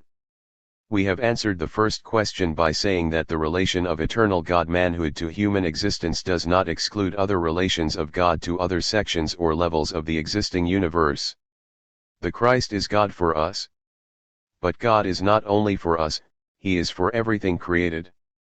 In an analogous way, one has to say that Jesus as the Christ is related to that historical development of which he is the center, determining its beginning and its end.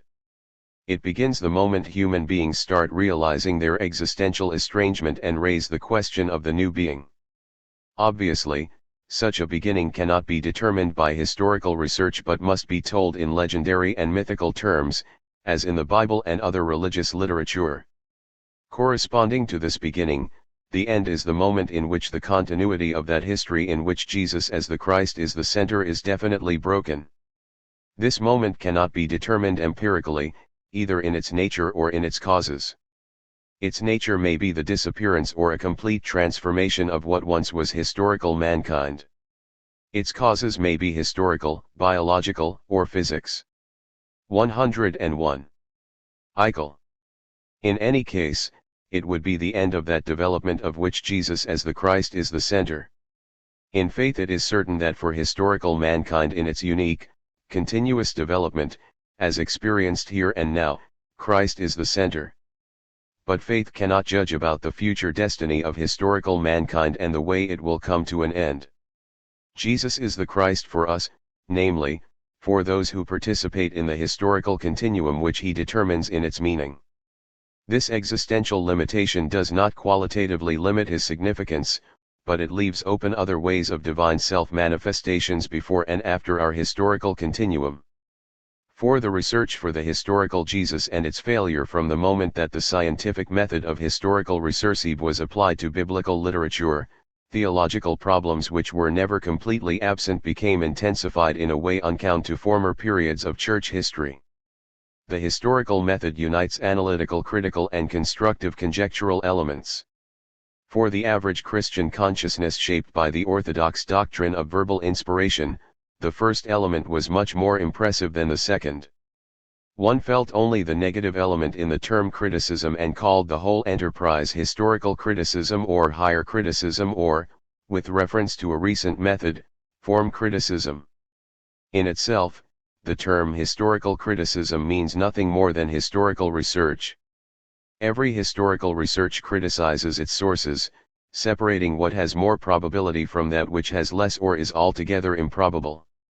Nobody doubts the validity of this method, since it is confirmed continuously by its success, and nobody seriously protests if it destroys beautiful legends and deeply rooted prejudices. But biblical research became suspect from its very beginning. It seemed to criticize not only the historical sources but the revelation contained in these sources. Historical research and rejection of biblical authority were identified. Revelation, it was implied, covered not only the revelatory content but also the historical form in which it had appeared. This seemed to be especially true of the facts concerning the historical Jesus. Since the biblical revelation is essentially historical, it appeared to be impossible to separate the revelatory content from the historical reports as they are given in the biblical records. Historical criticism seemed to undercut faith itself. But the critical part of historical research into biblical literature is 102. The less important part. More important is the constructive conjectural part, which was the driving force in the whole enterprise. The facts behind the records, especially the facts about Jesus, were sought. There was an urgent desire to discover the reality of this man, Jesus of Nazareth, behind the coloring and covering traditions which are almost as old as the reality itself. So the research for the so-called historical Jesus started. Its motives were religious and scientific at the same time. The attempt was courageous, noble, and extremely significant in many respects. Its theological consequences are numerous and rather important. But, seen in the light of its basic intention, the attempt of historical criticism to find the empirical truth about Jesus of Nazareth was a failure. The historical Jesus, namely, the Jesus behind the symbols of his reception as the Christ, not only did not appear but receded farther and farther with every new step. The history of the attempts to write a life of Jesus, elaborated by Albert Schweitzer in his early work, The Quest of the Historical Jesus, is still valid. His own constructive attempt has been corrected. Scholars, whether conservative or radical, have become more cautious, but the methodological situation has not changed. This became manifest when our bold man's bold program of a demythologization of the New Testament aroused a storm in all theological camps, and the slumber of Barthianism with respect to the historical problem was followed by an astonished awakening.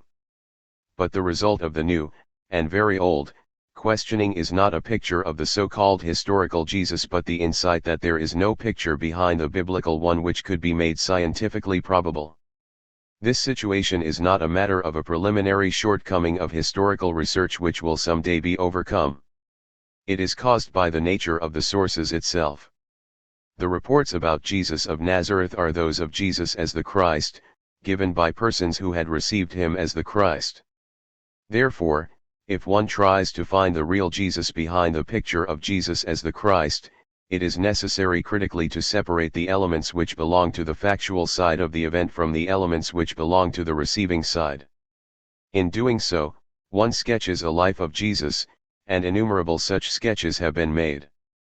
In many of them scientific honesty, loving devotion, and theological interest have worked together. In others critical detachment and even malevolent rejection are visible. But none can claim to be a probable picture which is the result of the tremendous scientific toil dedicated to this task for 210 years. At best, they are more or less probable results, able to be the basis neither of an acceptance nor of a rejection of the Christian faith. In view of this situation, there have been attempts to reduce the picture of the historical Jesus to the essentials, to elaborate a gestalt while leaving the particulars open to doubt. But this is not a way out. Historical research cannot paint an essential picture after all the particular traits have been eliminated because they are questionable. It remains dependent on the particulars. Consequently, the pictures of the historical Jesus in which the form of a life of Jesus is wisely avoided still differ from one another as much as those in which such self-restriction is not applied. The dependence of the gestalt on the valuation of the particulars is evident in an example taken from the complex of what Jesus thought about himself. In order to elaborate this point, one must know, besides many other things, whether he applied the title Son of Man to himself and, if so, in what sense. Every answer given to this question is a more or less probable hypothesis, but the character of the essential picture of the historical Jesus depends decisively on this hypothesis. Such an example clearly shows the impossibility of replacing the attempt to portray a life of Jesus by trying to paint the gestalt of Jesus. At the same time, this example shows another important point. People who are not familiar with the methodological side of historical research and are afraid of its consequences for Christian doctrine like to attack historical research generally and the research in the biblical literature especially, as being theologically prejudiced. If they are consistent, they will not deny that their own interpretation is also prejudiced or, as they would say, dependent on the truth of their faith. But they deny that the historical method has objective scientific criteria. Such an assertion, however, cannot be maintained in view of the immense historical material which has been discovered and often empirically verified by a universally used method of research. It is characteristic of this method that it tries to maintain a permanent self-criticism in order to liberate itself from any conscious or unconscious prejudice. This is never completely successful, but it is a powerful weapon and necessary for achieving historical knowledge. One of the examples often given in this context is the treatment of the New Testament miracles. The historical method approaches the 10-4 miracle stories neither with the assumption that they have happened because they are attributed to him who is called the Christ, nor with the assumption that they have not happened because such events would contradict the laws of nature.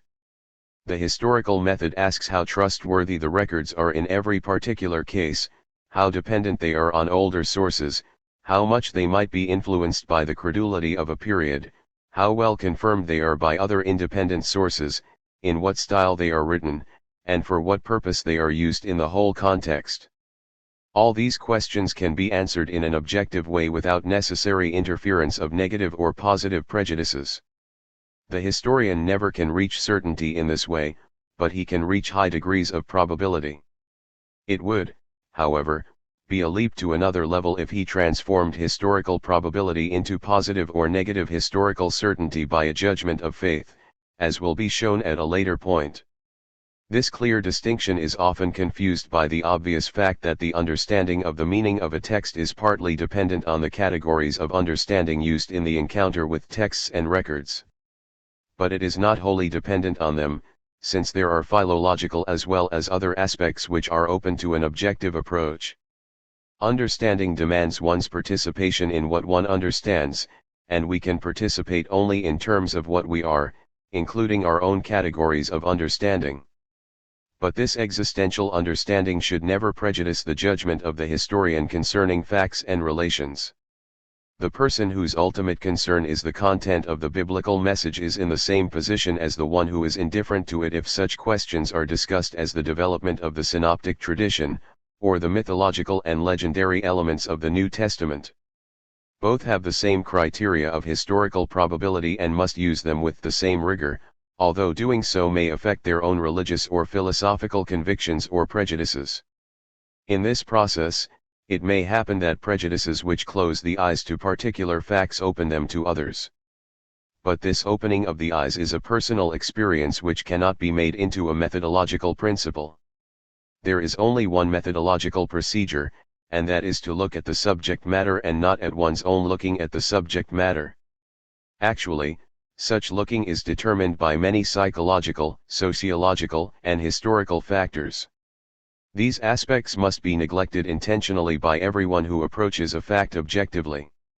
One must not formulate a judgment about the self-consciousness of Jesus from the fact that one is a Christian or an anti-Christian. It must be derived from a degree of plausibility based on records and their probable historical validity.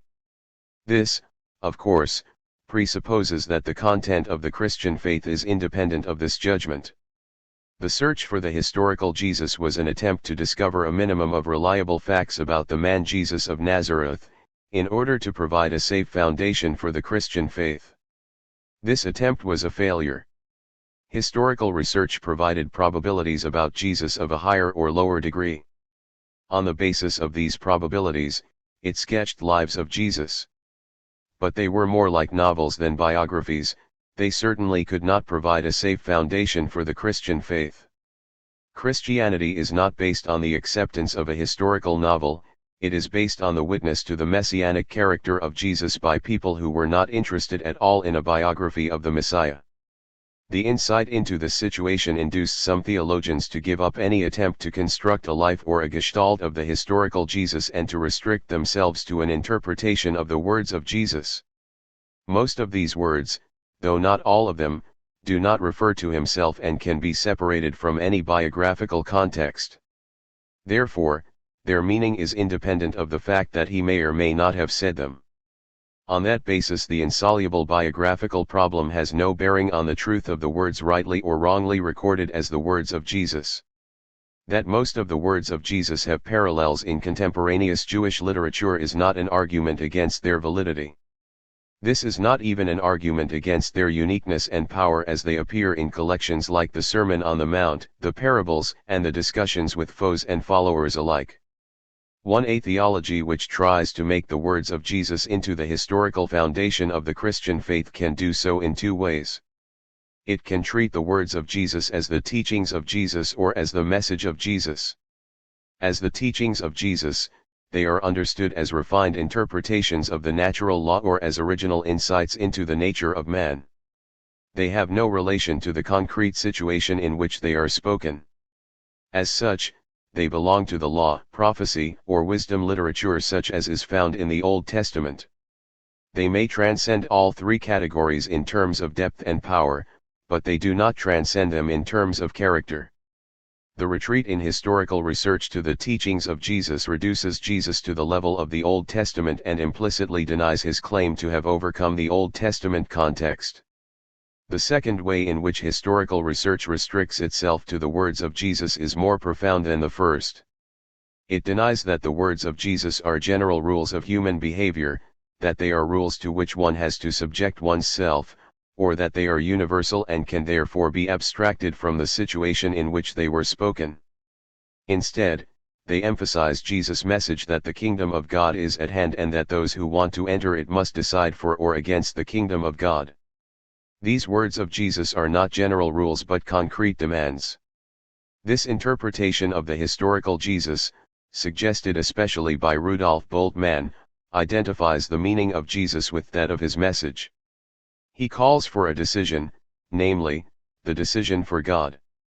And this decision includes the acceptance of the cross, by his own acceptance of the cross. The historically impossible, namely, to sketch a life or a gestalt of Jesus, is ingeniously avoided by using the immediately given, namely, his message about the kingdom of God and its conditions, and by keeping as nearly as possible to the paradox of the cross of the Christ. But even this method of restricted historical judgment cannot give a foundation to the Christian faith. It does not show how the requirement of deciding for the kingdom of God can be fulfilled. The situation of having to decide remains one of being under the law. It does not transcend the Old Testament situation, the situation of the quest for the Christ. One could call this theology existentialist liberalism in contrast to the legalist liberalism of the first. But neither method can answer the question of wherein lies the power to obey the teachings of Jesus or to make the decision for the kingdom of God.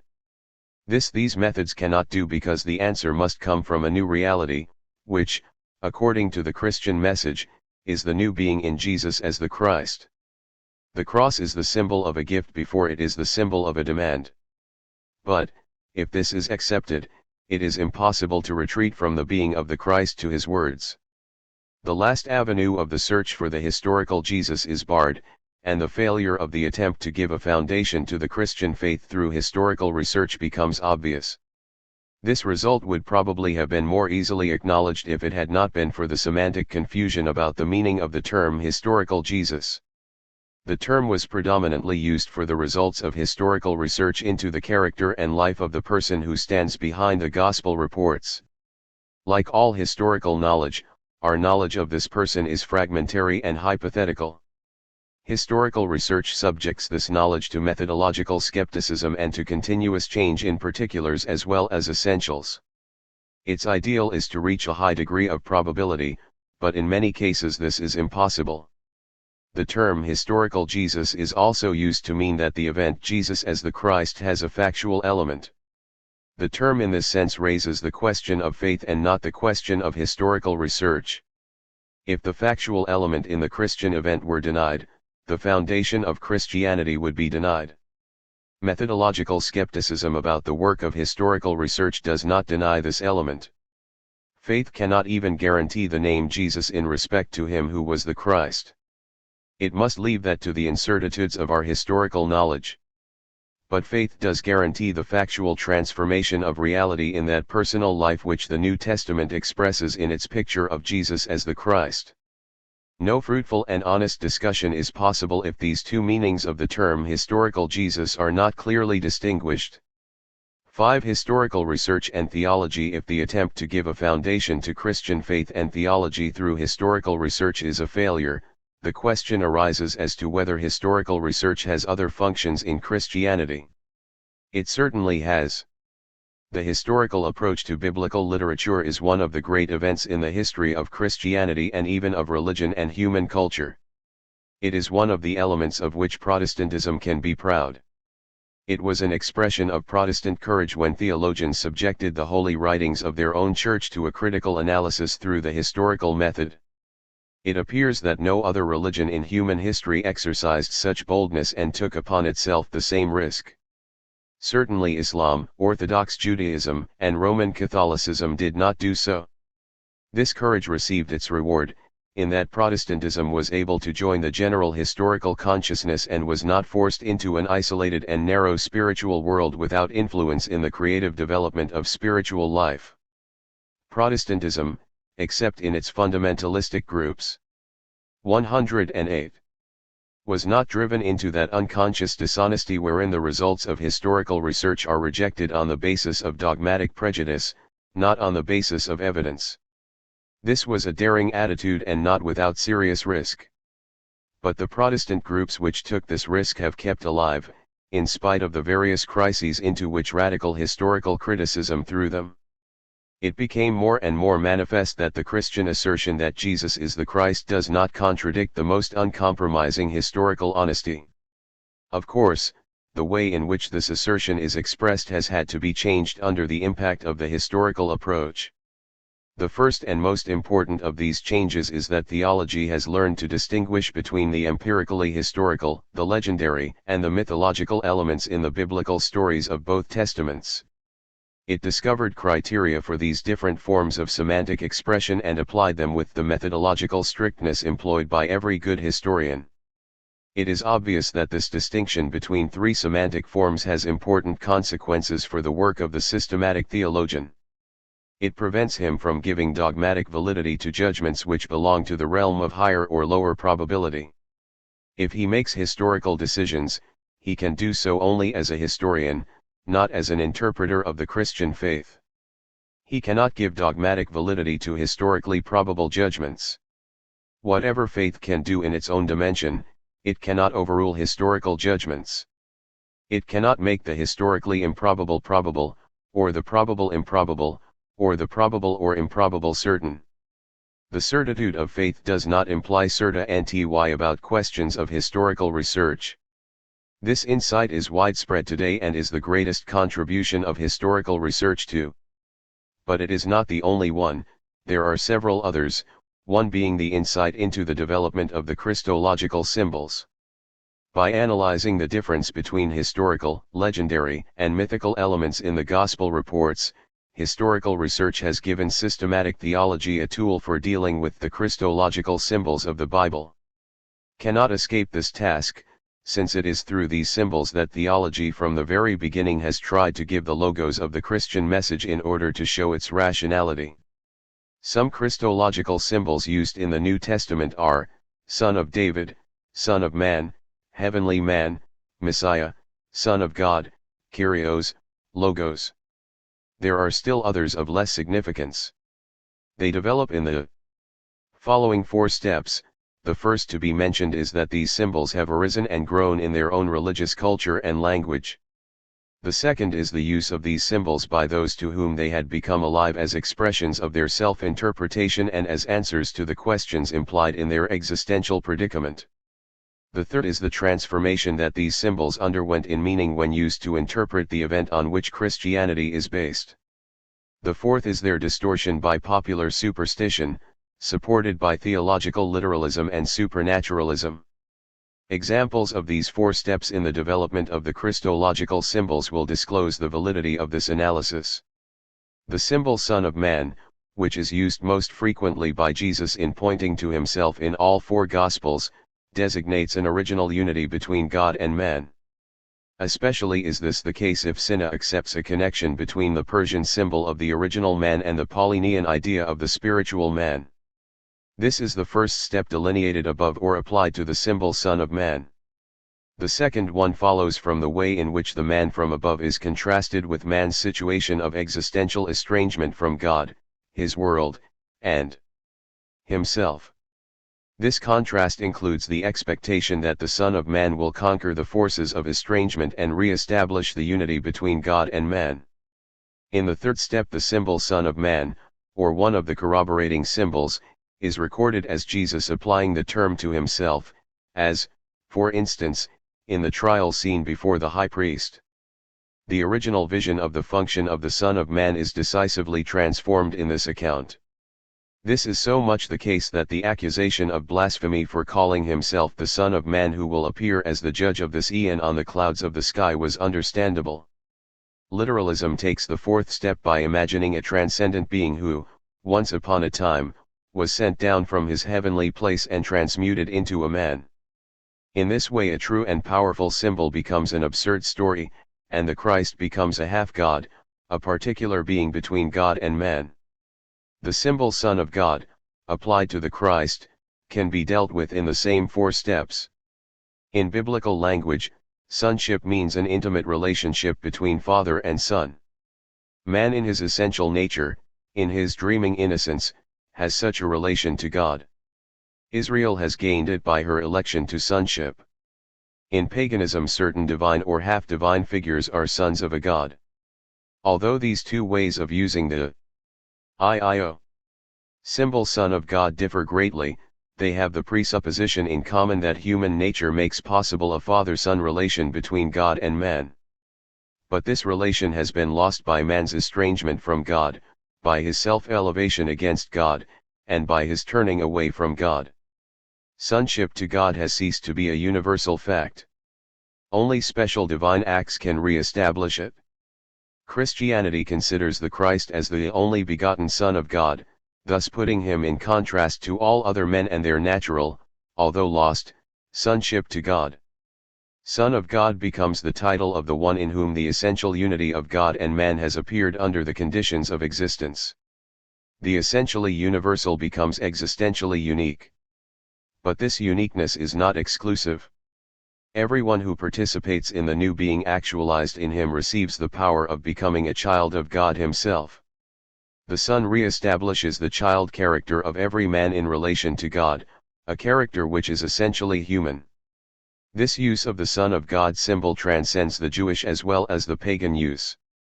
Being the Son of God means representing the essential unity between God and man under the conditions of existence and re-establishing this unity in all those who participate in his being. The symbol becomes distorted if it is taken literally and a human family situation is projected into the inner life of the divine. Literalists often ask whether one believes that Jesus was the Son of God. Those who ask this question think that they know what the term Son of God means and that the only problem is whether this known designation can be attributed to the man Jesus of Nazareth. If the question is asked in this way, it cannot be answered, because either an affirmative or a negative answer would be wrong. The only way to answer the question is to ask another one, namely, what do you mean if you use the term Son of God? If one receives a literalistic answer to this question, one must reject it as superstitious. If one receives an answer which affirms the symbolic character of the term Son of God, the meaning of the symbol can then be discussed. Much harm has been done in Christianity by a literalistic understanding of the symbol Son of God. We have already dealt with the symbol of Messiah or Christ.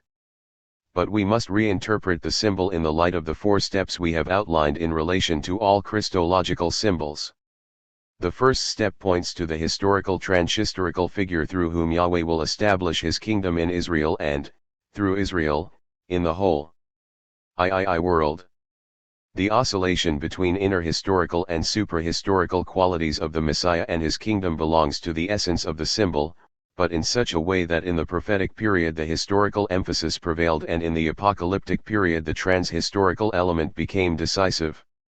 The second step is the experience of man's predicament and the predicament of his world in actual existence. The actual kingdoms are full of injustice and misery. They stand under demonic rule. This side of the messianic idea was increasingly emphasized in the later period of Judaism and found a very strong expression in the apocalyptic literature. The present eon in its totality, including individuals, society, and nature, is perverted. A new eon, a new state of things in the universe, must be asked for. It is the Messiah who will bring it with divine power. These motifs are not restricted to Judaism. They have roots in Persia and resound everywhere in the ancient world. The third step is the reception and transformation of the set of symbols by Christianity.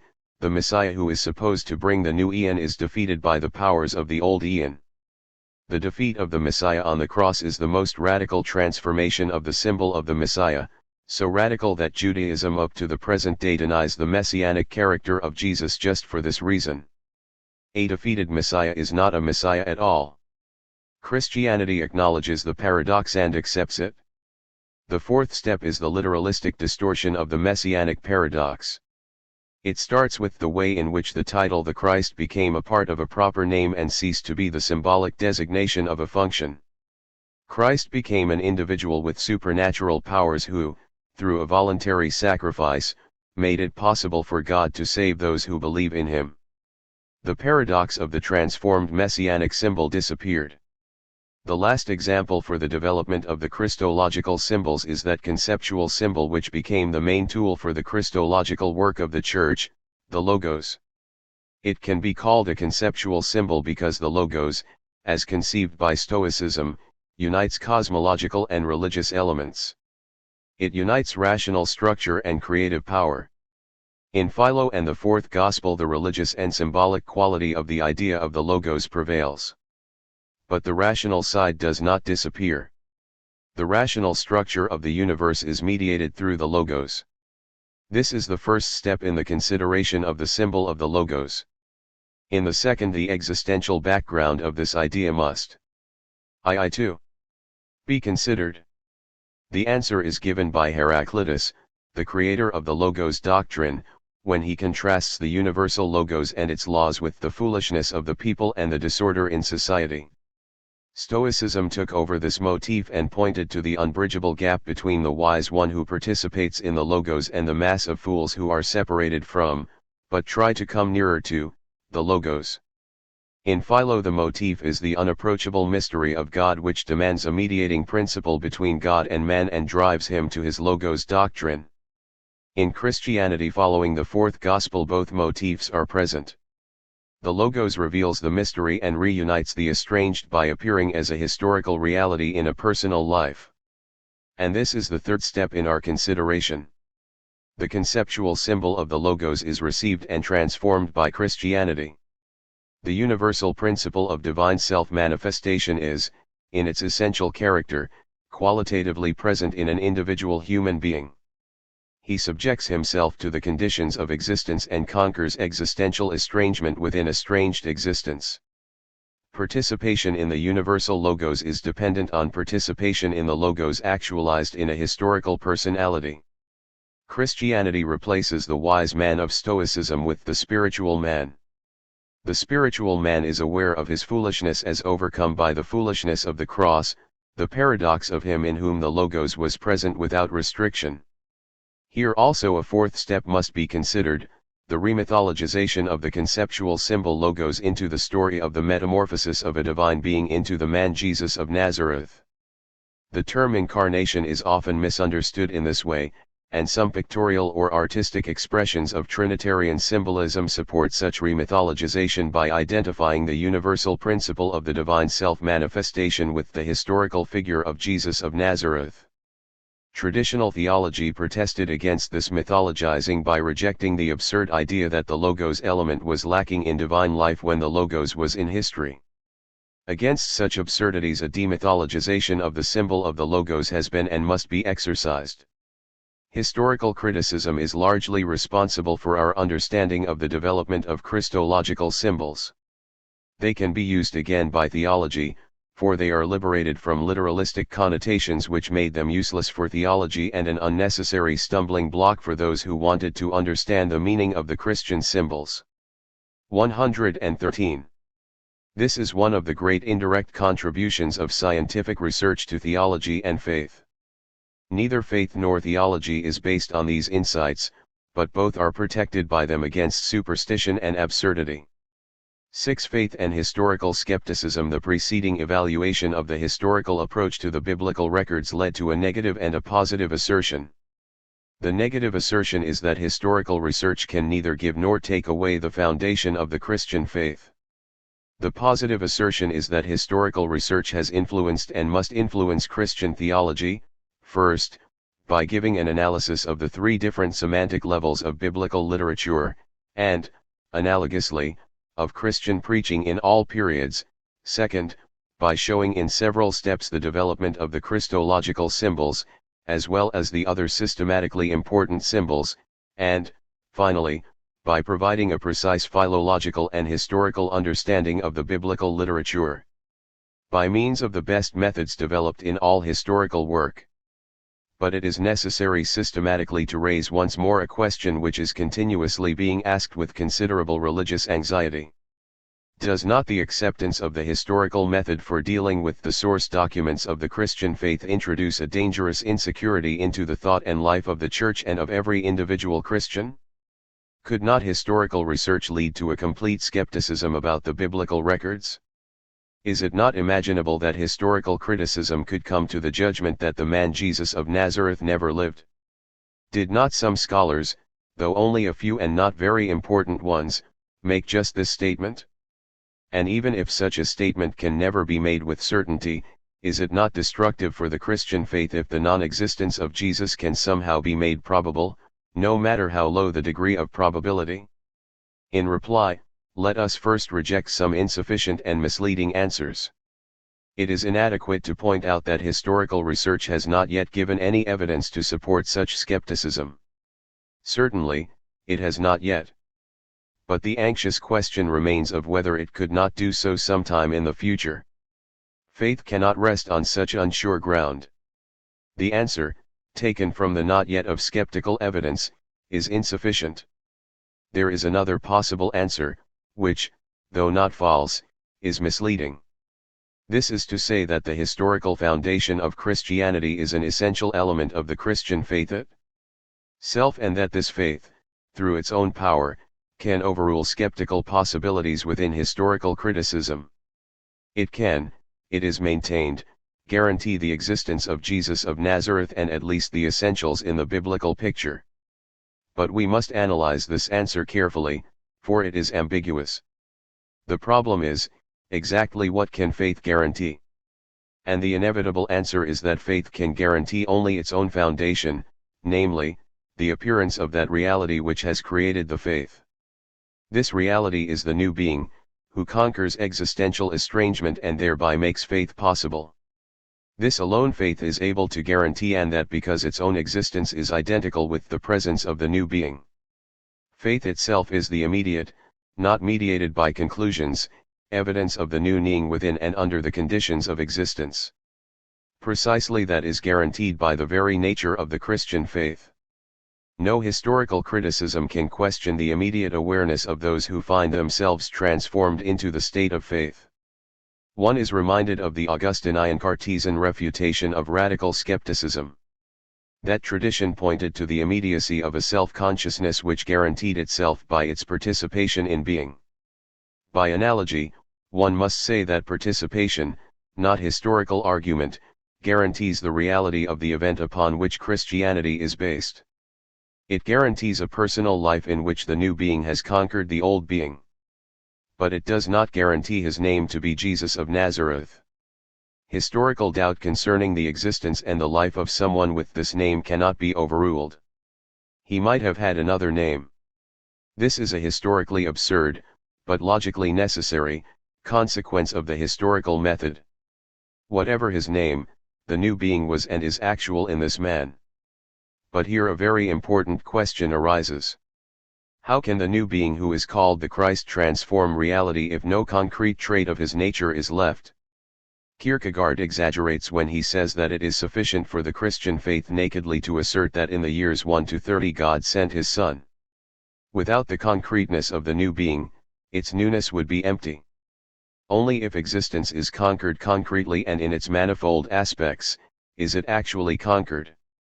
The power which has created and preserved the community of the new being is not an abstract statement about its appearance, it is the picture of him in whom it has appeared. No special trait of this picture can be verified with certainty. But it can be definitely asserted that through this picture the new being has power to transform those who are transformed by it. This implies that 115. There is an analogia imaginis, namely, an analogy between the picture and the actual personal life from which it has arisen. It was this reality, when encountered by the disciples, which created the picture. And it was, and still is, this picture which mediates the transforming power of the new being. One can compare the analogia imaginis suggested here with the analogia indis not as a method of knowing God but as a way, actually the only way, of speaking of God. In both cases it is impossible to push behind the analogy and to state directly what can be stated only indirectly, that is, symbolically in the knowledge of God and mediated through faith in the knowledge of Jesus. But this indirect, symbolic, and mediated character of our knowledge does not diminish its truth value. For in both cases what is given to us as material for our indirect knowledge is dependent on the object of our knowledge. The symbolic material through which we speak about God is an expression of the divine self-manifestation, and the mediated material which is given to us in the biblical picture of the Christ is the result of the reception of the new being and its transforming power on the part of the first witnesses. The concrete biblical material is not guaranteed by faith in respect to empirical factuality, but it is guaranteed as an adequate expression of the transforming power of the new being in Jesus as the Christ. Only in this sense does faith guarantee the biblical picture of Jesus. And it can be shown that, in all periods of the history of the Church, it was this picture which created both the Church and the Christian, and not a hypothetical description of what may lie behind the biblical picture. But the picture has this creative power, because the power of the new being is expressed in and through it. This consideration leads to the distinction between an imaginary picture and a real picture. A picture imagined by the same contemporaries of Jesus would have expressed their untransformed existence and their quest for a new being. But it would not have been the new being itself. That is tested by its transforming power. The word picture may lead to another analogy. Those who try to push behind the biblical picture to discover the historical Jesus with the help of the critical method try to provide a photograph, corroborated by a phonograph and, if possible, a psychograph. A good photograph is not without subjective elements, and no one would deny that every empirical description of a historical figure has such elements. The opposite attitude would be to interpret the New Testament picture as 2:6. The painted projection of the experiences and ideals of the most religiously profound minds in the period of the Emperor Augustus. The idealistic style of art is analogous to this attitude. The third way is that of an expressionist portrait, expressionist used in the sense of the predominant artistic style in most periods of history rediscovered in our period.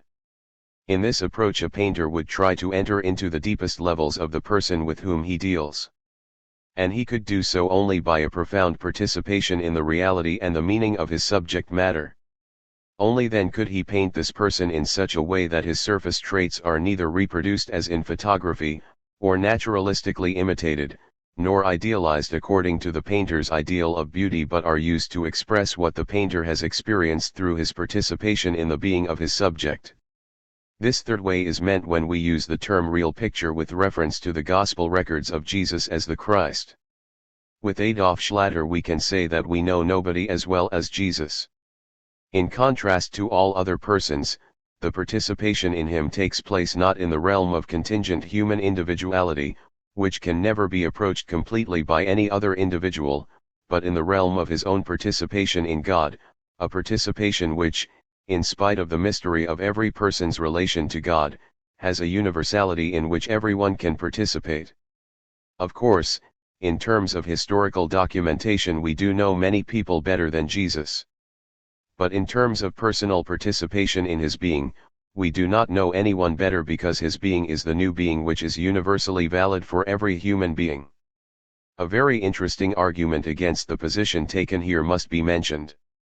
It is based on the common assumption that faith, by its very nature, includes an element of risk, and on the question asked by this argument, why not take the risk of historical uncertainty as well?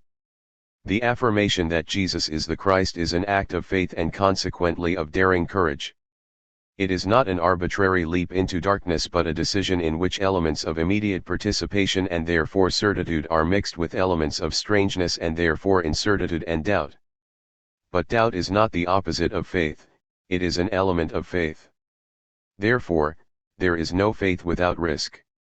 The risk of faith is that it could affirm a wrong symbol of ultimate concern, a symbol which does not really express ultimacy, as, example, Dionysus or one's nation. But this risk lies in quite a different dimension from the risk of 117. Accepting uncertain historical facts. It is wrong, therefore, to consider the risk concerning uncertain historical facts as part of the risk of faith. The risk of faith is existential, it concerns the totality of our being, while the risk of historical judgments is theoretical and open to permanent scientific correction. Here are two different dimensions which should never be confused. A wrong faith can destroy the meaning of one's life, a wrong historical judgment cannot. It is misleading, therefore, to use the word risk for both dimensions in the same sense. 7. The biblical witness to Jesus as the Christ. In all respects, the New Testament is the document wherein there appears the picture of Jesus as the Christ in its original and basic form. All other documents, from the Apostolic Fathers to the writings of the present-day theologians, are dependent upon this original document. In itself, the New Testament is an integral part of the event which it documents. The New Testament represents the receptive side of that event and provides, as such, a witness to its factual side. If this is true, one can say that the New Testament as a whole is the basic document of the event upon which the Christian faith rests. In this respect, the several parts of the New Testament agree. In other respects there is much difference. All New Testament books are united, however, in the assertion that Jesus is the Christ. It was the desire of so-called liberal theology to go behind the biblical records of Jesus as the Christ. In such an attempt, the first three Gospels emerge as by far the most important part of the New Testament, and this is what they became in the estimation of many modern theologians. But the moment when one realizes that the Christian faith cannot be built on such a foundation, the fourth Gospel and the Epistles become equally important with the Synoptics. One then sees that there is no conflict between them in their one decisive point of pronouncing Jesus as the Christ. The difference between the Synoptic Gospels and the other literature of the New Testament, including the fourth Gospel, is that the former give the picture on which the assertion that Jesus is the Christ is based, while the latter give the elaboration of this assertion and its implications for Christian thought and life. This distinction is not exclusive, for it is a difference in emphasis, not in substance. Harnack was wrong, therefore, when he contrasted the message given by Jesus with the message about Jesus. There is no substantial difference. Lib between the Mesra.age given by the Synoptic Jesus and the message about Jesus given in Paul's epistles. This statement is independent of the attempts of liberal theology to deprive the first three Gospels of all Pauline elements. Historical criticism can do that with a certain degree of probability. But the more successfully this is done, the less remains of the synoptic picture of Jesus as the Christ. This picture and Paul's message of the Christ do not contradict each other. The New Testament witness is unanimous in its witness to Jesus as the Christ. This witness is the foundation of the Christian Church. B. The new being in Jesus as the Christ. 1. The new being and the new eon. According to eschatological symbolism, the Christ is the one who brings the new eon. When Peter called Jesus the Christ, he expected the coming of a new state of things through him. This expectation is implicit in the title Christ. But it was not fulfilled in accordance with the expectations of the disciples. The state of things, of nature as well as of history, remained unchanged, and he who was supposed to bring the new eon was destroyed by the powers of the old eon. This meant that the disciples either had to accept the breakdown of their hope or radically transform its content. They were able to choose the second way by identifying the new being with the being of Jesus, the sacrificed. In the synoptic records, Jesus himself reconciled the messianic claim with the acceptance of a violent death. The same records show that the disciples resisted this combination. Only the experiences which are described as Easter and Pentecost created their faith in the paradoxical character of the messianic claim. It was Paul who gave the theological frame in which the paradox could be understood and justified. One approach to the solution of the problem was to state the distinction between the first and the second coming of the Christ. The new state of things will be created with the second coming, the return of the Christ in glory. In the period between the first and the second coming, the new being is present in him. He is the kingdom of God. In him the eschatological expectation is fulfilled in principle. Those who participate in him participate in the new being, though under the condition of man's existential predicament and, therefore, only fragmentarily and by anticipation. New being is essential being under the conditions of existence, Con. 119. Carrying the gap between essence and existence. For the same idea Paul uses the term new creature, calling those who are in Christ new creatures. In is the preposition of participation. He who participates in the newness of being which is in Christ has become a new creature. It is a creative act by which this happens. Inasmuch as Jesus as the Christ is a creation of the divine Spirit, according to synoptic theology, so is he who participates in the Christ made into a new creature by the Spirit. The estrangement of his existential from his essential being is conquered in principle, i.e., in power, and as a beginning. The term new being, as used here, points directly to the cleavage between essential and existential being and is the restorative principle of the whole of this theological system. The new being is new insofar as it is the undistort manifestation of essential being within and under the conditions of existence. It is new in two respects: it is new in contrast to the merely potential character of essential being, and it is new over against the estranged character of existential being. It is actual, conquering the estrangement of actual existence. There are other ways of expressing the same idea. The new being is new insofar as it is the conquest of the situation under the law which is the old situation. The law is man's essential being standing against his existence, commanding and judging it. Insofar as his essential being is taken into his existence and actualized in it, the law has ceased to be law for him.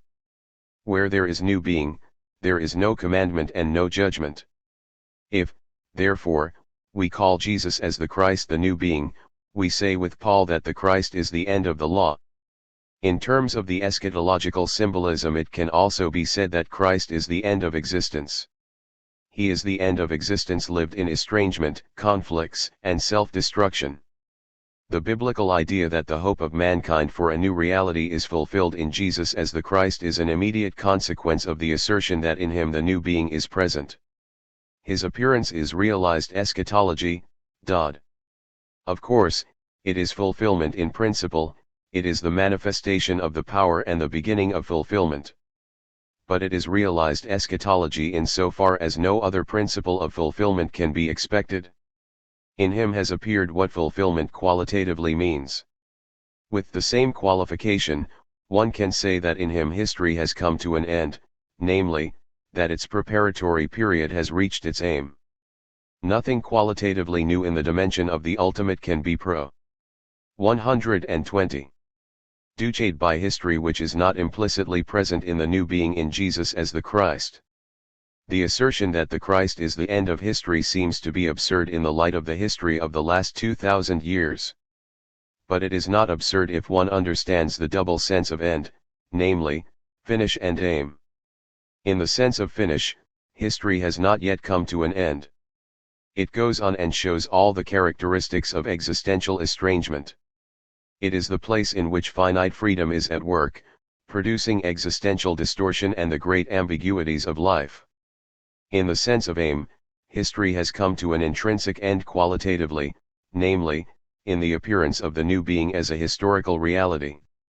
But, quantitatively considered, The actualization of the new being within history is drawn into the distortions and ambiguities of man's historical predicament. This oscillation between already and not yet is the experience which is symbolized in the tension between the first and second comings of the Christ. It belongs inseparably to the Christian existence. To the new being appearing in a personal life, the new being has appeared in a personal life, and for humanity it could not have appeared in any other way, for the potentialities of being are completely actual in personal life alone. Only a person, within our experience, is a fully developed self, confronting a world to which it belongs at the same time. Only in a person are the polarities of being complete. Only a person is completely individualized, and for just this reason he is able to participate without limits in his world. Only a person has an unlimited power of self-transcendence, and for just this reason he has the complete structure, the structure of rationality. Only a person has freedom, including all its characteristics, and for just this reason he alone has destiny. Only the person is finite freedom, which gives him the power of contradicting himself and returning to himself. Of no other being can all this be said. And only in such a being can the new being appear. Only where existence is most radically existence in him who is finite freedom can existence be conquered. But what happens to man happens implicitly to all realms of life, for in man all levels of being are present. He belongs to physical, biological, and psychological realms and is subject to their manifold degrees and the various relations between them. For this reason the philosophers of the Renaissance called man the microcosmos. He is a uni. 121. Verse in himself. What happens in him happens, therefore, by mutual universal participation. This, of course, is said in qualitative, not quantitative terms. Quantitatively speaking, the universe is largely indifferent to what happens in man. Qualitatively speaking, nothing happens in man that does not have a bearing on the elements which constitute the universe. This gives cosmic significance to the person and confirms the insight that only in a personal life can the new being manifest itself. 3. The expressions of the new being in Jesus as the Christ. Jesus as the Christ is the bearer of the new being in the totality of his being, not in any special expressions of it. It is his being that makes him the Christ because his being has the quality of the new being beyond the split of essential and existential being. From this it follows that neither his words, deeds, or sufferings nor what is called his inner life make him the Christ. They are all expressions of the new being, which is the quality of his being, and this, his being, precedes and transcends all its expressions. This assertion can serve as a critical tool against several inadequate ways of describing his character as the Christ. The first expression of the being of Jesus as the Christ is his words. The word is the bearer of spiritual life. The importance of the spoken word for the religion of the New Testament cannot be overestimated. The words of Jesus, to cite but two examples of many, are called words of eternal life, and discipleship is made dependent upon holding to his words. And he himself is called the Word. It is just this last instance that shows it is not his words which make him the Christ but his being. This is metaphorically called the Word because it is the final self-manifestation of God to humanity. His being, which is called the Word, expresses itself also in his words. But, as the Word, he is more than all the words he has spoken. This assertion is the basic criticism of a theology which separates the words of Jesus from his being and makes him into a teacher, preacher, or prophet.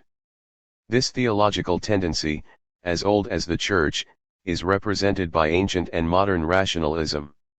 It came to the foreground in the so-called liberal theology of the 19th century. But its theological significance is surpassed by its influence on the popular mind.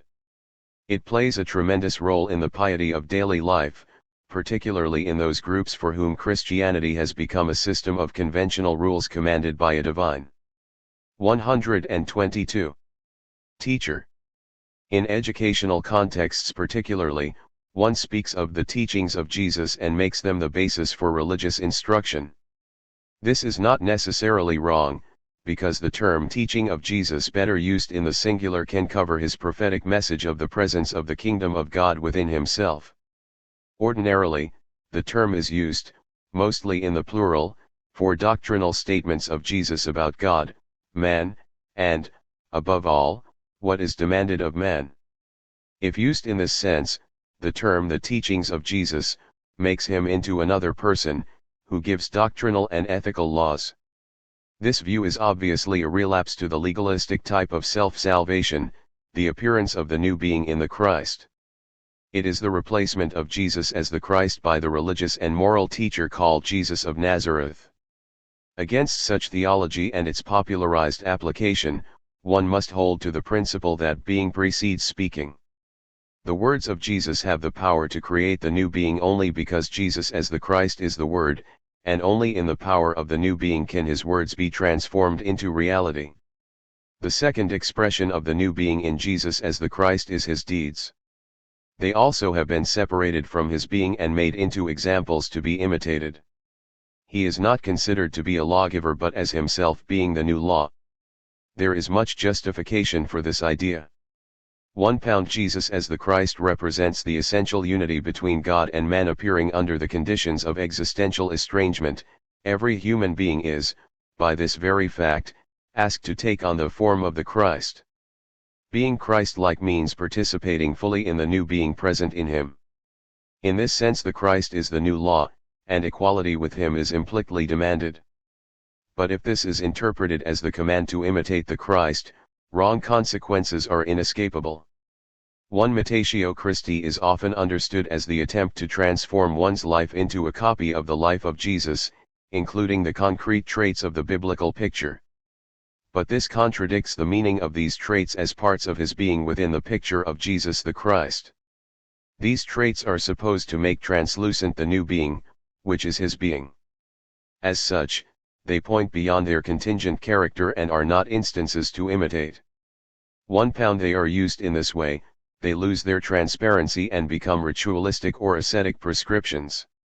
1 The word imitation is used at all in this context, it should indicate that we, in our concreteness, are asked to participate in the new being and to be transformed. 12:3 By it, not beyond, but within, the contingencies of our life. Not his actions but the being out of which his actions come makes him the Christ. If he is understood as the new law and the object of imitation, it is almost unavoidable that the new law will take on the character of copying or of imitation. Protestantism, therefore, rightly hesitated to use these terms after their patent abuse in Roman Catholicism. And Protestantism should resist pietistic and revivalist attempts to reintroduce those elements which separate the actions of the Christ from his being. The third expression of the new being in Jesus as the Christ is his suffering. It includes his violent death and is a consequence of the inescapable conflict between the forces of existential estrangement and the bearer of that by which existence is conquered. Only by taking suffering and death upon himself could Jesus be the Christ, because only in this way could he participate completely in existence and conquer every force of estrangement which tried to dissolve his unity with God. The significance of the cross in the New Testament picture of Jesus as the Christ induced Orthodox theologians to separate both suffering and death from his being and to make these his decisive function as the Christ within the frame of a sacrificial theory. This is partially justifiable, for, without the continuous sacrifice of himself as a particular individual under the conditions of existence to himself as the bearer of the new being, he could not have been the Christ. He proves and confirms his character as the Christ in the sacrifice of himself as Jesus to himself as the Christ. But it is not justifiable to separate this sacrificial function from his being, of which it is actually an expression. It has, however, been done in theories of atonement, such as that of Anselm of Canterbury. The sacrificial death of the Christ is, for him, the opus supererogatorium which makes it possible for God to overcome the conflict between his love and his wrath. This is not the place to deal with the Anselmian theory of atonement as such, but we must deal with the consequences which that theory has for the interpretation of Christ. His divine nature is always presupposed, and in this sense his character as the bearer of the new being is affirmed, in terms of the Christological dogma. But his being is treated only as a presupposition of his death and of its effect on God and man. It is not treated as the significant factor, as that which makes him the Christ and as that of which the necessary consequences are suffering and death. The suffering on the cross is not something additional which 124 can be separated from the appearance of the eternal God-manhood under the conditions of existence. It is an inescapable implication of this appearance. Like his words and his deeds, the suffering of Jesus as the Christ is an expression of the new being in him. It is an astonishing abstraction when Anselm states that Jesus owed God active obedience but not suffering and death, as if the unity between God and the Christ could have been maintained under the conditions of existential estrangement without the continuous acceptance of his suffering and having to die. With these considerations in mind, we must evaluate the rationalistic separation of the words of Jesus from his being, the pietistic separation of his deeds from his being, and the orthodox separation of the suffering of Jesus from his being. We must understand his being as the new being and its expressions as manifestations of him as the Christ. An attempt to think along this line was made by theologians such as W. Hermann, who tried to penetrate into the inner life of Jesus, into his relation to God, man, and himself. It has been done in connection with the search for the historical Jesus. It is certainly justifiable to say that if the new being is actualized in a personal life, it is actual in those movements which cannot be externalized, even though they influence all expressions of the person. The only way of approaching the inner life of a person is through conclusions drawn from these expressions. Such conclusions are always questionable, and especially so in the case of Jesus. This is so not only because of the character of our records but also because the uniqueness of his being makes conclusions from analogy extremely doubtful. Significantly, the biblical reports about Jesus do not psychologize. More correctly, one could say that they ontologize. They speak about the divine spirit in him or about his unity with the Father. They speak about his resistance to demonic temptations, about his patient, yet critical, love toward disciples and sinners. They speak of his experience of loneliness and of meaninglessness and of his anxiety about the violent death which threatened him. But all this is neither psychology nor the description of a character structure. Nor is it an attempt to penetrate into the inner life of Jesus. Our records do not give a psychological description of his development, piety, or inner conflicts. They show only the presence of the new being in him under the conditions of existence. Of course, everything that happens in a person happens in and through his psychological 12.5 structure. But, by recording his anxiety about having to die, the New Testament writers show his total participation in human finitude. Not only do they show the expression of a special form of anxiety, but they also show his conquest of anxiety. And, without that conquest, he could not have been the Messiah. In all cases it is an occasion of the encounter of the new being with the forces of estrangement, not some specific psychological behavior which is involved. The attempt, then, to penetrate into the inner life of Jesus in order to describe his messianic qualities must be considered a failure, although it is an attempt to deal directly with the new being in Jesus as the Christ. At this point it may be recalled that the term being, when applied to God as an initial statement about him, was interpreted as the power of being or, negatively expressed, as the power to resist non-being. In an analogous way the term new being, when applied to Jesus as the Christ, points to the power in him which conquers existential estrangement or, negatively expressed, to the power of resisting the forces of estrangement. To experience the new being in Jesus as the Christ means to experience the power in him which has conquered existential estrangement in himself and in everyone who participates in him. Being, if used for God or divine manifestations, is the power of being or, negatively expressed, the power of conquering non-being. The word being points to the fact that this power is not a matter of someone's goodwill but that it is a gift which precedes or determines the character of every act of the will. In this sense, one can say that the concept of the new being re-establishes the meaning of grace. While realism was in danger of misinterpreting grace in a magical form, nominalism was in danger of completely losing the concept of grace. Without an understanding of being and the power of being, it is impossible to speak meaningfully of grace.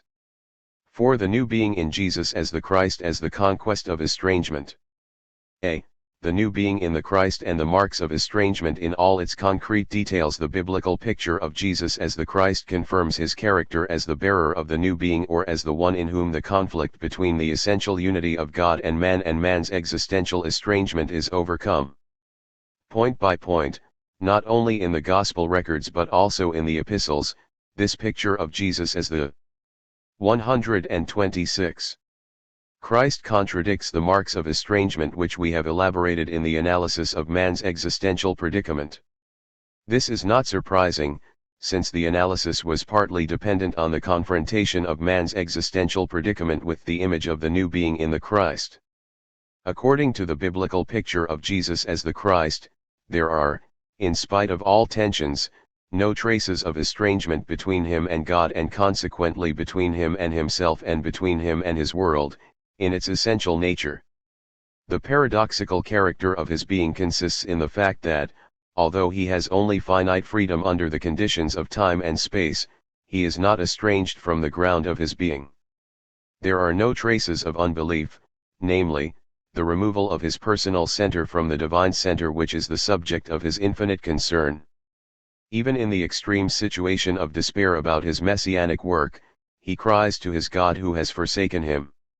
In the same way, the biblical picture shows no trace of hubris or self-elevation in spite of his awareness of his messianic vocation. In the critical moment in which Peter first calls him the Christ, he combines the acceptance of this title with the acceptance of his violent death, including the warning to his disciples not to make his messianic function public. This is equally emphasized in Paul's Christological hymn, Philippians, chapter 2, where he combines the divine form of the transcendent Christ with the acceptance of the form of a servant. The fourth gospel provides the theological foundation for this in the passage ascribed to Jesus. He who believes in me does not believe in me, but in him who has sent me. Nor is there any trace of concupiscence in the picture. This point is stressed in the story of the temptation in the desert. Here the desires for food, acknowledgement, and unlimited power are used by Satan as the possible weak spots in the Christ. As the Messiah, he could fulfill these desires. But then he would have been demonic and would have ceased to be the Christ. The conquest of estrangement by the new being in Jesus as the Christ should not be described in the term the sinlessness of Jesus. This is a negative term and is used in the New Testament merely to show his victory over the messianic temptation. Letter to the Hebrews, to set forth the dignity of him who is the Christ in refusing to sacrifice himself by subjection to the destructive consequences of estrangement. There is, in fact, no enumeration of special sins which he did not commit, nor is there a day-by-day description of the ambiguities of life in 12:7, which he proved to be unambiguously good. He rejects the term good as applicable to himself in isolation from God and puts the problem in the right place, namely, the uniqueness of his relation to God. His goodness is goodness only insofar as he participates in the goodness of God. Jesus, like every man, is finite freedom. Without that, he would not be equal with mankind and could not be the Christ. God alone is above freedom and destiny. In him alone the tensions of this and all other polarities are eternally conquered, in Jesus they are actual. The term sinlessness is a rationalization of the biblical picture of him who has conquered the forces of existential estrangement within existence. As early as in the New Testament, such rationalizations appear in several places, as, for example, in some miracle stories, the story of the empty tomb, the virgin birth, the bodily ascendance, etc. Whether it appears in stories or concepts, their character is always the same.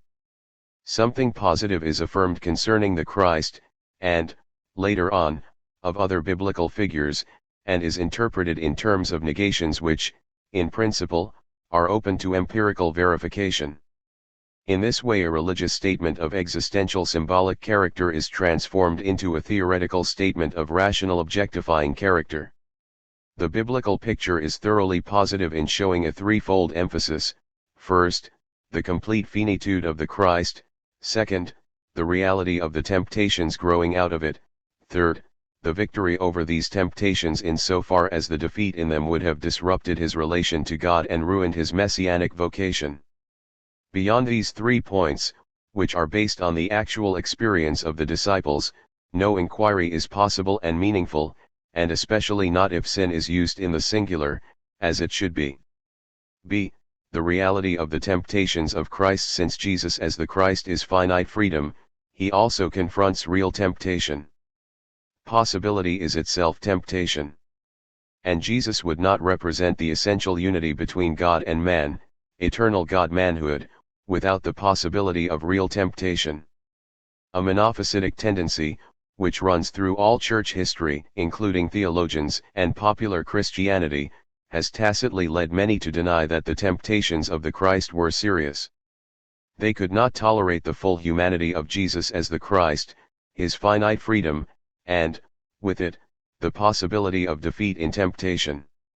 Unintentionally, they deprived Jesus of his real finitude and attributed a divine transcendence to him above freedom and destiny.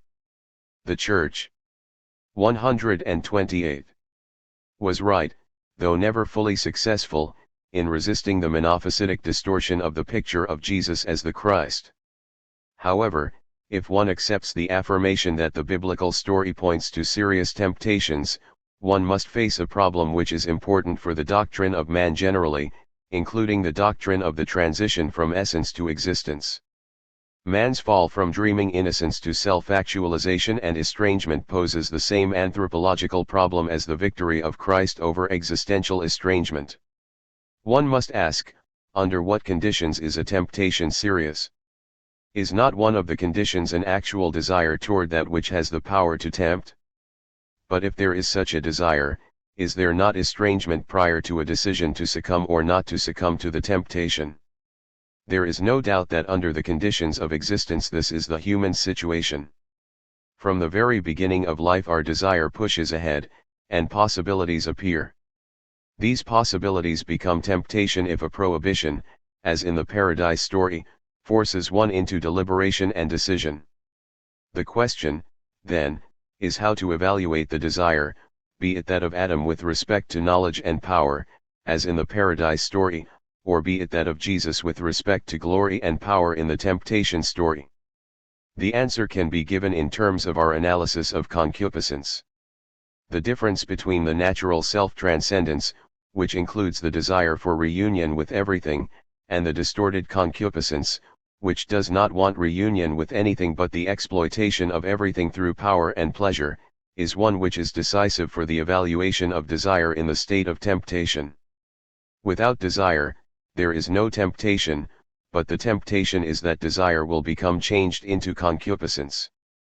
The prohibition lays down the conditions which would prevent the transition from desire to concupiscence. In the Paradise story these conditions are not given. It is not indicated that the desire for knowledge and power is justified if it does not become concupiscence. One can only derive an indication from his relation to the fruits of life to which Adam first is admitted and then excluded: he shall not have eternity without God. In the same way, one may draw the analogy that he shall not have knowledge without God. The desire in itself is not bad, the fruit is good to eat, but the conditions of its lawful fulfillment are not kept, and so the act of eating becomes an act of concupiscence. In the story of Jesus' temptations, the conditions of a lawful fulfillment of his desires are at least indicated. They are given. 12:9. In the Old Testament quotations with which Jesus rejects Satan. And we find exactly the condition which appears in the Paradise story: it is wrong to have the objects of justified desires without God. Jesus could have had them, but it would have meant surrendering his messianic quality. The distinction between desire and concupiscence is the first step toward the solution of the problem raised by the seriousness of the temptations of Christ. The second step must deal with the question of how desire is possible at all in the state of an unbroken unity with God. The word desire is the expression of unfulfillment. but religious literature is replete with descriptions of persons who are in unity with God and find complete fulfillment. If, however, man in essential unity with God, Adam, and man in actual unity with God under the conditions of existence, the Christ, are tempted on the basis of their desire for finite fulfillment, then desire and unity with God cannot contradict each other. This would include the statement that eros and agape cannot contradict each other. Positively expressed, this means that life in unity with God, like all life, is determined by the polarity of dynamics and form and, as such, is never without the risk implied in the tensions between dynamics and form. The unity with God is not the negation of the desire for reunion of the finite with the finite. But where there is unity with God, there the finite is not desired alongside this unity but within it. The temptation which is rooted in desire is that the finite is desired alongside God or that desire becomes concupiscence. This is the rationale which makes the object of desire a serious temptation even in Christ. Yet we must take a third step in order to answer the questions arising from the reality of the temptations of Jesus. The suspicion of considerations like the preceding stem from the fear that they make the rejection of the temptations of Jesus a matter of contingency. If this were the case, the salvation of mankind would be dependent on the contingent decision of an individual man. But such an argument does not take into consideration the polar unity of freedom and destiny. The universality of existential estrangement and the uniqueness of the victory over estrangement are both matters of freedom as well as of destiny. The decision of the Christ against succumbing to the temptations is an act of his finite freedom and, as such, analogous to a decision by anyone who is finite freedom, i.e., by any man. As a free decision, it is 13 degrees an act of his total personality and of the center of his own self. At the same time it is, as in anyone who is finite freedom, a consequence of his destiny. His freedom was embedded in his destiny. Freedom without destiny is mere contingency, and destiny without freedom is mere necessity. But human freedom and, consequently, the freedom of Jesus as the Christ are united with destiny and therefore are neither contingency nor necessity. The element of destiny in the picture of the Christ is taken very seriously in the New Testament. His heredity and bodily existence are matters of speculation and research into the Synoptic Gospels. He is not isolated, he is the central link in the chain of divine revelations. The importance of his mother is not diminished by the fact that she does not understand him. Many factors which help determine the destiny of a man are mentioned in the biblical records. What happens to him is always a consequence of his destiny as well as an act of his freedom. In the many references of the New Testament to the prophecies of the Old Testament, the element of destiny is clearly expressed. The appearance of Jesus as the Christ and his resistance to the attempts to deprive him of his Christ character are both acts of decision by himself and results of a divine destiny. Beyond this unity we cannot go, either in the case of Jesus or in the case of man universally. This insight answers the anxious question of whether the salvation of mankind is due to the contingent decision of an individual man, freedom in the sense of indeterminism, in the negative. The decisions of Jesus in which he resisted real temptation, like every human decision, stand under the directing creativity of God, providence.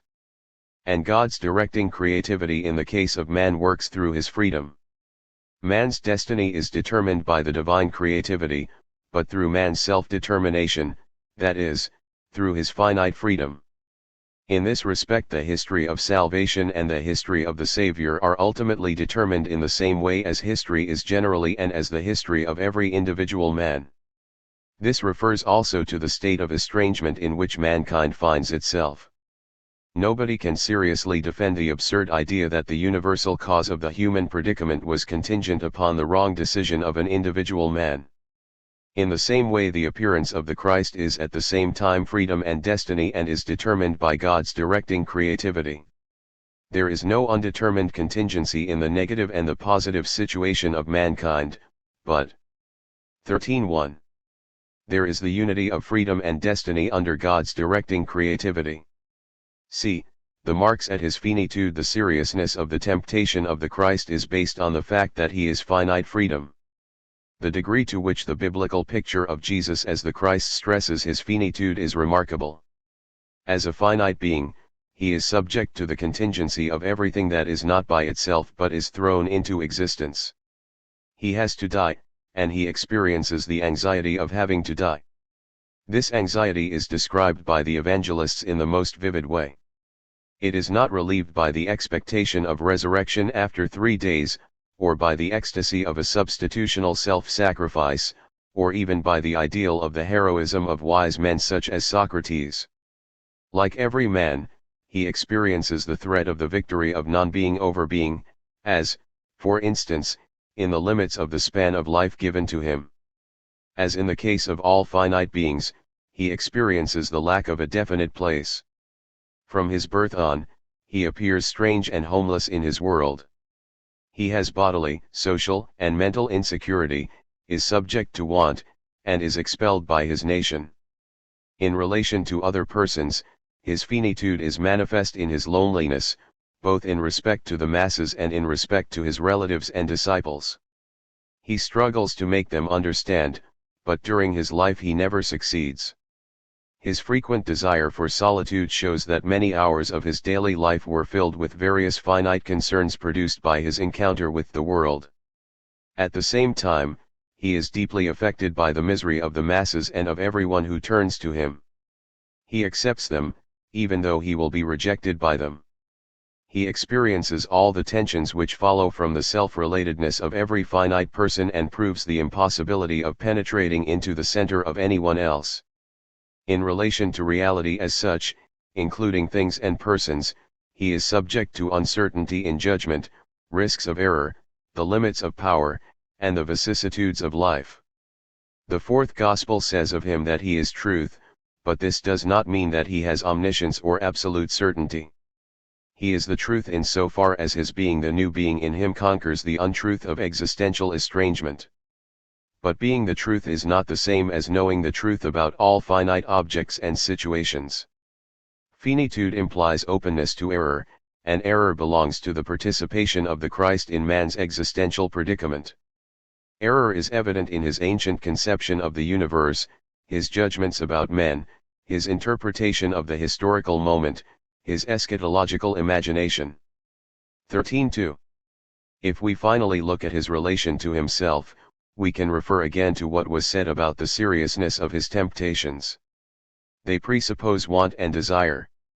We can also refer to his doubt about his own work, as in his hesitation to accept the messianic title, and, above all, his feeling of having been left alone by God without God's expected interference on the cross.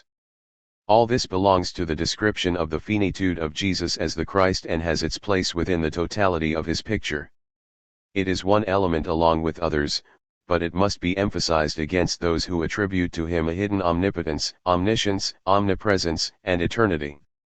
The latter take away the seriousness of his finitude and with it the reality of his participation in existence. d.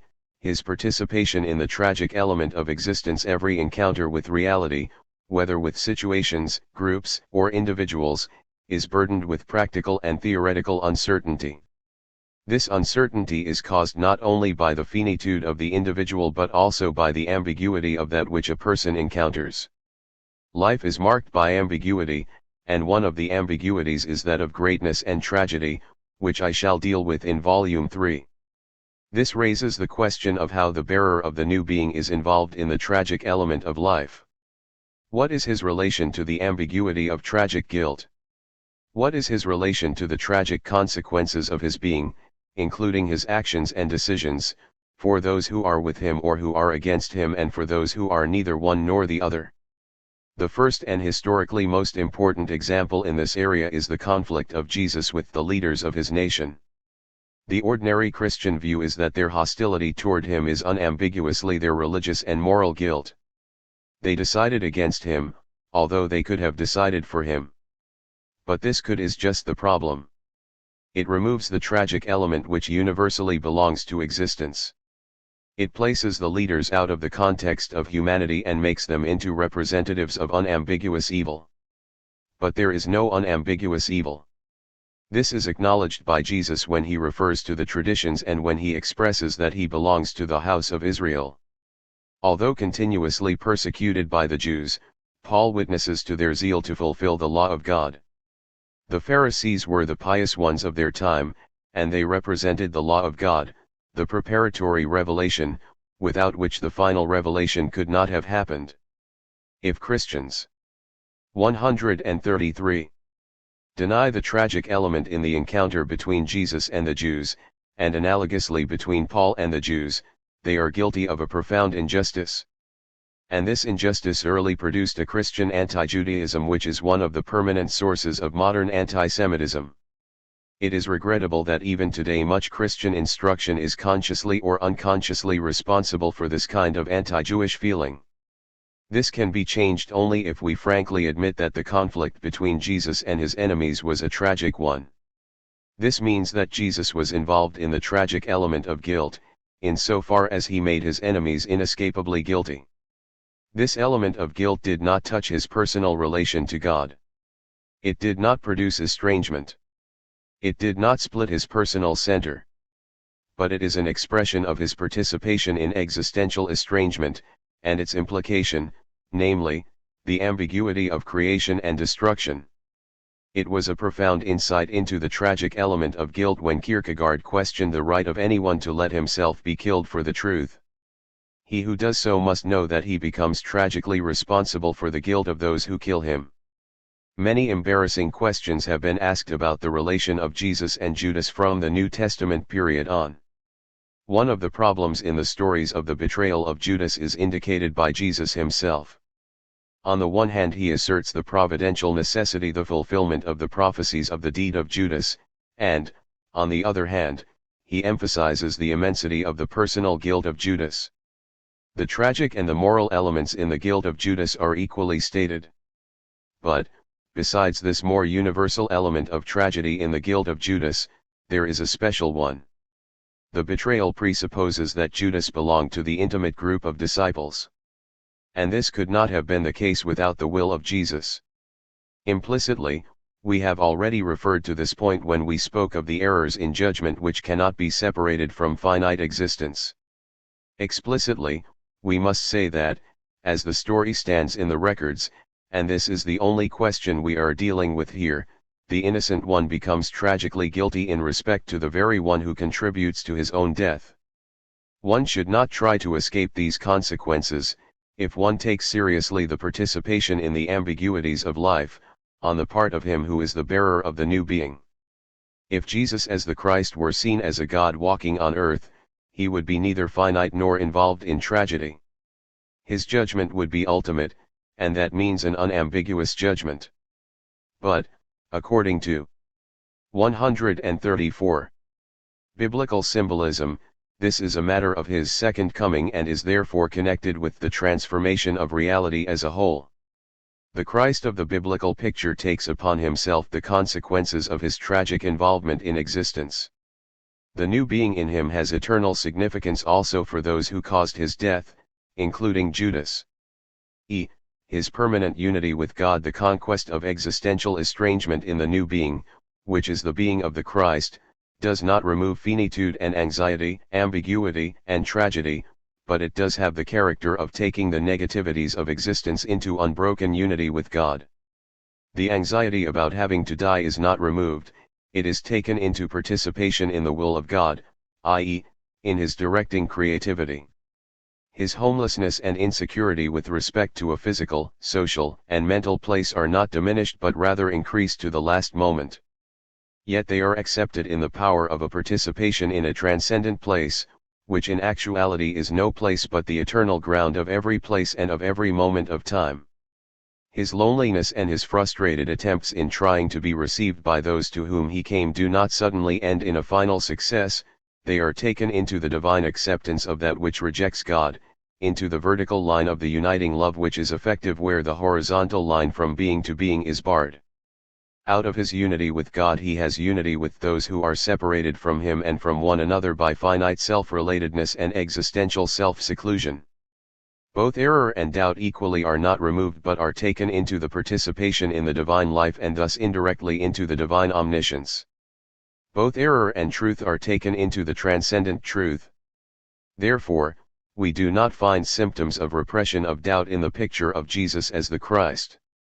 Those who are not able to elevate their doubts into the truth which transcends every finite truth must repress them. They perforce become fanatical. Yet no traces of fanaticism are present in the biblical picture. Jesus does not claim absolute certitude for a finite conviction. He rejects the fanatical attitude of the disciples toward those who do not follow him. In the power of a certitude which transcends certitude and incertitude in matters of religion as well as secular life, he accepts incertitude as an element of finiteness. This also refers to the doubt about his own work, a doubt which breaks through most intensively on the cross but still does not destroy his unity with God. This is the picture of the new being in Jesus as the Christ. It is not 135. The picture of a divine human automaton without serious temptation, real struggle, or tragic involvement in the ambiguities of life. Instead of that, it is the picture of a personal life which is subjected to all the consequences of existential estrangement, but wherein estrangement is conquered in himself and a permanent unity is kept with God. Into this unity he accepts the negativities of existence without removing them. This is done by transcending them in the power of this unity. This is the new being as it appears in the biblical picture of Jesus as the Christ. 5. The historical dimension of the new being. There is no personal life without the encounter with other persons within a community, and there is no community without the historical dimension of past and future. This is clearly indicated in the biblical picture of Jesus as the Christ. Although his personal life is considered as the criterion by which past and future are judged, it is not an isolated life, and the new being, which is the quality of his own being, is not restricted to his being. This refers to the community out of which he comes and to the preparatory manifestations of the new being within it. It refers to the community which he creates and to the received manifestations of the new being in it. The New Testament records take very seriously the descent of Jesus from the life of bearers of the preparatory revelation. The otherwise questionable and contradictory lists of the ancestors of Jesus have this symbolic value, as do the symbol Son of David, see above, and the interest in the figure of his mother. These are all symbols of the historical dimension of the past. In the selection of the 12 apostles, the past of the 12 tribes of Israel is symbolically connected with the future of the church. And, without the reception of Jesus as the Christ by the church, he could not have become the Christ, because he would not have brought the new being to anyone. While the synoptic picture is especially interested in the direction of the past, the fourth gospel is predominantly interested in the direction toward the future. Clearly, however, the biblical picture is not responsible for a theology which, in the name of the uniqueness of Jesus as the Christ, cuts him off from everything before the year 1 and after the year 30. In this way the continuity of the divine self-manifestation through history is denied not only for the pre-Christian past but also for the Christian present and future. This tends to cut off the contemporary Christian of today from direct connection with the new being in Christ. He is asked to jump over the millennia to the years 1 through 30 and to subject himself to the event upon which Christianity is based. But this jump is an illusion because the very fact that he is a Christian and that he calls Jesus the Christ is based on the continuity through history of the power of the new being. No anti-Catholic bias should prevent Protestant theologians from acknowledging this fact. Although appearing in a personal life, the new being has a spatial breadth in the community of the new being and a temporal dimension in the history of the new being. The appearance of the Christ in an individual person presupposes the community out of which he came and the community which he creates. Of course, the criterion of both is the picture of Jesus as the Christ, but, without them, this criterion never could have appeared. 6 conflicting elements in the picture of Jesus as the Christ. In the preceding sections we spoke of the picture of Jesus as the Christ and neglected the differences and contrasts in the biblical picture. The question now must be asked whether, in fact, there is such a unified picture in the New Testament or whether the conflicting views of the different writers of the New Testament make the painting of such a picture impossible. The question first demands a historical, then a systematic, answer. The historical answer has been partly given by the earlier statement that all parts of the New Testament agree in their assertion that Jesus is the Christ. This is necessarily so because the New Testament is the book of the community whose foundation is the acceptance of Jesus as the Christ. But the question is not fully answered by the statement, for there are different, and somehow contrasting, ways of interpreting the assertion that Jesus is the Christ.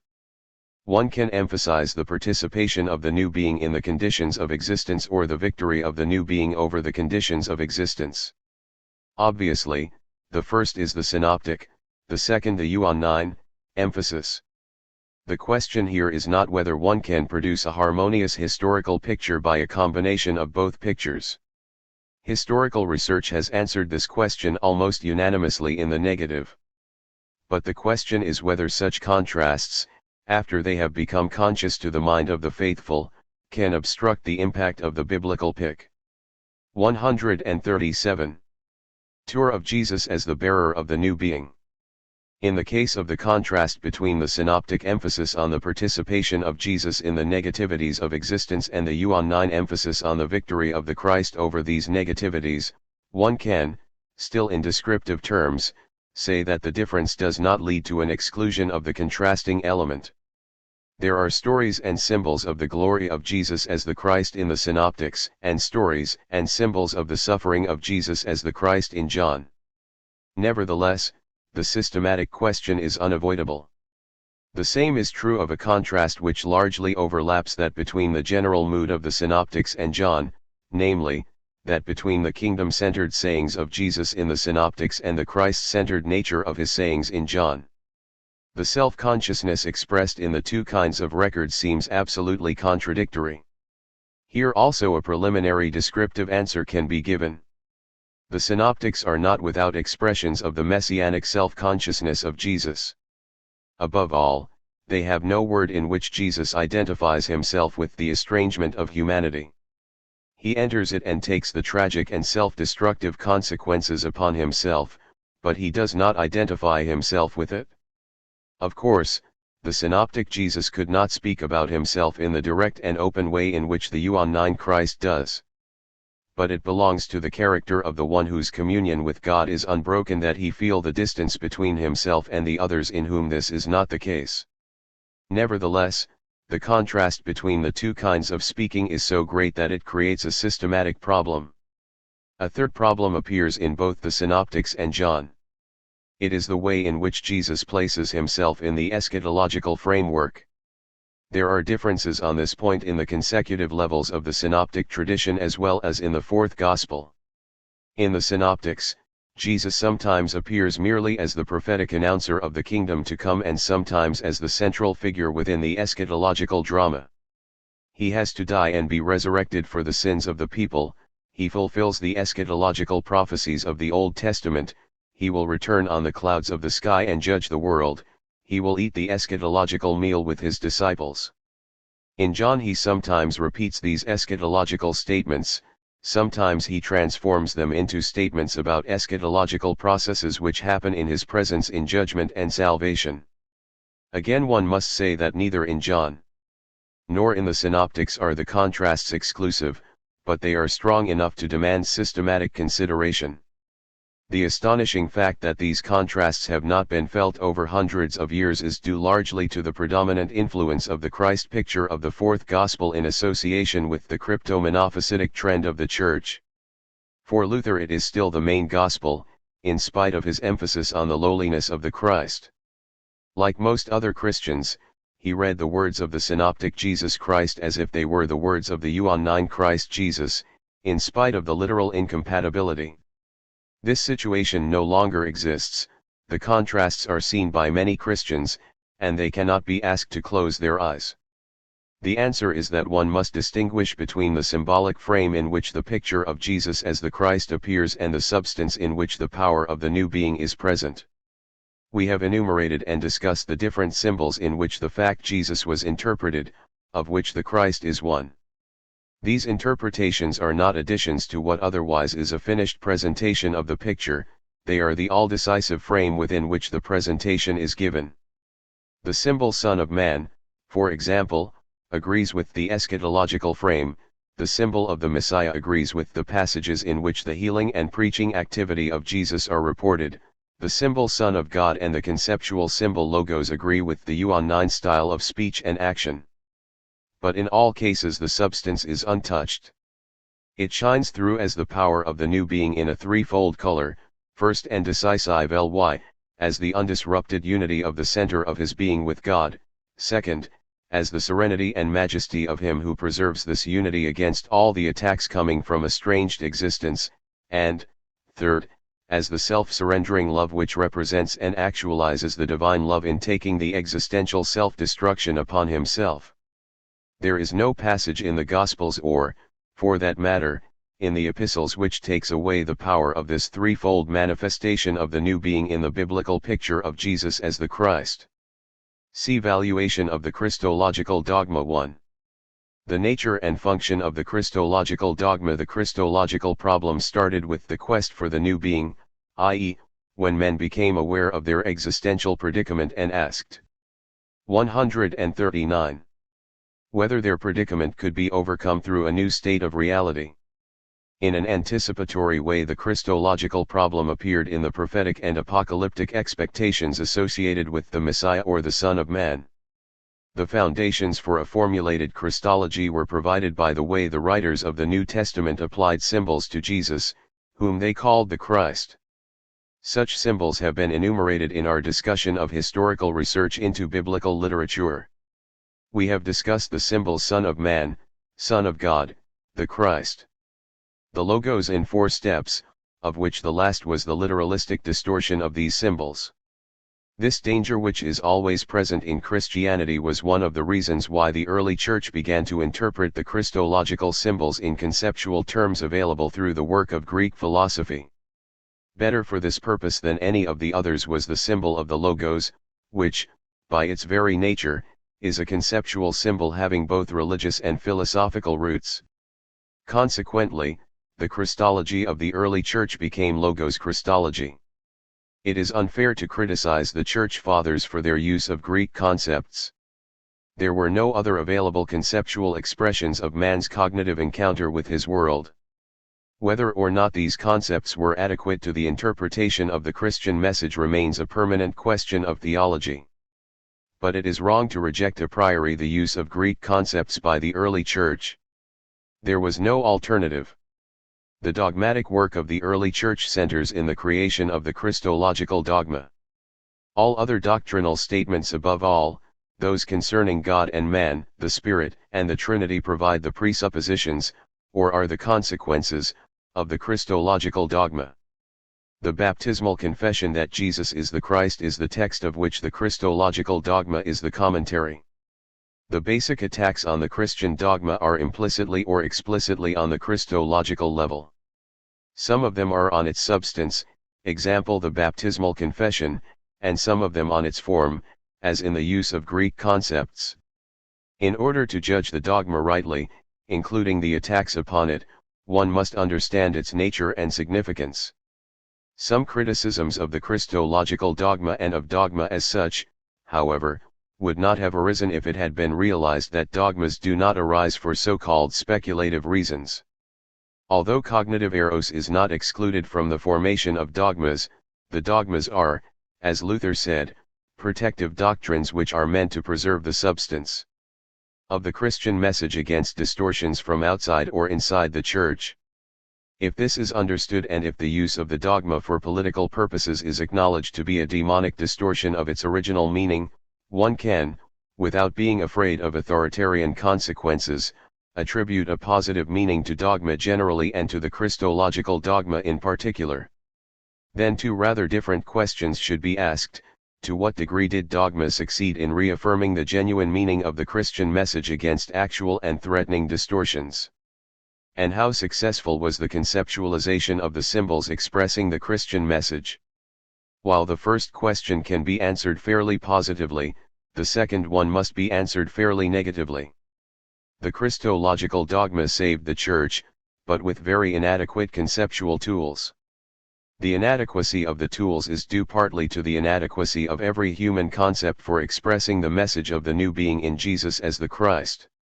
It is due partly to the special inadequacy of Greek concepts, which are universally significant but nevertheless dependent upon a concrete religion determined by the divine figures of Apollo and Dionysus. Such criticism is rather different from that used by Adolf Harnack and his predecessors and followers, namely, that the use of Greek concepts by the early Church inevitably led to the intellectualization of the Gospel. The assumption underlying this assertion was that Greek philosophy, in its classical as well as in its Hellenistic period, was intellectualistic by nature. But this assumption is wrong for both periods. In the archaic and classical periods, philosophy was a matter of existential importance, just as in the case of tragedy and in the mystery cults. It passionately searched with cognitive means for the immovable in theoretical, moral, and religious terms. Neither Socrates, Zeno, the Stoics, Plotinus, nor the Neoplatonists can be described as being intellectualistic, and in the Hellenistic period the term intellectualistic sounds almost absurd. Even the philosophical schools of later antiquity were organized into cult communities, identifying the term dogma with their basic insights, affirming the inspired authority of their founders, and demanding acceptance of basic doctrines by their members. Using Greek concepts does not mean intellectualizing the Christian message. More to the point is the assertion that it means the Hellenization of the Christian message. One can certainly say that the Christological dogma has a Hellenistic character. But this was inescapable in 141. The Church's missionary activity in the Hellenistic world. In order to be received, the Church had to use the forms of life and thought which were created by the various sources of Hellenism and which coalesced at the end of the ancient world. Three of them were of outstanding importance for the Christian Church: the mystery cults, the philosophical schools, and the Roman state. Christianity adapted itself to all of them. It became a mystery cult, a philosophical school, and a legal system. But it did not cease to be an assembly based on the message that Jesus is the Christ. It remained the Church in Hellenistic forms of life and thought. It did not identify itself with any of them but transformed them and even remained critical in respect to their transformation. In spite of long periods of traditionalism, the Church was able to rise to moments of self-criticism and to reconsider the adapted forms. The Christological dogma uses Greek concepts, which had already undergone a Hellenizing transformation in the Hellenistic period, as in the concept of logos. This process continued, and to it was added the Christianization of concepts. But even in this form the concepts, as, in the practical realm, the institutions, put a perpetual problem before Christian theology. For instance, in discussing the Christological dogma the following questions must be asked: does the dogmatic statement accomplish what it is supposed to, namely, to reaffirm the message of Jesus as the Christ against actual distortions and to provide a conceptually clear expression of the meaning of the message? In this respect, a dogmatic statement can fail in two possible ways. It can fail both in its substance and in its conceptual form.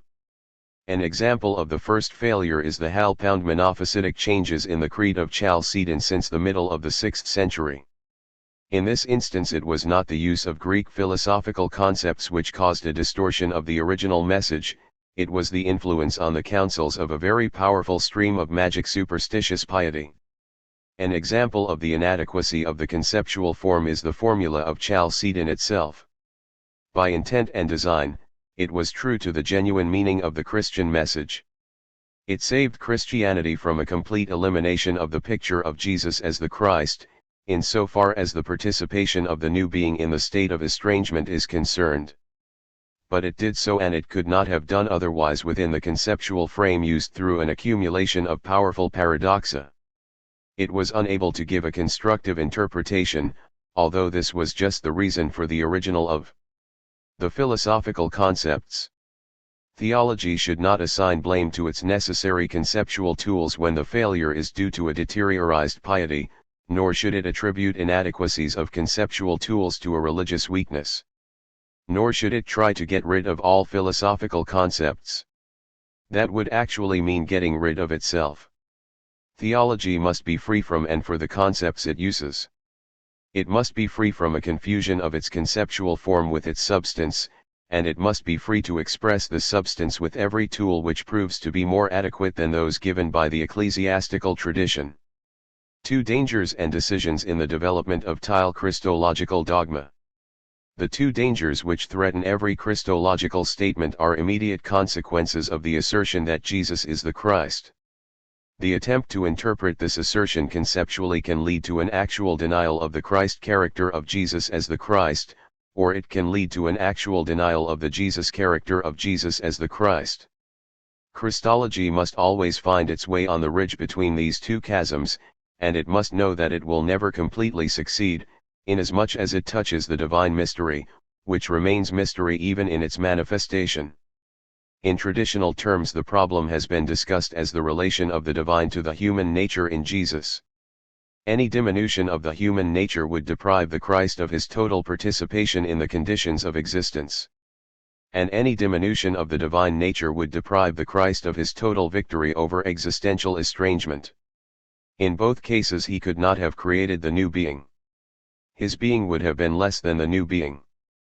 Therefore, the problem was how to think the unity of a completely human with a completely divine nature. This problem never has been solved adequately, even within the limits of human possibilities. The doctrine of the two natures in the Christ raises the right question but uses wrong conceptual tools. The basic inadequacy lies in the term nature. When applied to man, it is ambiguous; when applied to God, it is wrong. This explains the inescapable definitive failure of the councils, example of Nicaea and Chalcedon, in spite of their substantial truth and their historical significance. The decision of Nicaea, defended by Athanasius as a matter of life. 143. And death for the Church, made it inadmissible to deny the divine power of the Christ in revelation and salvation. In the terminology of the Nicene controversy, the power of the Christ is the power of the divine Logos, the principle of divine self-manifestation. This leads to the question of whether the Logos is equal in divine power with the Father or less than he. If the first answer is given, the distinction between the Father and the Son seems to disappear, as in the Sabellian heresy. If the second answer is given, the Logos, even if called the greatest of all creatures, is a creature nevertheless and therefore eligible to save the creation, as in the Arian heresy. Only the God who is really God can create the new being, not a half-God. It was the term homoousios, of equal essence, which was supposed to express this idea. But in that case, the semi-Arians asked, how could a difference exist between the Father and the Son, and does not the picture of the Jesus of history become completely ununderstandable? It was hard for Athanasius and his most intimate followers, example Marcellus, to answer such questions. The Nicene formula has often been considered the basic Trinitarian statement of the Church. It has been distinguished from the Christological decisions of the 5th century, but that is misleading. The doctrine of the Trinity has independent roots in the encounter with God in all his manifestations. We have tried to show that the idea of the living God requires a distinction between the abysmal element of the divine, the form element, and their spiritual unity. This explains the manifold forms in which Trinitarian symbolism appears in the history of religion. The Christian doctrine of the Trinity systematizes the idea and adds the decisive element of the relation of the Christ to the Logos. It was this latter point which led to a systematically developed Trinitarian dogma. The decision of Nicaea is a Christological one, although it also made the basic contribution to the Trinitarian dogma. In the same way, the restatement and enlargement of Nicaea in Constantinople, 381, was a Christological statement, although it added the divinity of the Holy Spirit to the divinity of the Logos. If the being of Jesus as the Christ is the new being, the human spirit of the man Jesus cannot make him into the Christ, then it must be the divine Spirit, which, like the Logos, cannot be inferior to God. Although the final discussion of the Trinitarian doctrine must await the development of the idea of the Spirit, Part 4, it can be stated here that the Trinitarian symbols become empty if they are separated from their two experiential roots. the experience of the living God and the experience of the new being in the Christ. Both Augustine and Luther had a feeling for this situation. Augustine found that the distinction among the three personae, not persons, in the Trinity is without any content and is used, not in order to say something, but in order not to remain silent. And, indeed, terms like non-generated, eternally generated, proceeding, even if understood as symbols which they certainly are, do not say anything which could be meaningful for symbolic imagination. Luther found that a word like Trinity is strange and almost ridiculous, but that here, as in other instances, there was no better one. Since he was aware of the two existential roots of the Trinitarian idea, he rejected a theology which makes the Trinitarian dialectic into a play with meaningless number combinations. The Trinitarian dogma is a supporting part of the Christological dogma, and the decision of Nicaea saved Christianity from a relapse to a cult of half-gods. It rejected interpretations of Jesus as the Christ which would have deprived him of his power to create the new being. The decision at Nicaea that God himself and not a half-God is present in the man Jesus of Nazareth was open to the loss of the Jesus character of Jesus as the Christ, or, in traditional terminology, to the denial of his full human nature. And this danger, as we have indicated several times, was real. Popular and monastic piety was not satisfied with the message of the eternal unity of God and man appearing under the conditions of estrangement. These pieties wanted more. They wanted a God, walking on earth, participating in history, but not involved in the conflicts of existence and the ambiguities of life. Popular piety did not want a paradox but a miracle. It desired an event in analogy with all other events in time and space, an objective happening in the supernatural sense. By this kind of piety the way for every possible superstition was opened. Christianity was in danger of being swallowed up in the tidal wave of a secondary religion, for which monophysitism provided the theological justification. This danger soon became real in countries like Egypt, which, partly for this reason, became an easy prey to iconoclastic Islam. The danger would have been more easily overcome if it had not been for the support that such popular piety found in the intensive and developing ascetic monastic movements and their direct influence on the deciding synods. The hostility of the monks toward the natural, not only in its existential distortion, 145, but also in its essential goodness, made them fanatical enemies of a theology which emphasized the total participation of the Christ in man's existential predicament. In the great bishop of Alexandria, Cyril, the alliance of popular and monastic piety found a theologically cautious and politically skillful defender. The monophysitic tendency would have prevailed in the whole church in a sophisticated form if there had not been a partly victorious opposition. The opposition came from theologians who took seriously the participation of Jesus in man's existential predicament.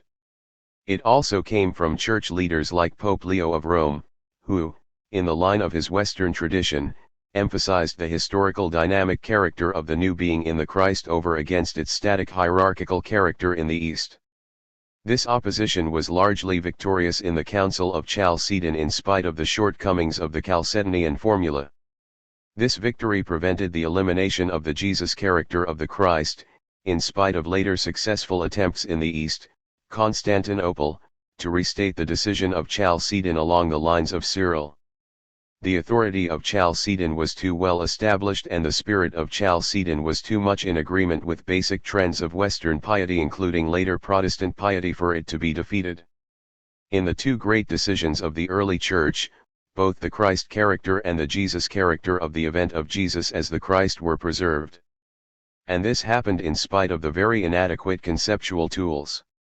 This is the judgment about the Christological work of the Church underlying the present Christological exposition. 3. The Christological task of present theology. The general consequences which must be drawn from the preceding judgment are obvious but need concrete elaboration.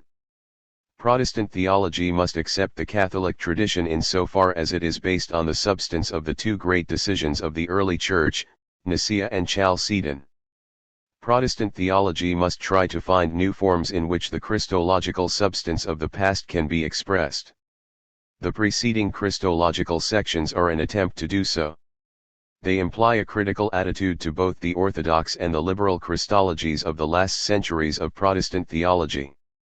The development of Protestant orthodoxy, both in its classical period and in its later reformulations, showed the impossibility of an understandable solution to the Christological problem in terms of the classical terminology. It was the merit of theological liberalism that it showed through historical critical investigations, as, example in Harnack's History of the Dogma, the inescapable contradictions and absurdities into which all attempts to solve the Christological problem in terms of the two-nature theory were driven. But liberalism itself did not contribute much to Christology in systematic terms. By saying that Jesus does not belong within the gospel pronounced by Jesus, it eliminated the Christ character of the event Jesus the Christ. Even historians like Albert Schweitzer, who emphasized the eschatological character of the message of Jesus and his self-interpretation as a central figure within the eschatological scheme, did not use this element for their Christology. They dismissed it as a complex of strange imagination and as a matter of apocalyptic ecstasy.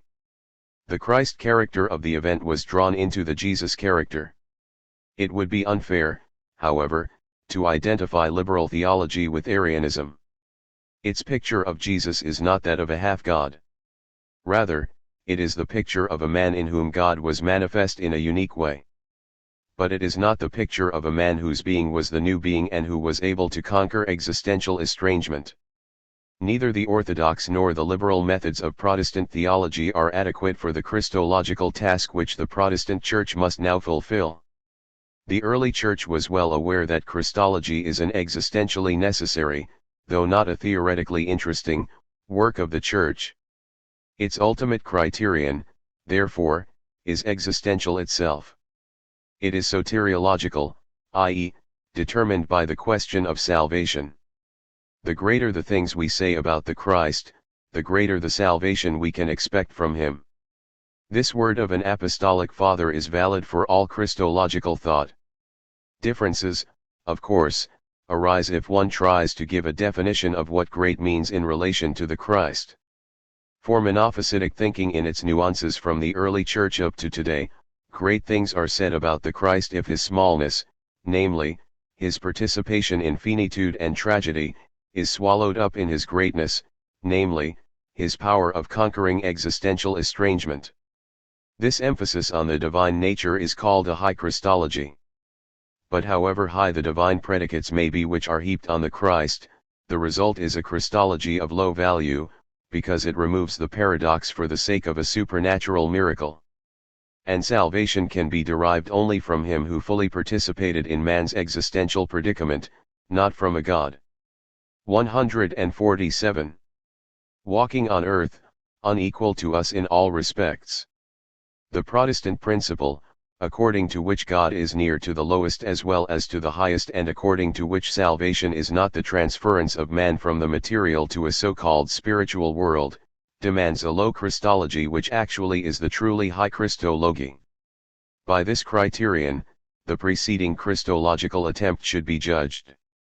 Reference has already been made to the concept of nature used in the terms divine nature and human nature, and it has been indicated that the term human nature is ambiguous and the term divine nature is wholly inadequate.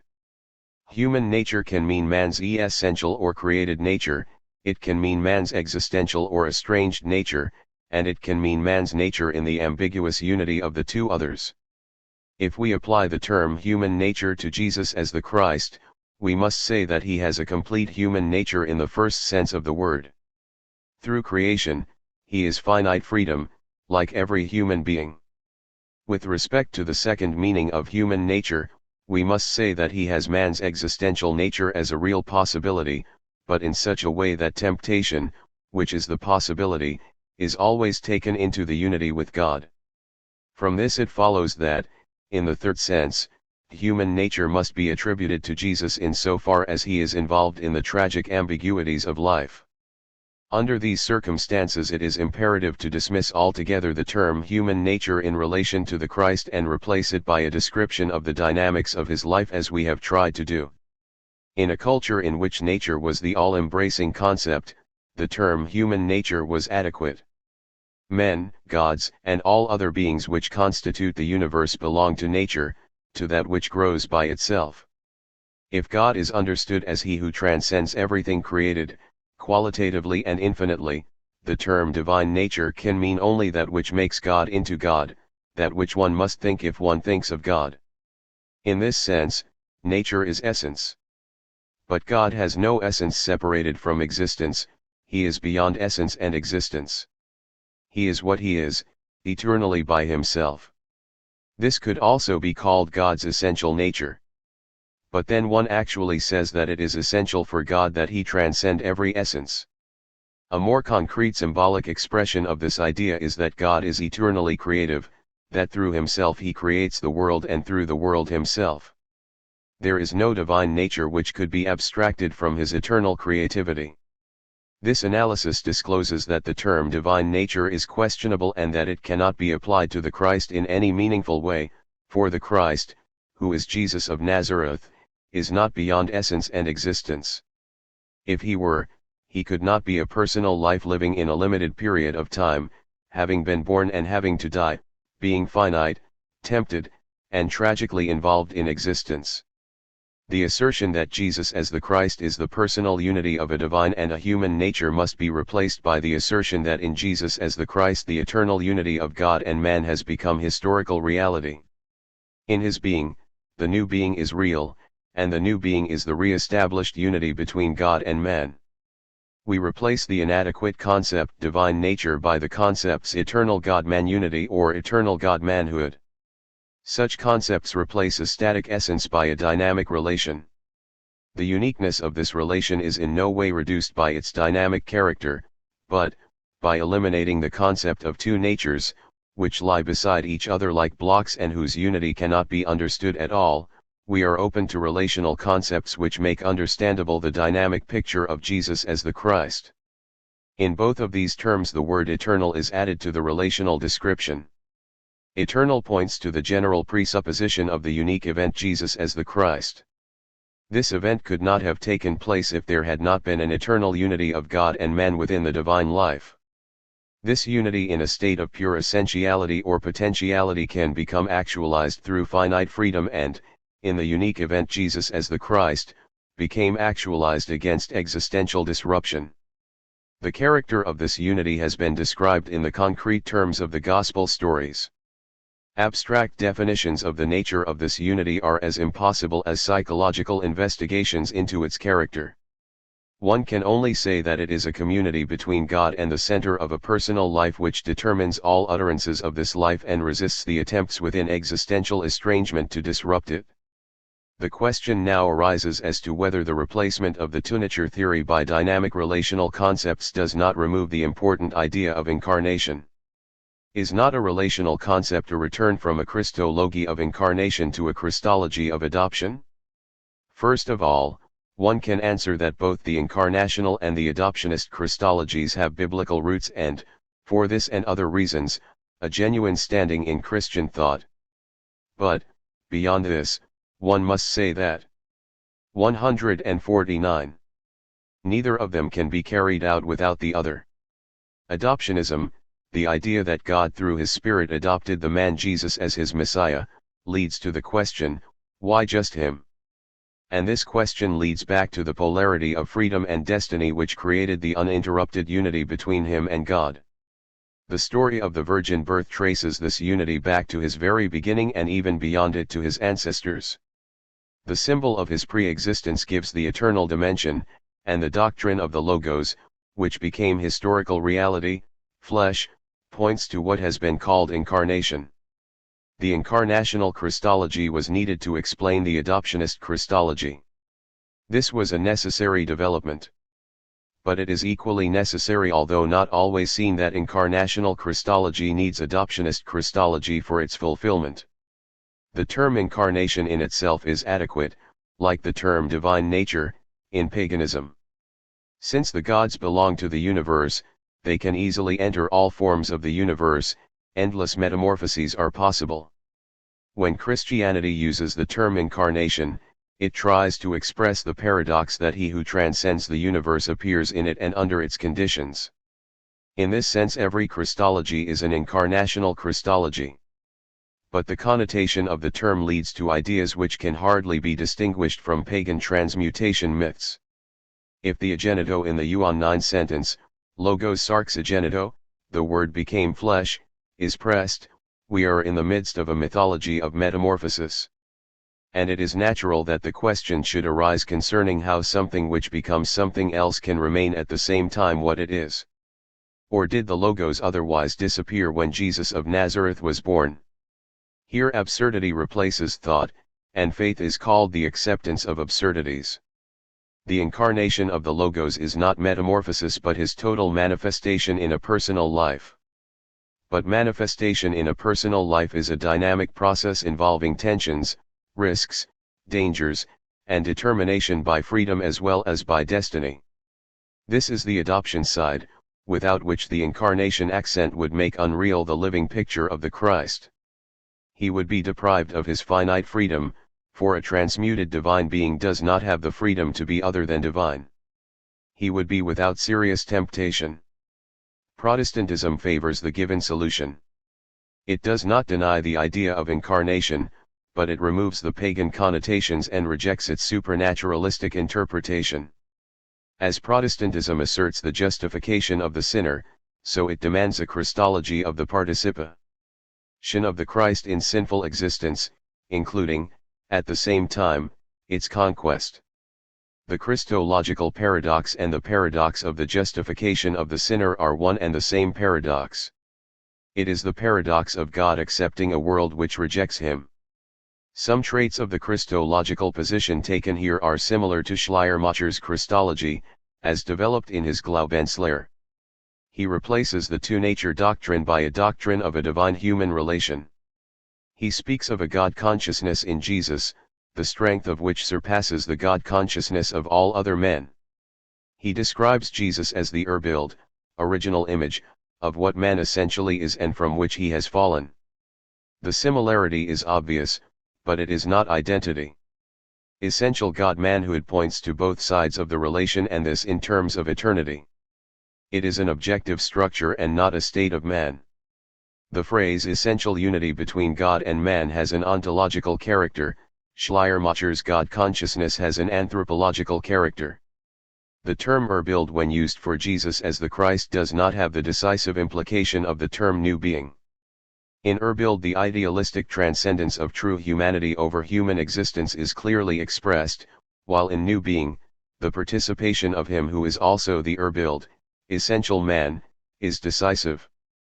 The new being is new not only over against existence but also over against essence, insofar as essence remains mere potentiality. The Urbild remains unmoved above existence, the new being participates in existence and conquers it.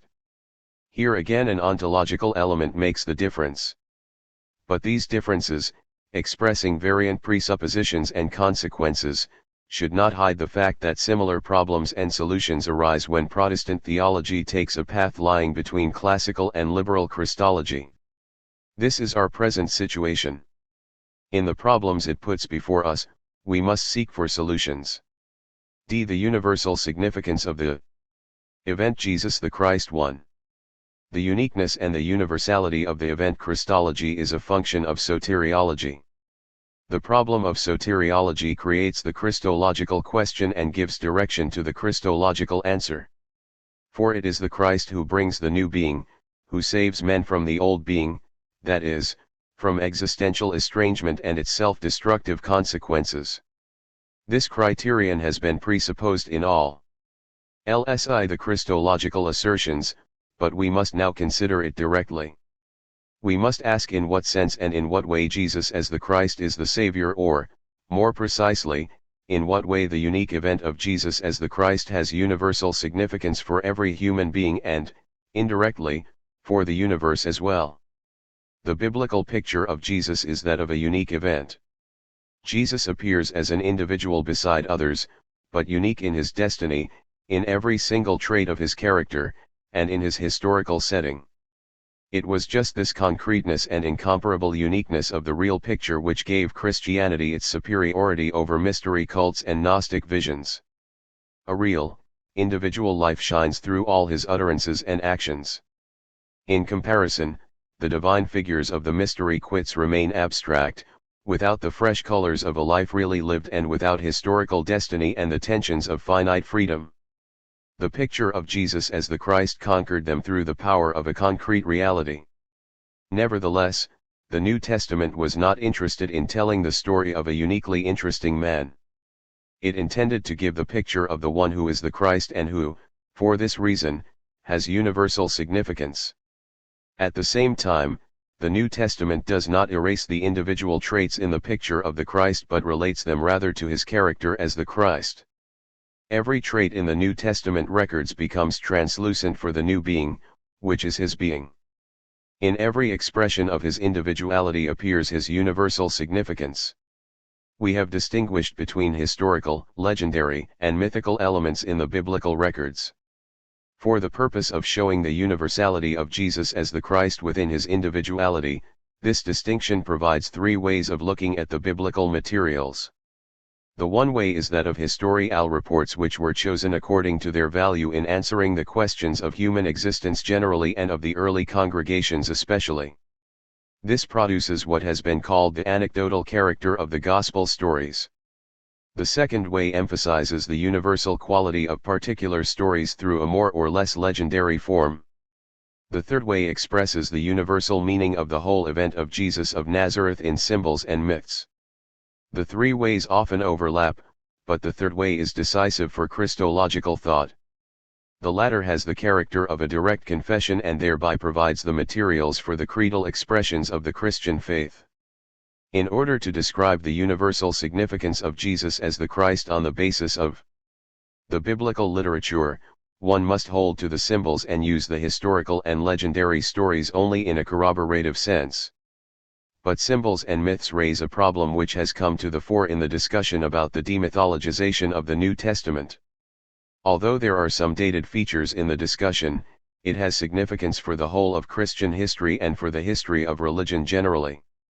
In our earlier treatment of the nature of historical research and of the reception of the Christ, the basic point was that Christological symbols are the way in which the historical fact, called Jesus of Nazareth, has been received by those who consider him to be the Christ. These symbols must be understood as symbols, and they lose their meaning if taken literally. In dealing with the Christological symbols, we were engaged not in a demythologization but in a deliteralization. We tried to affirm and to intercept them as symbols. Demythologization can mean two things, and the failure to distinguish between them has led to the confusion which characterizes the discussion. It can mean the fight against the literalistic distortion of symbols and myths. This is a necessary task of Christian theology. It keeps Christianity from falling into a wave of superstitious objectivations of the holy. But demythologization can also mean the removal of myth as a vehicle of religious expression and the substitution of science and morals. In this sense, demythologization must be strongly rejected. It would deprive religion of its language, it would silence the experience of the holy. Symbols and myths cannot be criticized simply because they are symbols. They must be criticized on the basis of their power to express what they are supposed to express, namely, in this instance, the new being in Jesus as the Christ. This is the attitude for approaching those symbols and myths in which the universal meaning of Jesus as the Christ is expressed. Each of these symbols shows him as the bearer of the new being in a special relation to existence. For systematic reasons, anticipated in the New Testament, one can single out two central symbols. These correspond to the two basic relations of the Christ to existential estrangement, and they have determined the development of and the conflicts about the Christological dogma. The first relation of the Christ to existence is his subjection to it, the second relation of the Christ to existence is his conquest of it. All other relations are directly or indirectly dependent on these two. Each of them is expressed by a central symbol. The subject. 153. To existence is expressed in the symbol of the cross of the Christ, the conquest of existence is expressed in the symbol of the resurrection of the Christ. 2. The central symbols of the universal significance of Jesus as the Christ and their relation. The cross of the Christ and the resurrection of the Christ are interdependent symbols, they cannot be separated without losing their meaning. The cross of the Christ is the cross of the one who has conquered the death of existential estrangement. Otherwise it would only be one more tragic event, which it also is, in the long history of the tragedy of man. And the resurrection of the Christ is the resurrection of the one who, as the Christ, subjected himself to the death of existential estrangement. Otherwise it would be only one more questionable miracle story, which it also is in the records. If cross and resurrection are interdependent, they must be both reality and symbol. In both cases something happened within existence. Otherwise the Christ would not have entered existence and could not have conquered it. But there is a qualitative difference. While the stories of the cross probably point to an event that took place in the full light of historical observation, the stories of the resurrection spread a veil of deep mystery over the event. The one is a highly probable fact, the other a mysterious experience of a few. One can ask whether this qualitative difference does not make a real interdependence impossible. Is it perhaps wiser to follow the suggestion of those scholars who understand the resurrection as a symbolic interpretation of the cross without any kind of objective reality? The New Testament lays tremendous significance on the objective side of the resurrection, at the same time, it elevates the objective event indicated in the stories of the crucifixion to universal symbolic significance. One could say that in the minds of the disciples and of the writers of the New Testament the cross is both an event and a symbol, and that the resurrection is both a symbol and an event. Certainly, the cross of Jesus is seen as an event that happened in time and space. But, as the cross of the Jesus who is the Christ, it is a symbol and a part of a myth. It is the myth of the bearer of the new eon who suffers the death of a convict and slave under the powers of that old eon which he 154 is to conquer. This cross, whatever the historical circumstances may have been, is a symbol based on a fact. But the same is true of the resurrection. The resurrection of gods and half-gods is a familiar mythological symbol. It plays a major role in some mystery cults in which mystical participation in the death and the resurrection of the god on the part of the initiated is the ritual center. A belief in the future resurrection of the martyrs grew up in later Judaism. In the moment in which Jesus was called the Christ and the combination of his messianic dignity with an ignominious death was asserted, whether in expectation or in retrospection, the application of the idea of resurrection to the Christ was almost unavoidable. The disciples' assertion that the symbol had become an event was dependent in part upon their belief in Jesus, who, as the Christ, became the Messiah. But it was affirmed in a way which transcended the mythological symbolism of the mystery cults, just as the concrete picture of Jesus as the Christ transcended the mythical pictures of the mystery gods. The character of this event remains in darkness, even in the poetic rationalization of the Easter story. But one thing is obvious.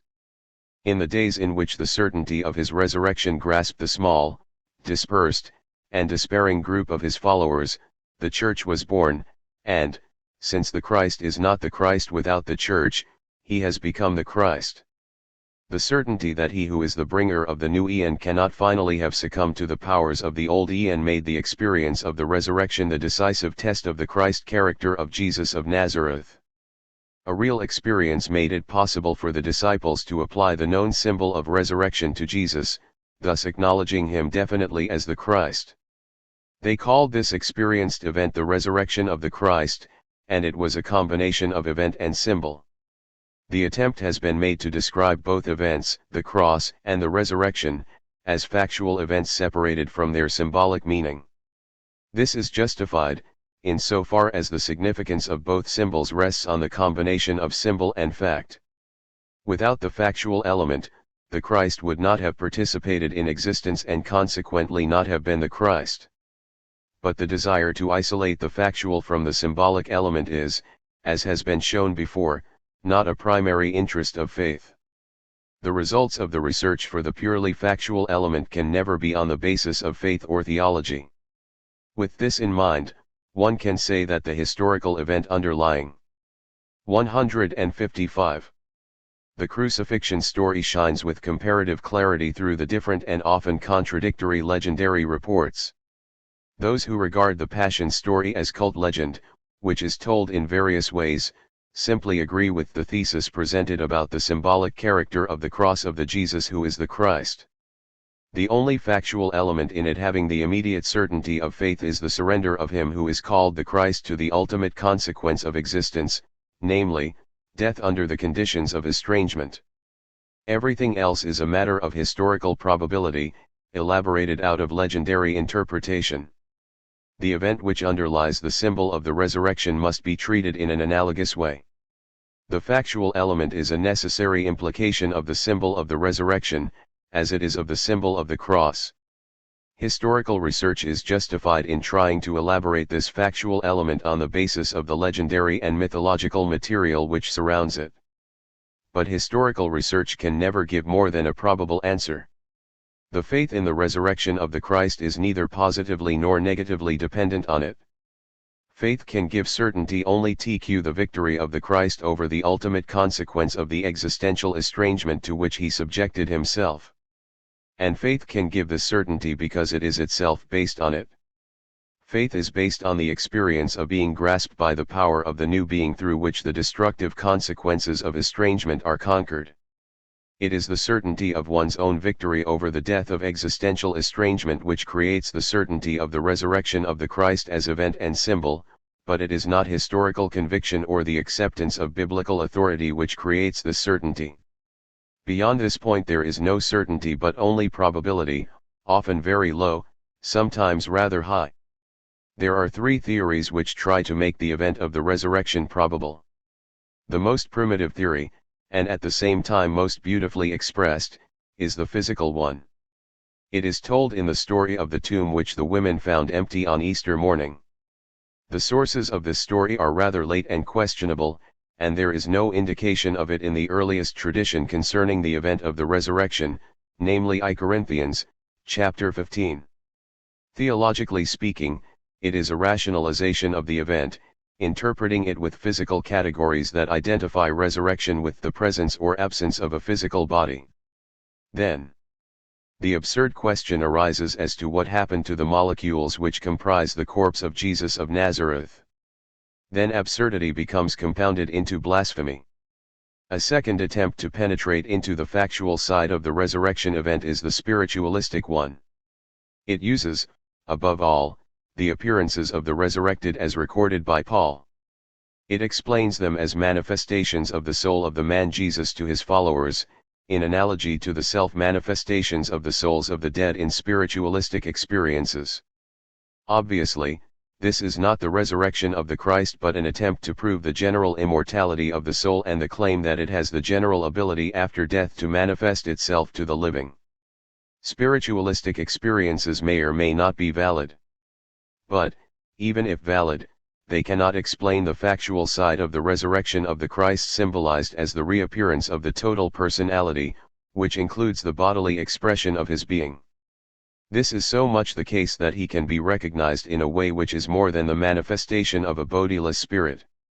The third attempt to approach the factual side of the resurrection is the psychological one. It is the easiest and most accepted way of describing the factual element in the resurrection. Resurrection is an inner event in the minds of Jesus' adherents. Paul's description of the resurrection experiences, including his own, lends itself to the psychological interpretation. And if we exclude the physical interpretation, Paul's words, like the story of his conversion, point to something which happened in the minds of those who had the experiences. This does not imply that the event itself was merely psychological, namely, wholly dependent on psychological factors in the minds of those whom Paul enumerates, example an intensification of the memory of Jesus. But the psychological theory misses the reality of the event which is presupposed in the symbol, the event of the resurrection of the Christ. We must ask anew what this reality is. In order to describe it, we must look at the negativity which is overcome in it. Certainly, it is not the death of an individual man, no matter how important. Therefore, the revival of an individual man or his reappearance as a spirit cannot be the event of resurrection. The negativity which is overcome in the resurrection is that of the disappearance of him whose being was the new being. It is the overcoming of his disappearance from present experience and his consequent transition into the past except for the limits of memory. And, since the conquest of such transitoriness is essential for the new being, Jesus, it appeared, could not have been its bearer. At the same time, the power of his being had impressed itself indelibly upon the disciples as the power of the new being. In this tension something unique happened. In an ecstatic experience the concrete picture of Jesus of Nazareth became indissolubly united with the reality of the new being. He is present wherever the new being is present. Death was not able to push him into the past. But this presence does not have the character of a revived, and transmuted, body, nor does it have the character of the reappearance of an individual soul, it has the character of spiritual presence. He is the Spirit and we know him now only because he is the Spirit. In this way the concrete individual life of the man Jesus of Nazareth is raised above transitoriness into the eternal presence of God as Spirit. This event happened first to some of his followers who had fled to Galilee in the hours of his execution, then to many others, then to Paul, then to all those who in every period experience his living presence here and now. This is the event. It has been interpreted through the symbol resurrection which was readily available in the thought forms of that day. The combination of symbol and event is the central Christian symbol, the resurrection of the Christ. The preceding theory concerning the event which underlies the symbol of resurrection dismisses physical as well as spiritualistic literalism. It replaces both by a description which keeps nearer to the oldest source, Icor, chapter 15, and which places at the center of its analysis the religious meaning of the resurrection for the disciples, and all their followers, in contrast to their previous state of negativity and despair. This view is the ecstatic confirmation of the indestructible unity of the new being and its bearer, Jesus of Nazareth. In eternity they belong together. In contrast to the physical, the spiritualistic, and the psychological theories concerning the resurrection event, one could call this the restitution theory. According to it, the resurrection is the restitution of Jesus as the Christ, a restitution which is rooted in the personal unity between Jesus and God and in the impact of this unity on the minds of the apostles. Historically, it may well be that the restitution of Jesus to the dignity of the Christ in the minds of the disciples may precede the story of the acceptance of Jesus as the Christ by Peter. The latter may be a reflex of the former, but, even if this is the case, the experience of the new being in Jesus must precede the experience of the resurrected. Although it is my conviction that the restitution theory is most adequate to the facts, it must also be considered a theory. It remains in the realm of probability and does not have the certainty of faith. Faith provides the certainty that the picture of the Christ in the Gospels is a personal life in which the new being has appeared in its fullness and that the death of Jesus of Nazareth was not able to separate the new being from the picture of its bearer. If physical or spiritualistic literalists are not satisfied with this solution, they cannot be forced to accept it in the name of faith. But they can perhaps grant that the attitude of the New Testament and especially of the non-literalistic Apostle Paul justifies the theory of restitution. Three symbols corroborating the symbol cross of the Christ. The story of the cross of Jesus as the Christ does not report an isolated event in his life but that event toward which the story of his life is directed and in which the others receive their meaning. Their meaning is that he who is the Christ subjects himself to the ultimate negativities of existence and that they are not able to separate him from his unity with God. Thus we find other symbols in the New Testament which point to and corroborate the more central symbol of the cross of Jesus as the Christ. The idea of the subjection of the self is expressed by Paul in mythical terms in Philippians, chapter 2. The pre-existent Christ gave up his divine form, became a servant, and experienced the death of a slave. Pre-existence and self-surrender are combined in this symbolism. It corroborates the central symbol of the cross, but it cannot be taken literally as an event which happened at some time in some heavenly place. The same idea is expressed in legendary terms in the stories of the birth of Christ in Bethlehem, his lying in a cradle, his flight to Egypt, and the early threat to his life by the political powers. Also preparing for and corroborating the symbolic meaning of the cross are the descriptions of his subjection to finitude and its categories. In many of the descriptions, which include the tension between his messianic dignity and the low conditions of his existence, the character of subjection to existence is indicated. In the scene of Gethsemane, of his death and burial, all this comes to a climax. All these traits, which could easily be multiplied and elaborated, are summed up in the symbol of the cross. The cross should not be separated from them, just as they should be interpreted in their totality as expressions of the subjection of him in whom the new being is present to the conditions of existential estrangement. Whether these expressions are mythical, legendary, historical, or mixtures of all of them, they as well as the cross, for which they are supporting symbols, are not important in themselves in the context of the biblical picture. They are important in their power to show the subjection of him who is the bearer of the new being to the destructive structures of the old being. They are symbols of the divine paradox of the appearance of the eternal God-man unity within existential estrangement. One of the great features of the Apostles' Creed is that in the all-embracing second article it has enumerated symbols of subjection along with the symbols of victory. In doing so, it anticipated the basic structure in which the universal significance of Jesus the Christ as the bearer of the new being must be seen. 4 symbols corroborating the symbol resurrection of the Christ. Like the story of the cross, the story of the resurrection of the Christ does not report an isolated event after his death. It reports the event which is anticipated in a large number of other events and which is, at the same time, their confirmation. The resurrection, as well as the historical, legendary, and mythological symbols corroborating it, show the new being in Jesus as the Christ as victorious over the existential estrangement to which he has subjected himself. This is their universal significance. As in the discussion of the symbols of subjection, we must start with the mythical symbol of pre-existence and add to it that of post-existence. While pre-existence in connection with the symbols of subjection was the precondition for the transcendent self-humiliation of the Christ, it must be considered in the present context in its own significance and as a corroborating symbol for the resurrection.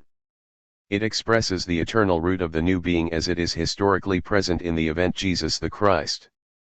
When, according to the fourth Gospel, Jesus says that he precedes Abraham, this is a kind of preceding that cannot be understood horizontally, as the Jews in the story could not help doing, but vertically.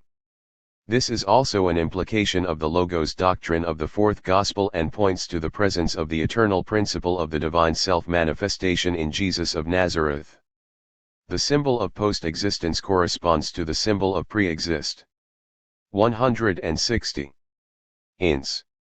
It also lies in the vertical dimension not as the eternal presupposition of the historical appearance of the new being in Jesus as the Christ but as its eternal confirmation.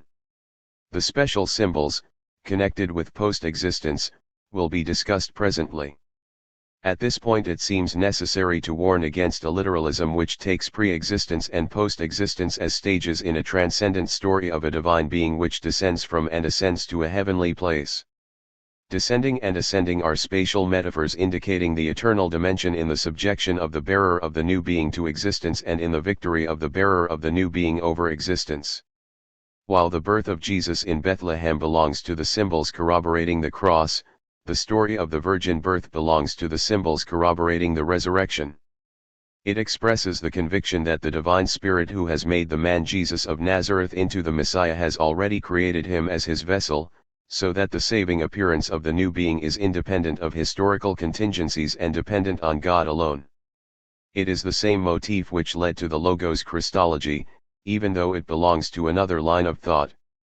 The factual element in it is that historical destiny determined the bearer of the new being, even before his birth. But the actual story is a myth, the symbolic value of which must be seriously questioned. It points toward the docetic monophysitic direction of Christian thinking and is itself an important step in it.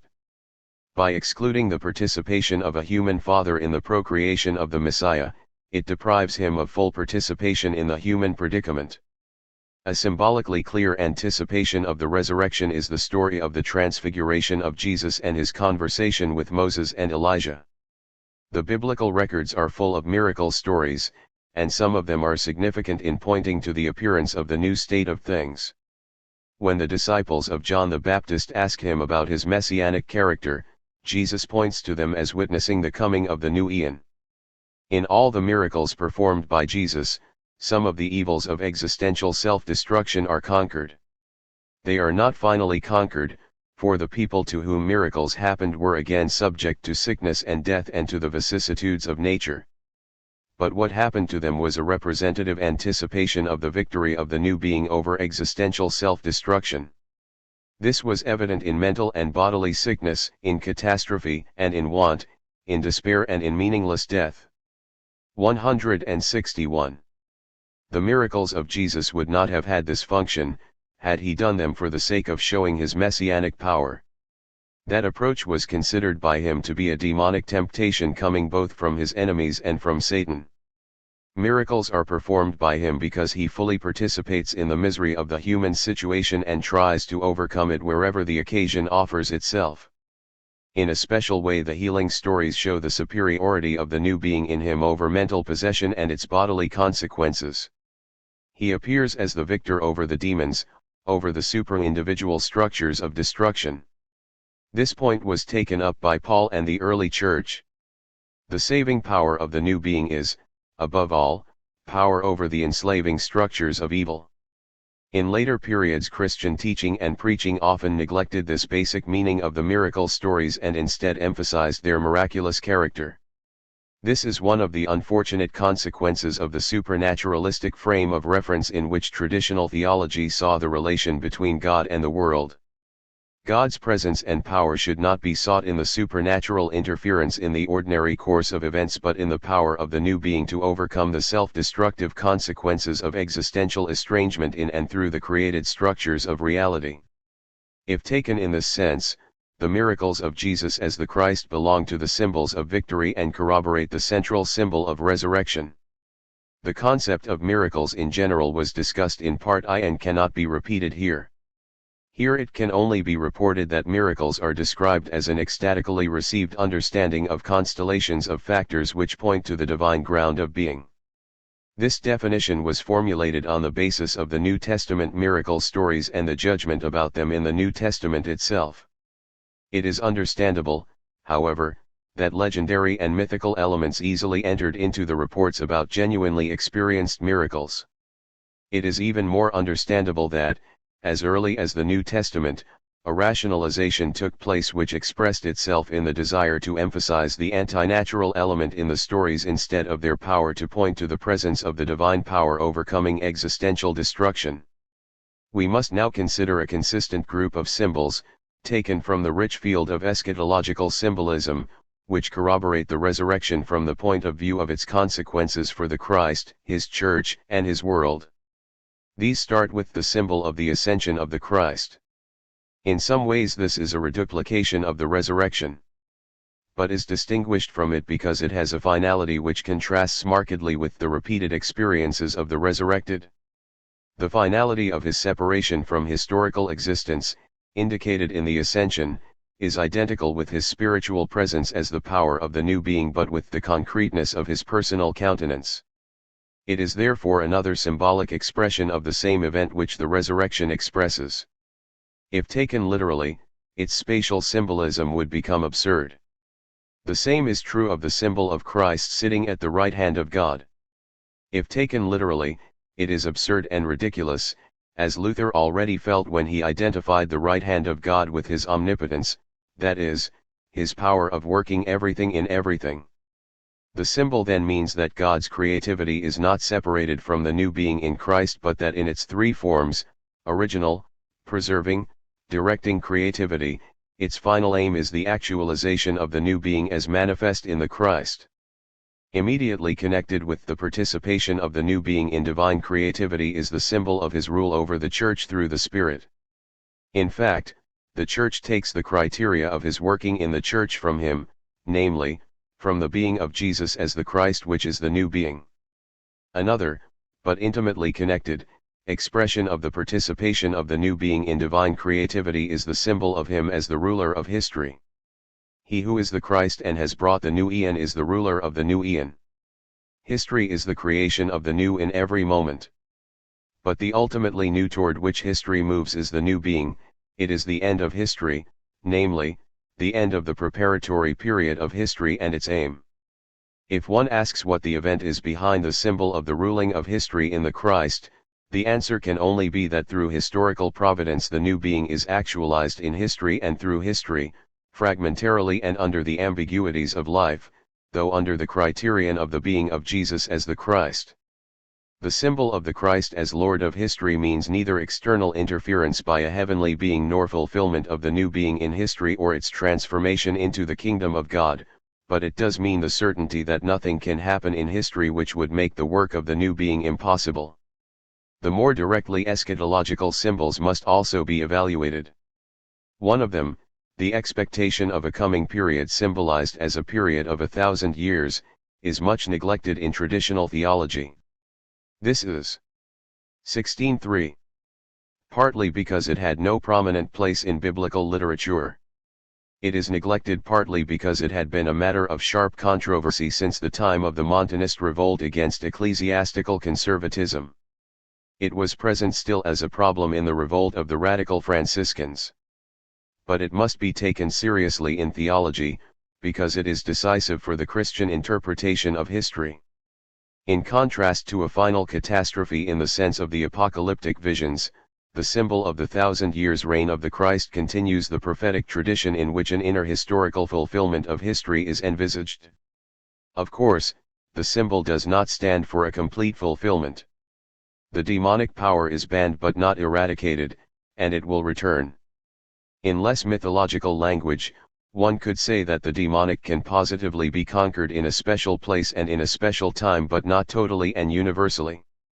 The expectation of the 1,000-year reign produced many utopian movements, but it actually has in it a genuine warning against utopianism. The demonic is subdued for a time, but it is not dead. The symbol of the second coming, or the parousia of the Christ, has two functions. First, it expresses in a special way that Jesus is the Christ, namely, he who cannot be transcended by anyone else who may appear in the course of human history.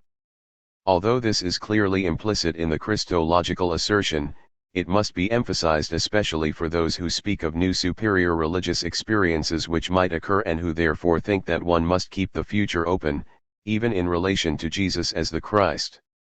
This problem was well known to the author of the fourth Gospel. He does not deny the continuation of religious experience after the resurrection of the Christ. He has the Christ say that the Spirit will guide them into all truth.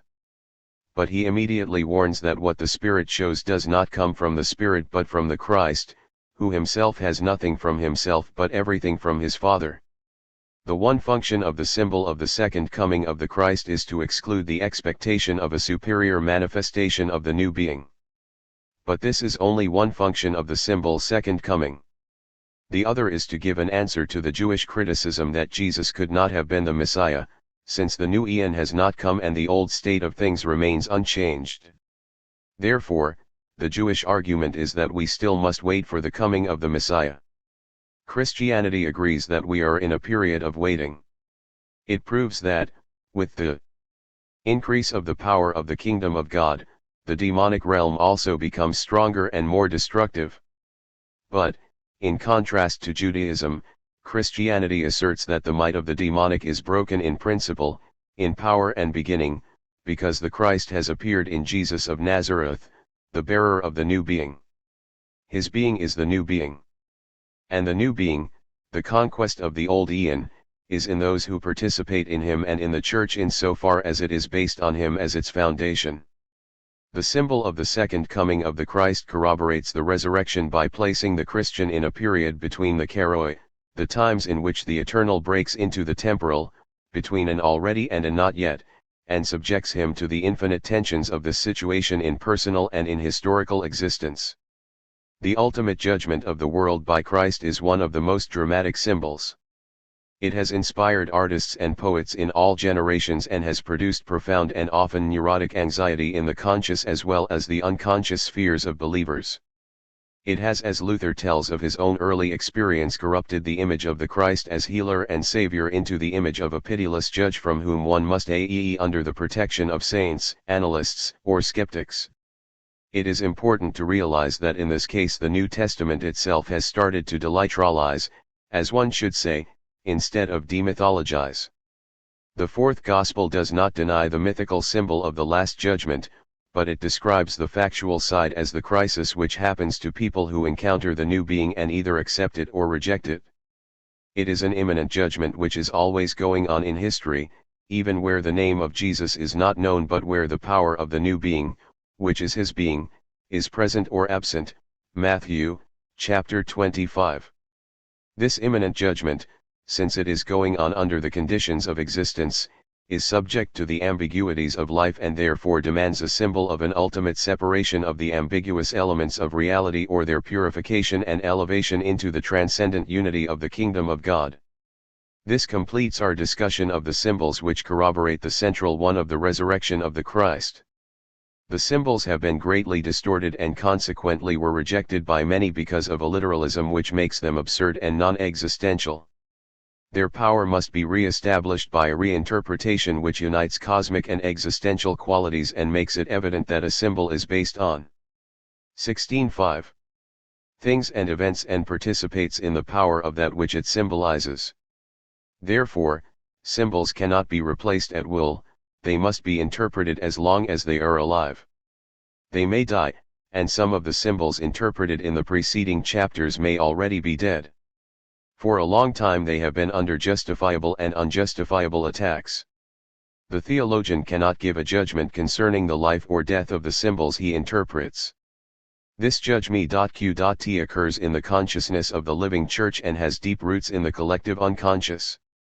It happens in the liturgical realm, in personal devotion, in preaching and in teaching, in the activities of the church toward the world, and in the quiet contemplation of its members. It happens as historical destiny and therefore ultimately through the divine creativity as united with the power of the new being in the Christ. The new being is not dependent on the special symbols in which it is expressed. It has the power to be free from every form in which it appears. The new being in Jesus as the Christ. As the power of salvation. 1. The meaning of salvation. The universal significance of Jesus as the Christ, which is expressed in the symbols of subjection to existence and of victory over existence, can also be expressed in the term salvation. He himself is called the Savior, the Mediator, or the Redeemer. Each of these terms demands semantic and theological clarification. The term salvation has as many connotations as there are negativities from which salvation is needed. But one can distinguish salvation from ultimate negativity and from that which leads to ultimate negativity. Ultimate negativity is called condemnation or eternal death, the loss of the inner telos of one's being, the exclusion from the universal unity of the kingdom of God, and the exclusion from eternal life. In the overwhelming majority of occasions in which the word salvation or the phrase being saved is used, it refers to salvation from this ultimate negativity. The tremendous weight of the question of salvation is rooted in this understanding of the term. It becomes the question of to be or not to be. The way in which the ultimate aim, eternal life, can be gained or lost decides about the more limited meaning of salvation. Therefore, 166. For the early Greek Church, death and error were the things from which one needed and wanted to be saved. In the Roman Catholic Church, salvation is from guilt and its consequences in this and the next life, in purgatory and hell. In classical Protestantism, salvation is from the law, its anxiety-producing and its condemning power. In Pietism and Revivalism, salvation is the conquest of the godless state through conversion and transformation for those who are converted. In ascetic and liberal Protestantism, salvation is the conquest of special sins and progress toward moral perfection. The question of life and death in the ultimate sense has not disappeared in the latter groups, except in some forms of so-called theological humanism, but it has been pushed into the background. With respect to both the original meaning of salvation, from salvus, healed, and our present situation, it may be adequate to interpret salvation as healing. It corresponds to the state of estrangement as the main characteristic of existence. In this sense, healing means reuniting that which is estranged, giving a center to what is split, overcoming the split between God and man, man and his world, man and himself. Out of this interpretation of salvation, the concept of the new being has grown. Salvation is reclaiming from the old and transferring into the new being. This understanding includes the elements of salvation which were emphasized in other periods. It includes, above all, the fulfillment of the ultimate meaning of one's existence, but it sees this in a special perspective, that of making salvus, of healing. If Christianity derives salvation from the appearance of Jesus as the Christ, it does not separate salvation through the Christ from the processes of salvation, i.e., of healing, which occur throughout all history. We have discussed the problem of healing universally in the section on Revelation. There is a history of concrete revelatory events in all periods in which man exists as man. It would be wrong to call that history itself the history of revelation, with some theological humanists. But it would be equally wrong to deny that revelatory events occur anywhere besides the appearance of Jesus as the Christ. There is a history of revelation, the center of which is the event Jesus the Christ, but the center is not without a line which leads to it, preparatory revelation, and a line which leads from it, receiving revelation. Further, we have asserted that where there is revelation, there is salvation. Revelation is not information about divine things, it is the ecstatic manifestation of the Rea lit Y0F the CHR 1st 16:7 the ground of being in events, persons, and things. Such manifestations have shaking, transforming, and healing power. They are saving events in which the power of the new being is present. It is present in a preparatory way, fragmentarily, and is open to demonic distortion. But it is present and heals where it is seriously accepted. On these healing forces the life of mankind always depends. They prevent the cell-pound destructive structures of existence from plunging mankind into complete annihilation. This is true of individuals as well as of groups and is the basis for a positive evolution of the religions and cultures of mankind. However, the idea of a universal history of salvation can be developed fully only in the parts of which deal with life and the spirit and with history and the kingdom of God, Volume 3. This view of the history of salvation excludes an unbiblical but nevertheless ecclesiastical view of salvation. It is the belief that salvation is either total or non-existent. Total salvation, in this view, is identical with being taken into the state of ultimate blessedness and is the opposite of total condemnation to everlasting pain or eternal death. If, then, the salvation to eternal life is made dependent upon the encounter with Jesus as the Christ and the acceptance of his saving power, only a small number of human beings will ever reach salvation. The others, either through a divine decree or through the destiny which came upon them from Adam's fall or through their own guilt, are condemned to exclusion from eternal life. Theologies of universalism always try to escape this absurd and demonic idea, but it is difficult to do so, once the absolute alternative between salvation and condemnation is presupposed. Only if salvation is understood as healing and saving power through the new being in all history is the problem put on another level. In some degree all men participate in the healing power of the new being. Otherwise, they would have no being. The self-destructive consequences of estrangement would have destroyed them. But no men are totally healed, not even those who have encountered the healing power as it appears in Jesus as the Christ. Here the concept of salvation drives us to the eschatological symbolism and its interpretation. It drives us to the symbol of cosmic healing and to the question of the relation of the eternal to the temporal with respect to the future. What, then, is the peculiar character of the healing through the new being in Jesus as the Christ? If he is accepted as the Savior, what does salvation through him mean? The answer cannot be that there is no 168 saving power apart from him, but that he is the ultimate criterion of every healing and saving process. We said before that even those who have encountered him are only fragmentarily healed. But now we must say that in him the healing quality is complete and unlimited.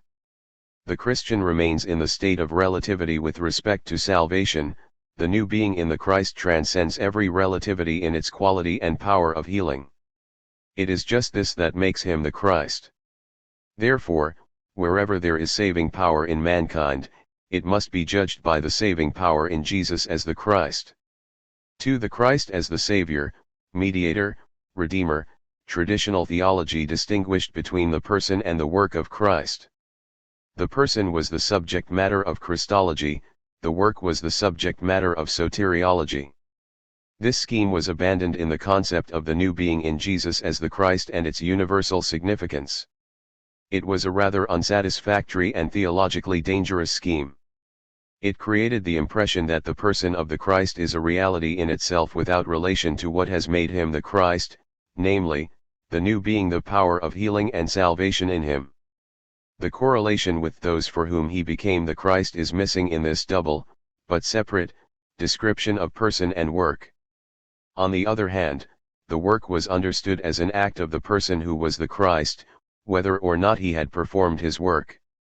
This is one of the reasons for the understanding of the atonement as a kind of priestly technique undertaken for the purpose of salvation, even if this technique includes self-sacrifice. Many of these semi-mechanistic mistakes in the doctrine of salvation could have been avoided if the principle had been accepted that the being of the Christ is his work and that his work is his being, namely, the new being which is his being. With the help of this principle, we can dispose of the traditional division of the work of Christ into his prophetic, priestly, and kingly work, whereby his office as prophet covers his words, his office as priest his self-sacrifice, his office as king the ruling over world and church. Under certain circumstances such distinctions are homiletically and liturgically useful, but they have no systematic value. The significance of Jesus as the Christ is his being, and the prophetic, priestly, and royal elements in it are immediate consequences of his being, besides several others, but they are not special offices connected with his work. Jesus as the REA lit Y0F the CHR 1st 16:9. Christ is the Savior through the universal significance of his being as the new being. Besides the term Sabr, Soter, the term mediator is also applied to the Christ. The term has deep roots in the history of religion. Religions of both the non-historical and the historical types use the idea of mediator gods to bridge the gap between men and the highest gods who have become increasingly transcendent and abstract. The religious consciousness, the state of being concerned unconditionally, must affirm both the unconditional transcendence of its God and the concreteness which makes possible an encounter with him. The mediator gods have grown out of this tension. They made the transcendent divine approachable for men, and they elevated man toward the transcendent divine. They united in themselves the infinity of the transcendent divinity and the finitude of men. But this is only the one element in the idea of the mediator, the other is his function to reunite what is estranged. He is mediator in so far as he is supposed to reconcile. He represents God toward man and man toward God. Both elements of the idea of the mediator have been applied to Jesus as the Christ. In his face we see the face of God, and in him we experience the reconciling will of God. In both respects he is the mediator. The term mediator is not without theological difficulty. It can suggest that the mediator is a third reality on which both God and men are dependent for revelation and reconciliation. This, however, is untenable, from both the Christological and the soteriological point of view. A third kind of being between God and man would be a half-God. Exactly this was rejected in the Arian heresy. In Christ the eternal God-man unity has appeared under the conditions of existence. The mediator is not a half-God. This was the first great anti-heretical decision of Christianity, namely, that he is not a third reality between God and man. This must be emphasized even more strongly with respect to soteriology. If the mediator is a third reality between God and man, God is dependent upon him for his saving activity. He needs someone in order to make himself manifest, and even more misleading, he needs someone in order to be reconciled. This leads to the type of doctrine of the atonement according to which God is the one who must be reconciled. But the message of Christianity is that God, who is eternally reconciled, 17:0, wants us to be reconciled to him. God reveals himself to us and reconciles us to him through the mediator. God is always the one who acts, and the mediator is the one through whom he acts. If this is understood, the term mediator can be used; if not, it should be dropped. A similar semantic difficulty is connected with the term redeemer, as well as redemption.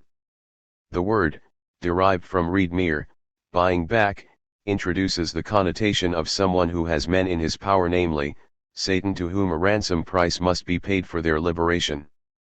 This imagery is not strong in the ordinary use of the term redeemer, but it has not altogether disappeared. The symbolism of man's liberation from demonic powers plays a great role in the traditional doctrines of atonement. Therefore, it is quite justifiable to apply the term Redeemer to Jesus as the Christ. However, the word has a dangerous semantic connotation, similar to that of the word mediator. It can create an image of someone who must pay a price to the anti-divine powers before God is able to liberate man from the bondage of guilt and punishment. This leads to the discussion of the doctrine of atonement and its several types. 3 Doctrines of Atonement. The doctrine of atonement is the description of the effect of the new being in Jesus as the Christ on those who are grasped by it in their state of estrangement. This definition points to 2 sides of the process of atonement, to that in the manifestation of the new being which has an atoning effect, and to that which happens to man under the atoning effect. In the sense of this definition, atonement is always both a divine act and a human reaction. The divine act overcomes the estrangement between God and man insofar as it is a matter of human guilt. In atonement, human guilt is removed as a factor which separates man from God. But this divine act is effective only if man reacts and accepts the removal of guilt between God and man, namely, the divine offer of reconciliation in spite of guilt. Atonement therefore necessarily has an objective and a subjective element. The subjective element makes the process of atonement partly dependent on man's possibilities of reaction. In this way, a moment of indefiniteness is introduced into the doctrine of atonement. This is why the Church instinctively refused to state the doctrine of atonement in definite dogmatic terms, as in the case of the Christological dogma. This 17:1 also opened the way for the development of different types of the doctrine of atonement. All of them were admitted in the Church, and each of them has a special strength and a special weakness. These types can be distinguished as predominantly objective, predominantly subjective, and stages between the two. This itself corresponds to the objective-subjective character of the processes of atonement. Objective in a radical sense is the doctrine developed by Origen, namely, that the liberation of man from the bondage of guilt and self-destruction became possible by a deal between God, Satan, and Christ in which Satan was betrayed.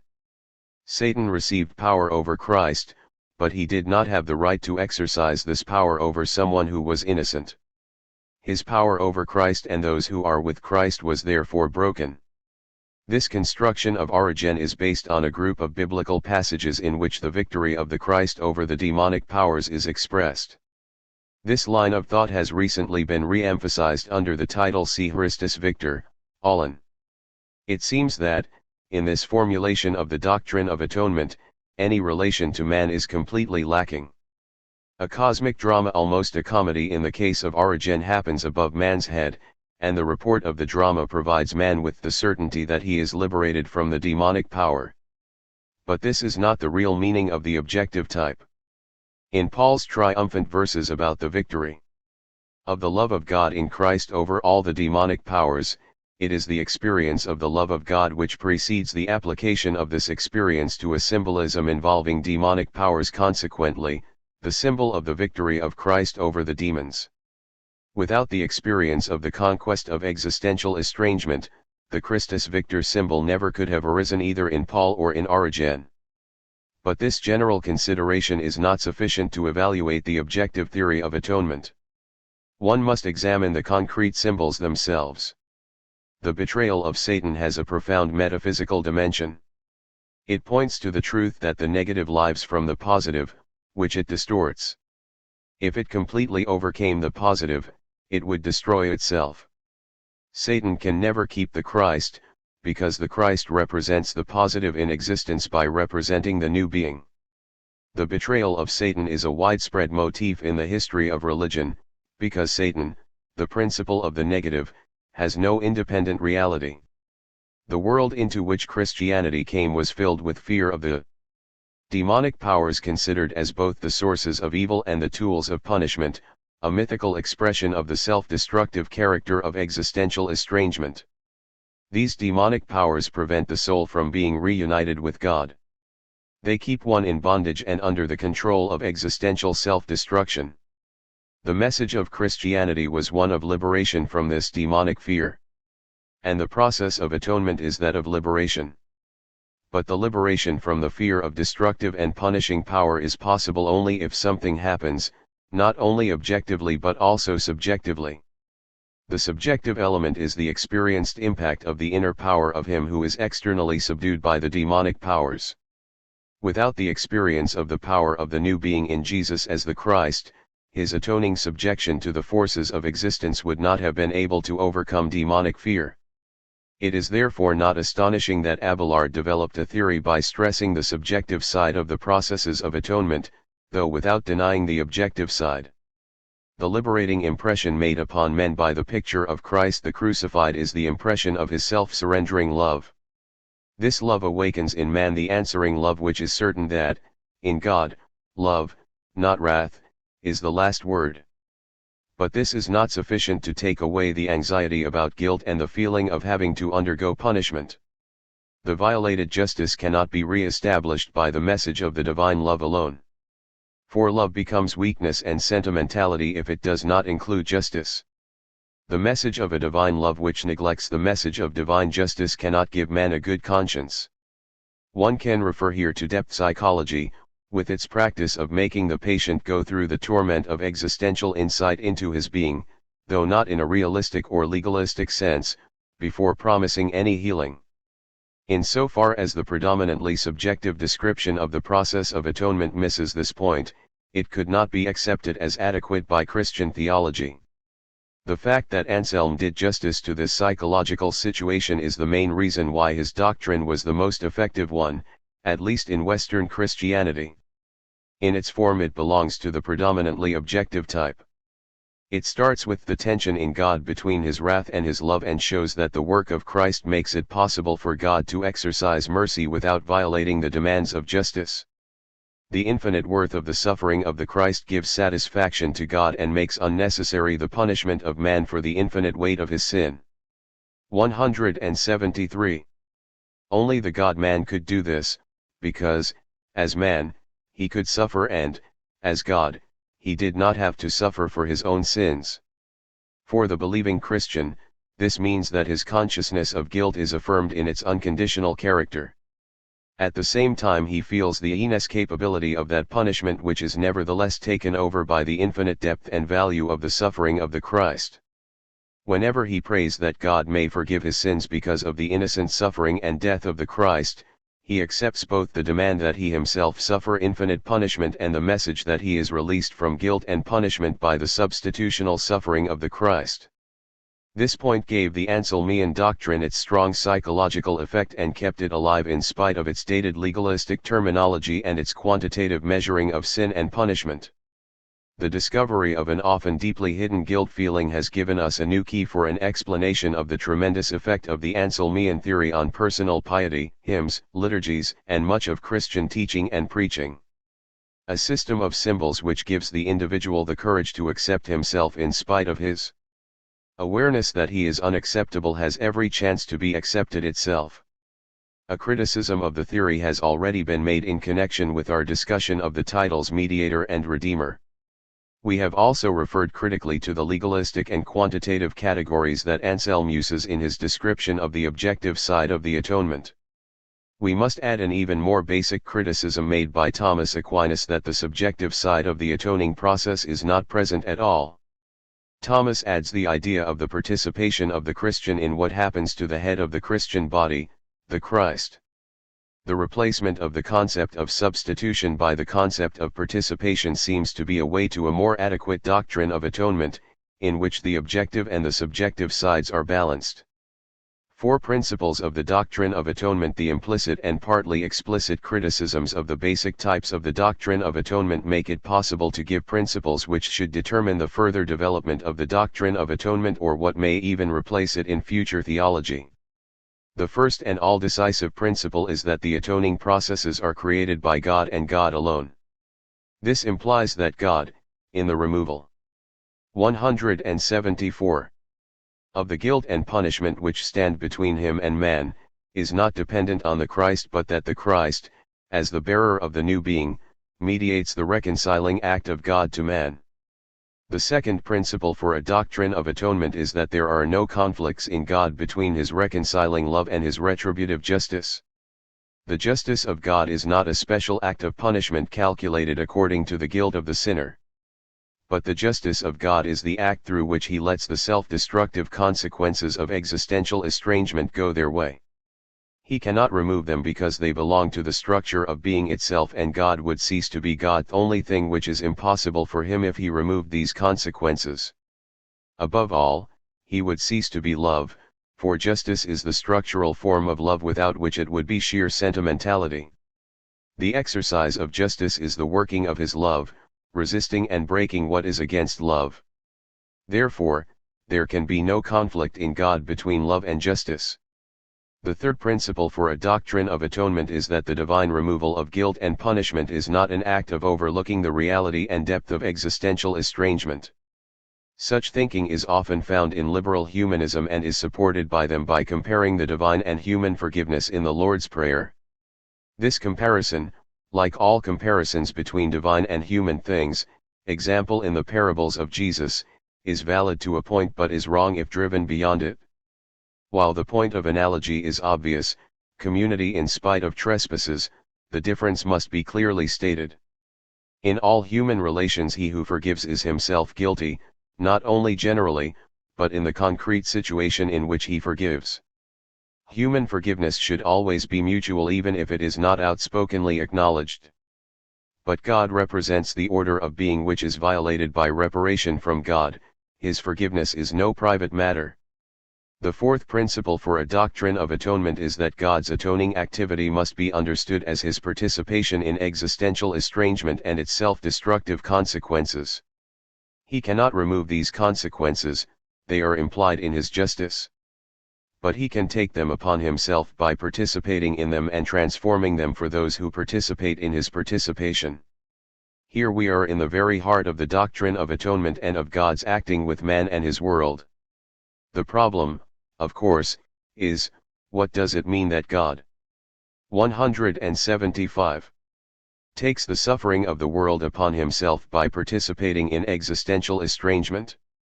The first answer is that it is a highly symbolic kind of speaking, but a speaking which is not strange to the biblical writers. God's patience, God's repentance, change of mind, God's toil with human sin, God not sparing his Son, and other expressions of this type disclose a freedom for concreteness in speaking of God's living reactions to the world of which theology is naturally afraid. If we try to say more than the symbolic assertion that God takes the suffering of the world upon himself, we must add the statement that this suffering does not contradict God's eternal blessedness and its basis, namely, God's eternal aseity, his being by himself and therefore beyond freedom and destiny. On the other hand, we must refer to what has been said in the sections on God as living, namely, the element of non-being which is eternally conquered in the divine life. This element of non-being, seen from inside, is the suffering that God takes upon himself by participating in existential estrangement or the state of unconquered negativity. Here the doctrine of the living God and the doctrine of atonement coincide. The fifth principle of a doctrine of atonement is that in the cross of the Christ the divine participation in existential estrangement becomes manifest. Once more it must be stressed that it is a basic distortion of the doctrine of atonement if, instead of saying becomes manifest, one says becomes possible. On the other hand, becomes manifest does not mean only becomes known. Manifestations are effective expressions, not only communications. Something happens through a manifestation which has effects and consequences. The cross of the Christ is a manifestation in this sense. It is a manifestation by being actualization. It is not the only actualization, but it is the central one, the criterion of all other manifestations of God's participation in the suffering of the world. The guilty conscience which looks at the cross sees God's atoning act in it and through it, namely his taking the destructive consequences of estrangement upon himself. The liturgical language which derives consolation in guilt and death from the merit of Christ, from his precious blood, and his innocent suffering points to him in whom God's atoning act is manifest. But neither the liturgical language nor the uneasy conscience differentiates in the act of faith between the terms in the cross and through the cross. Theology must make a differentiation, because of the first of these principles, between the two. The cross is not the cause but the effective manifestation of God's taking the consequences of human guilt upon himself.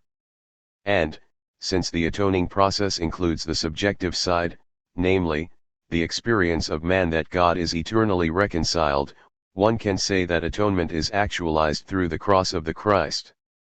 This partly justifies a theology which makes God's atoning act dependent on the merit of the Christ. The sixth principle of a doctrine of atonement is that through participation in the new being, which is the being of Jesus as the Christ, men also participate in the manifestation of the atoning act of God. They participate in the suffering of God who takes the consequences of existential estrangement upon himself, or, to say it succinctly, they participate in the suffering of the Christ.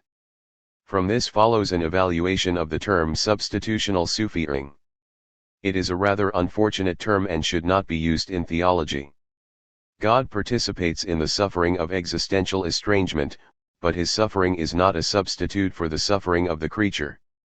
Neither is the suffering of the Christ a substitute for the suffering of man. But the suffering of God, universally and in the Christ, is the power which overcomes creaturely self-destruction by participation and transformation. Not substitution, but free participation, is the character of the divine suffering. And, conversely, not having a theoretical knowledge of the divine participation, but participation in the divine participation, accepting it and being transformed by it, that is the threefold character of the state of salvation. In the light of the principle of participation and on the basis of the doctrine of atonement, we must now consider this threefold character of salvation in which the effect of the divine atoning act upon men is expressed: participation, acceptance, transformation, in classical terminology, regeneration, justification, sanctification. 5. The threefold character of salvation: A. Salvation as participation in the new being, regeneration. The saving power of the new being in Jesus as the Christ is dependent on man's participation in it. The power of the new being must lay hold of him who is still in bondage to the old being. The description of the psychological and spiritual processes in which this happens belongs to the part of which is called Life and the Spirit. 177. Volume 3. At this point, however, it is not the human reaction which is the subject matter under consideration. It is the objective side, the relation of the new being to those who are grasped by it. This relation can be called grasping and drawing into itself, producing the state which Paul called being in Christ. The classical terms for this state are new birth, regeneration, being a new creature. Obviously, the characteristics of the new being are the opposite of those of estrangement, namely, faith instead of unbelief, surrender instead of hubris, love instead of concupiscence.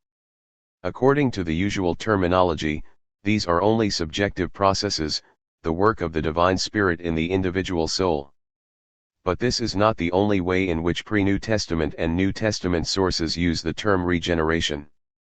Regeneration is a state of things universally. It is the new state of things, the new eon, which the Christ brought.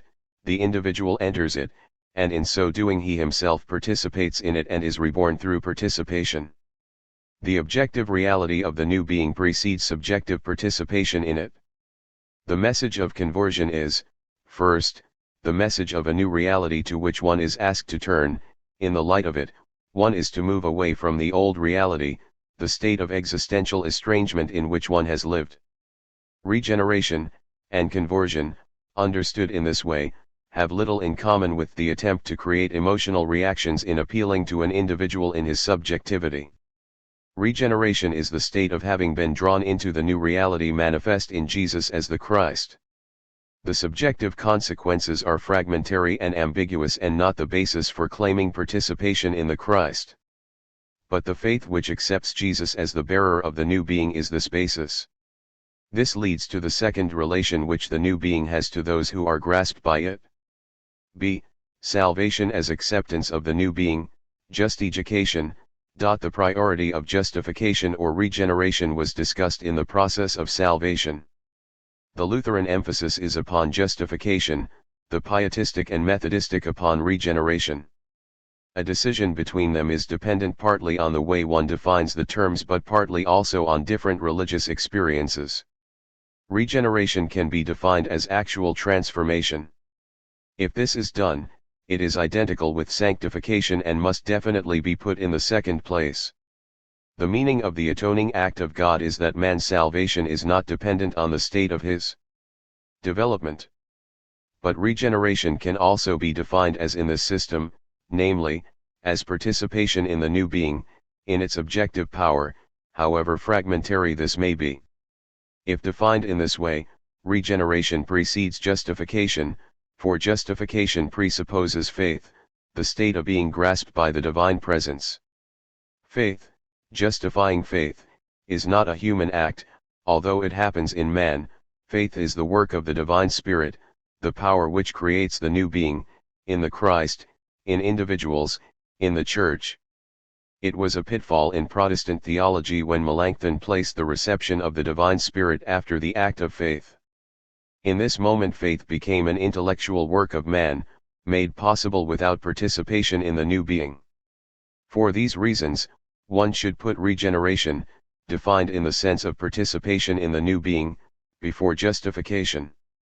Justification brings the element of in spite of into the process of salvation.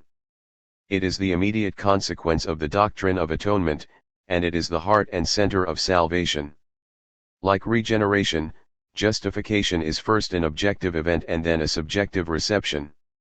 Justification in the objective sense is the eternal act of God by which he accepts as not estranged those who are indeed estranged from him by guilt, and the act by which he takes them into the unity with him which is manifest in the new being in Christ. Justification literally means making just, namely, making man that which he essentially is and from which he is estranged. If used in this sense, the word would be identical with sanctification. But the Pauline doctrine of justification by grace through faith has given the word a meaning which makes it the opposite pole of sanctification. It is an act of God which is in no way dependent on man, an act in which he accepts him who is unacceptable. In the paradoxical formula, simul peccator, simul justus, which is the core of the Lutheran Revolution, the in spite of character is decisive for the whole Christian message as the salvation from despair about one's guilt. It is actually the only way to overcome the anxiety of guilt. It enables man to look away from himself and his state of estrangement and self-destruction to the justifying act of God. He who looks at himself and tries to measure his relation to God by his achievements increases his estrangement and the anxiety of guilt and despair. In the discussion of the failure of self-salvation, we prepared the ground for this statement. For Luther, the absence of any human contribution was so important that Melanchthon formulated the forensic doctrine. 179. Of justification. He compared God with a judge who releases a guilty one in spite of his guilt, simply because he decides to do so.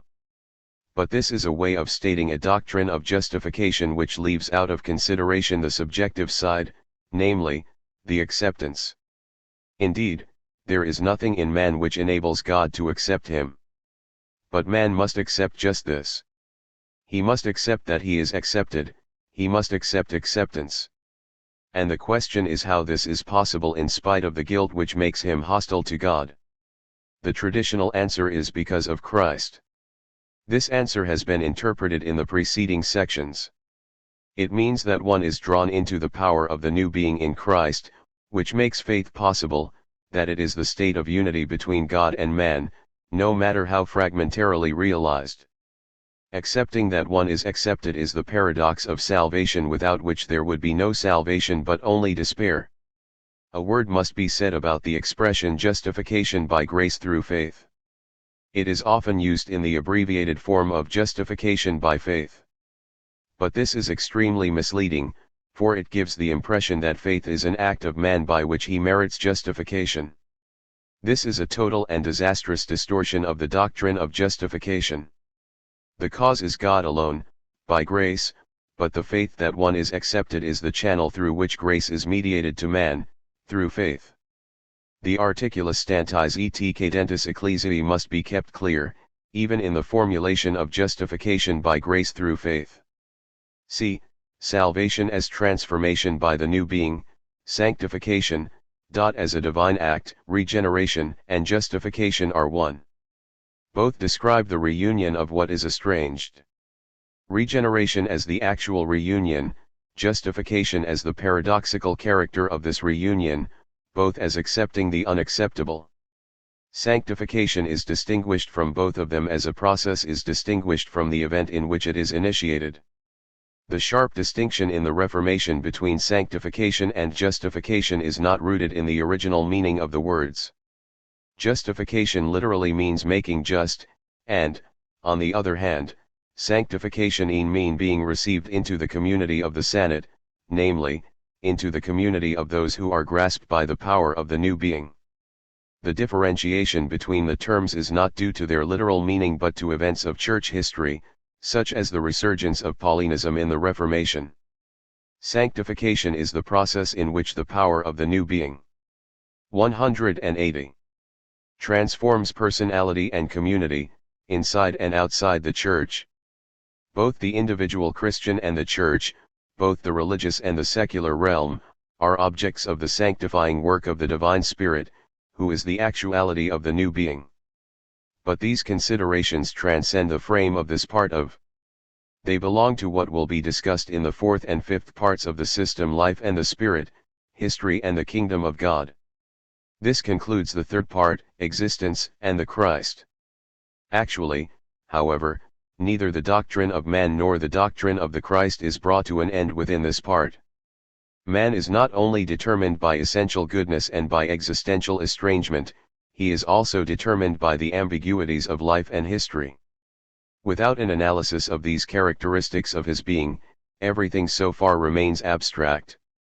Also, the Christ is not an isolated event which happened once upon a time, he is the power of the new being preparing his decisive manifestation in Jesus as the Christ in all preceding history and actualizing himself as the Christ in all subsequent history. Our statement that the Christ is not the Christ without the Church makes the doctrines of the Spirit and of the Kingdom integral parts of the Christological work. Only external expediency justifies the separation of the parts.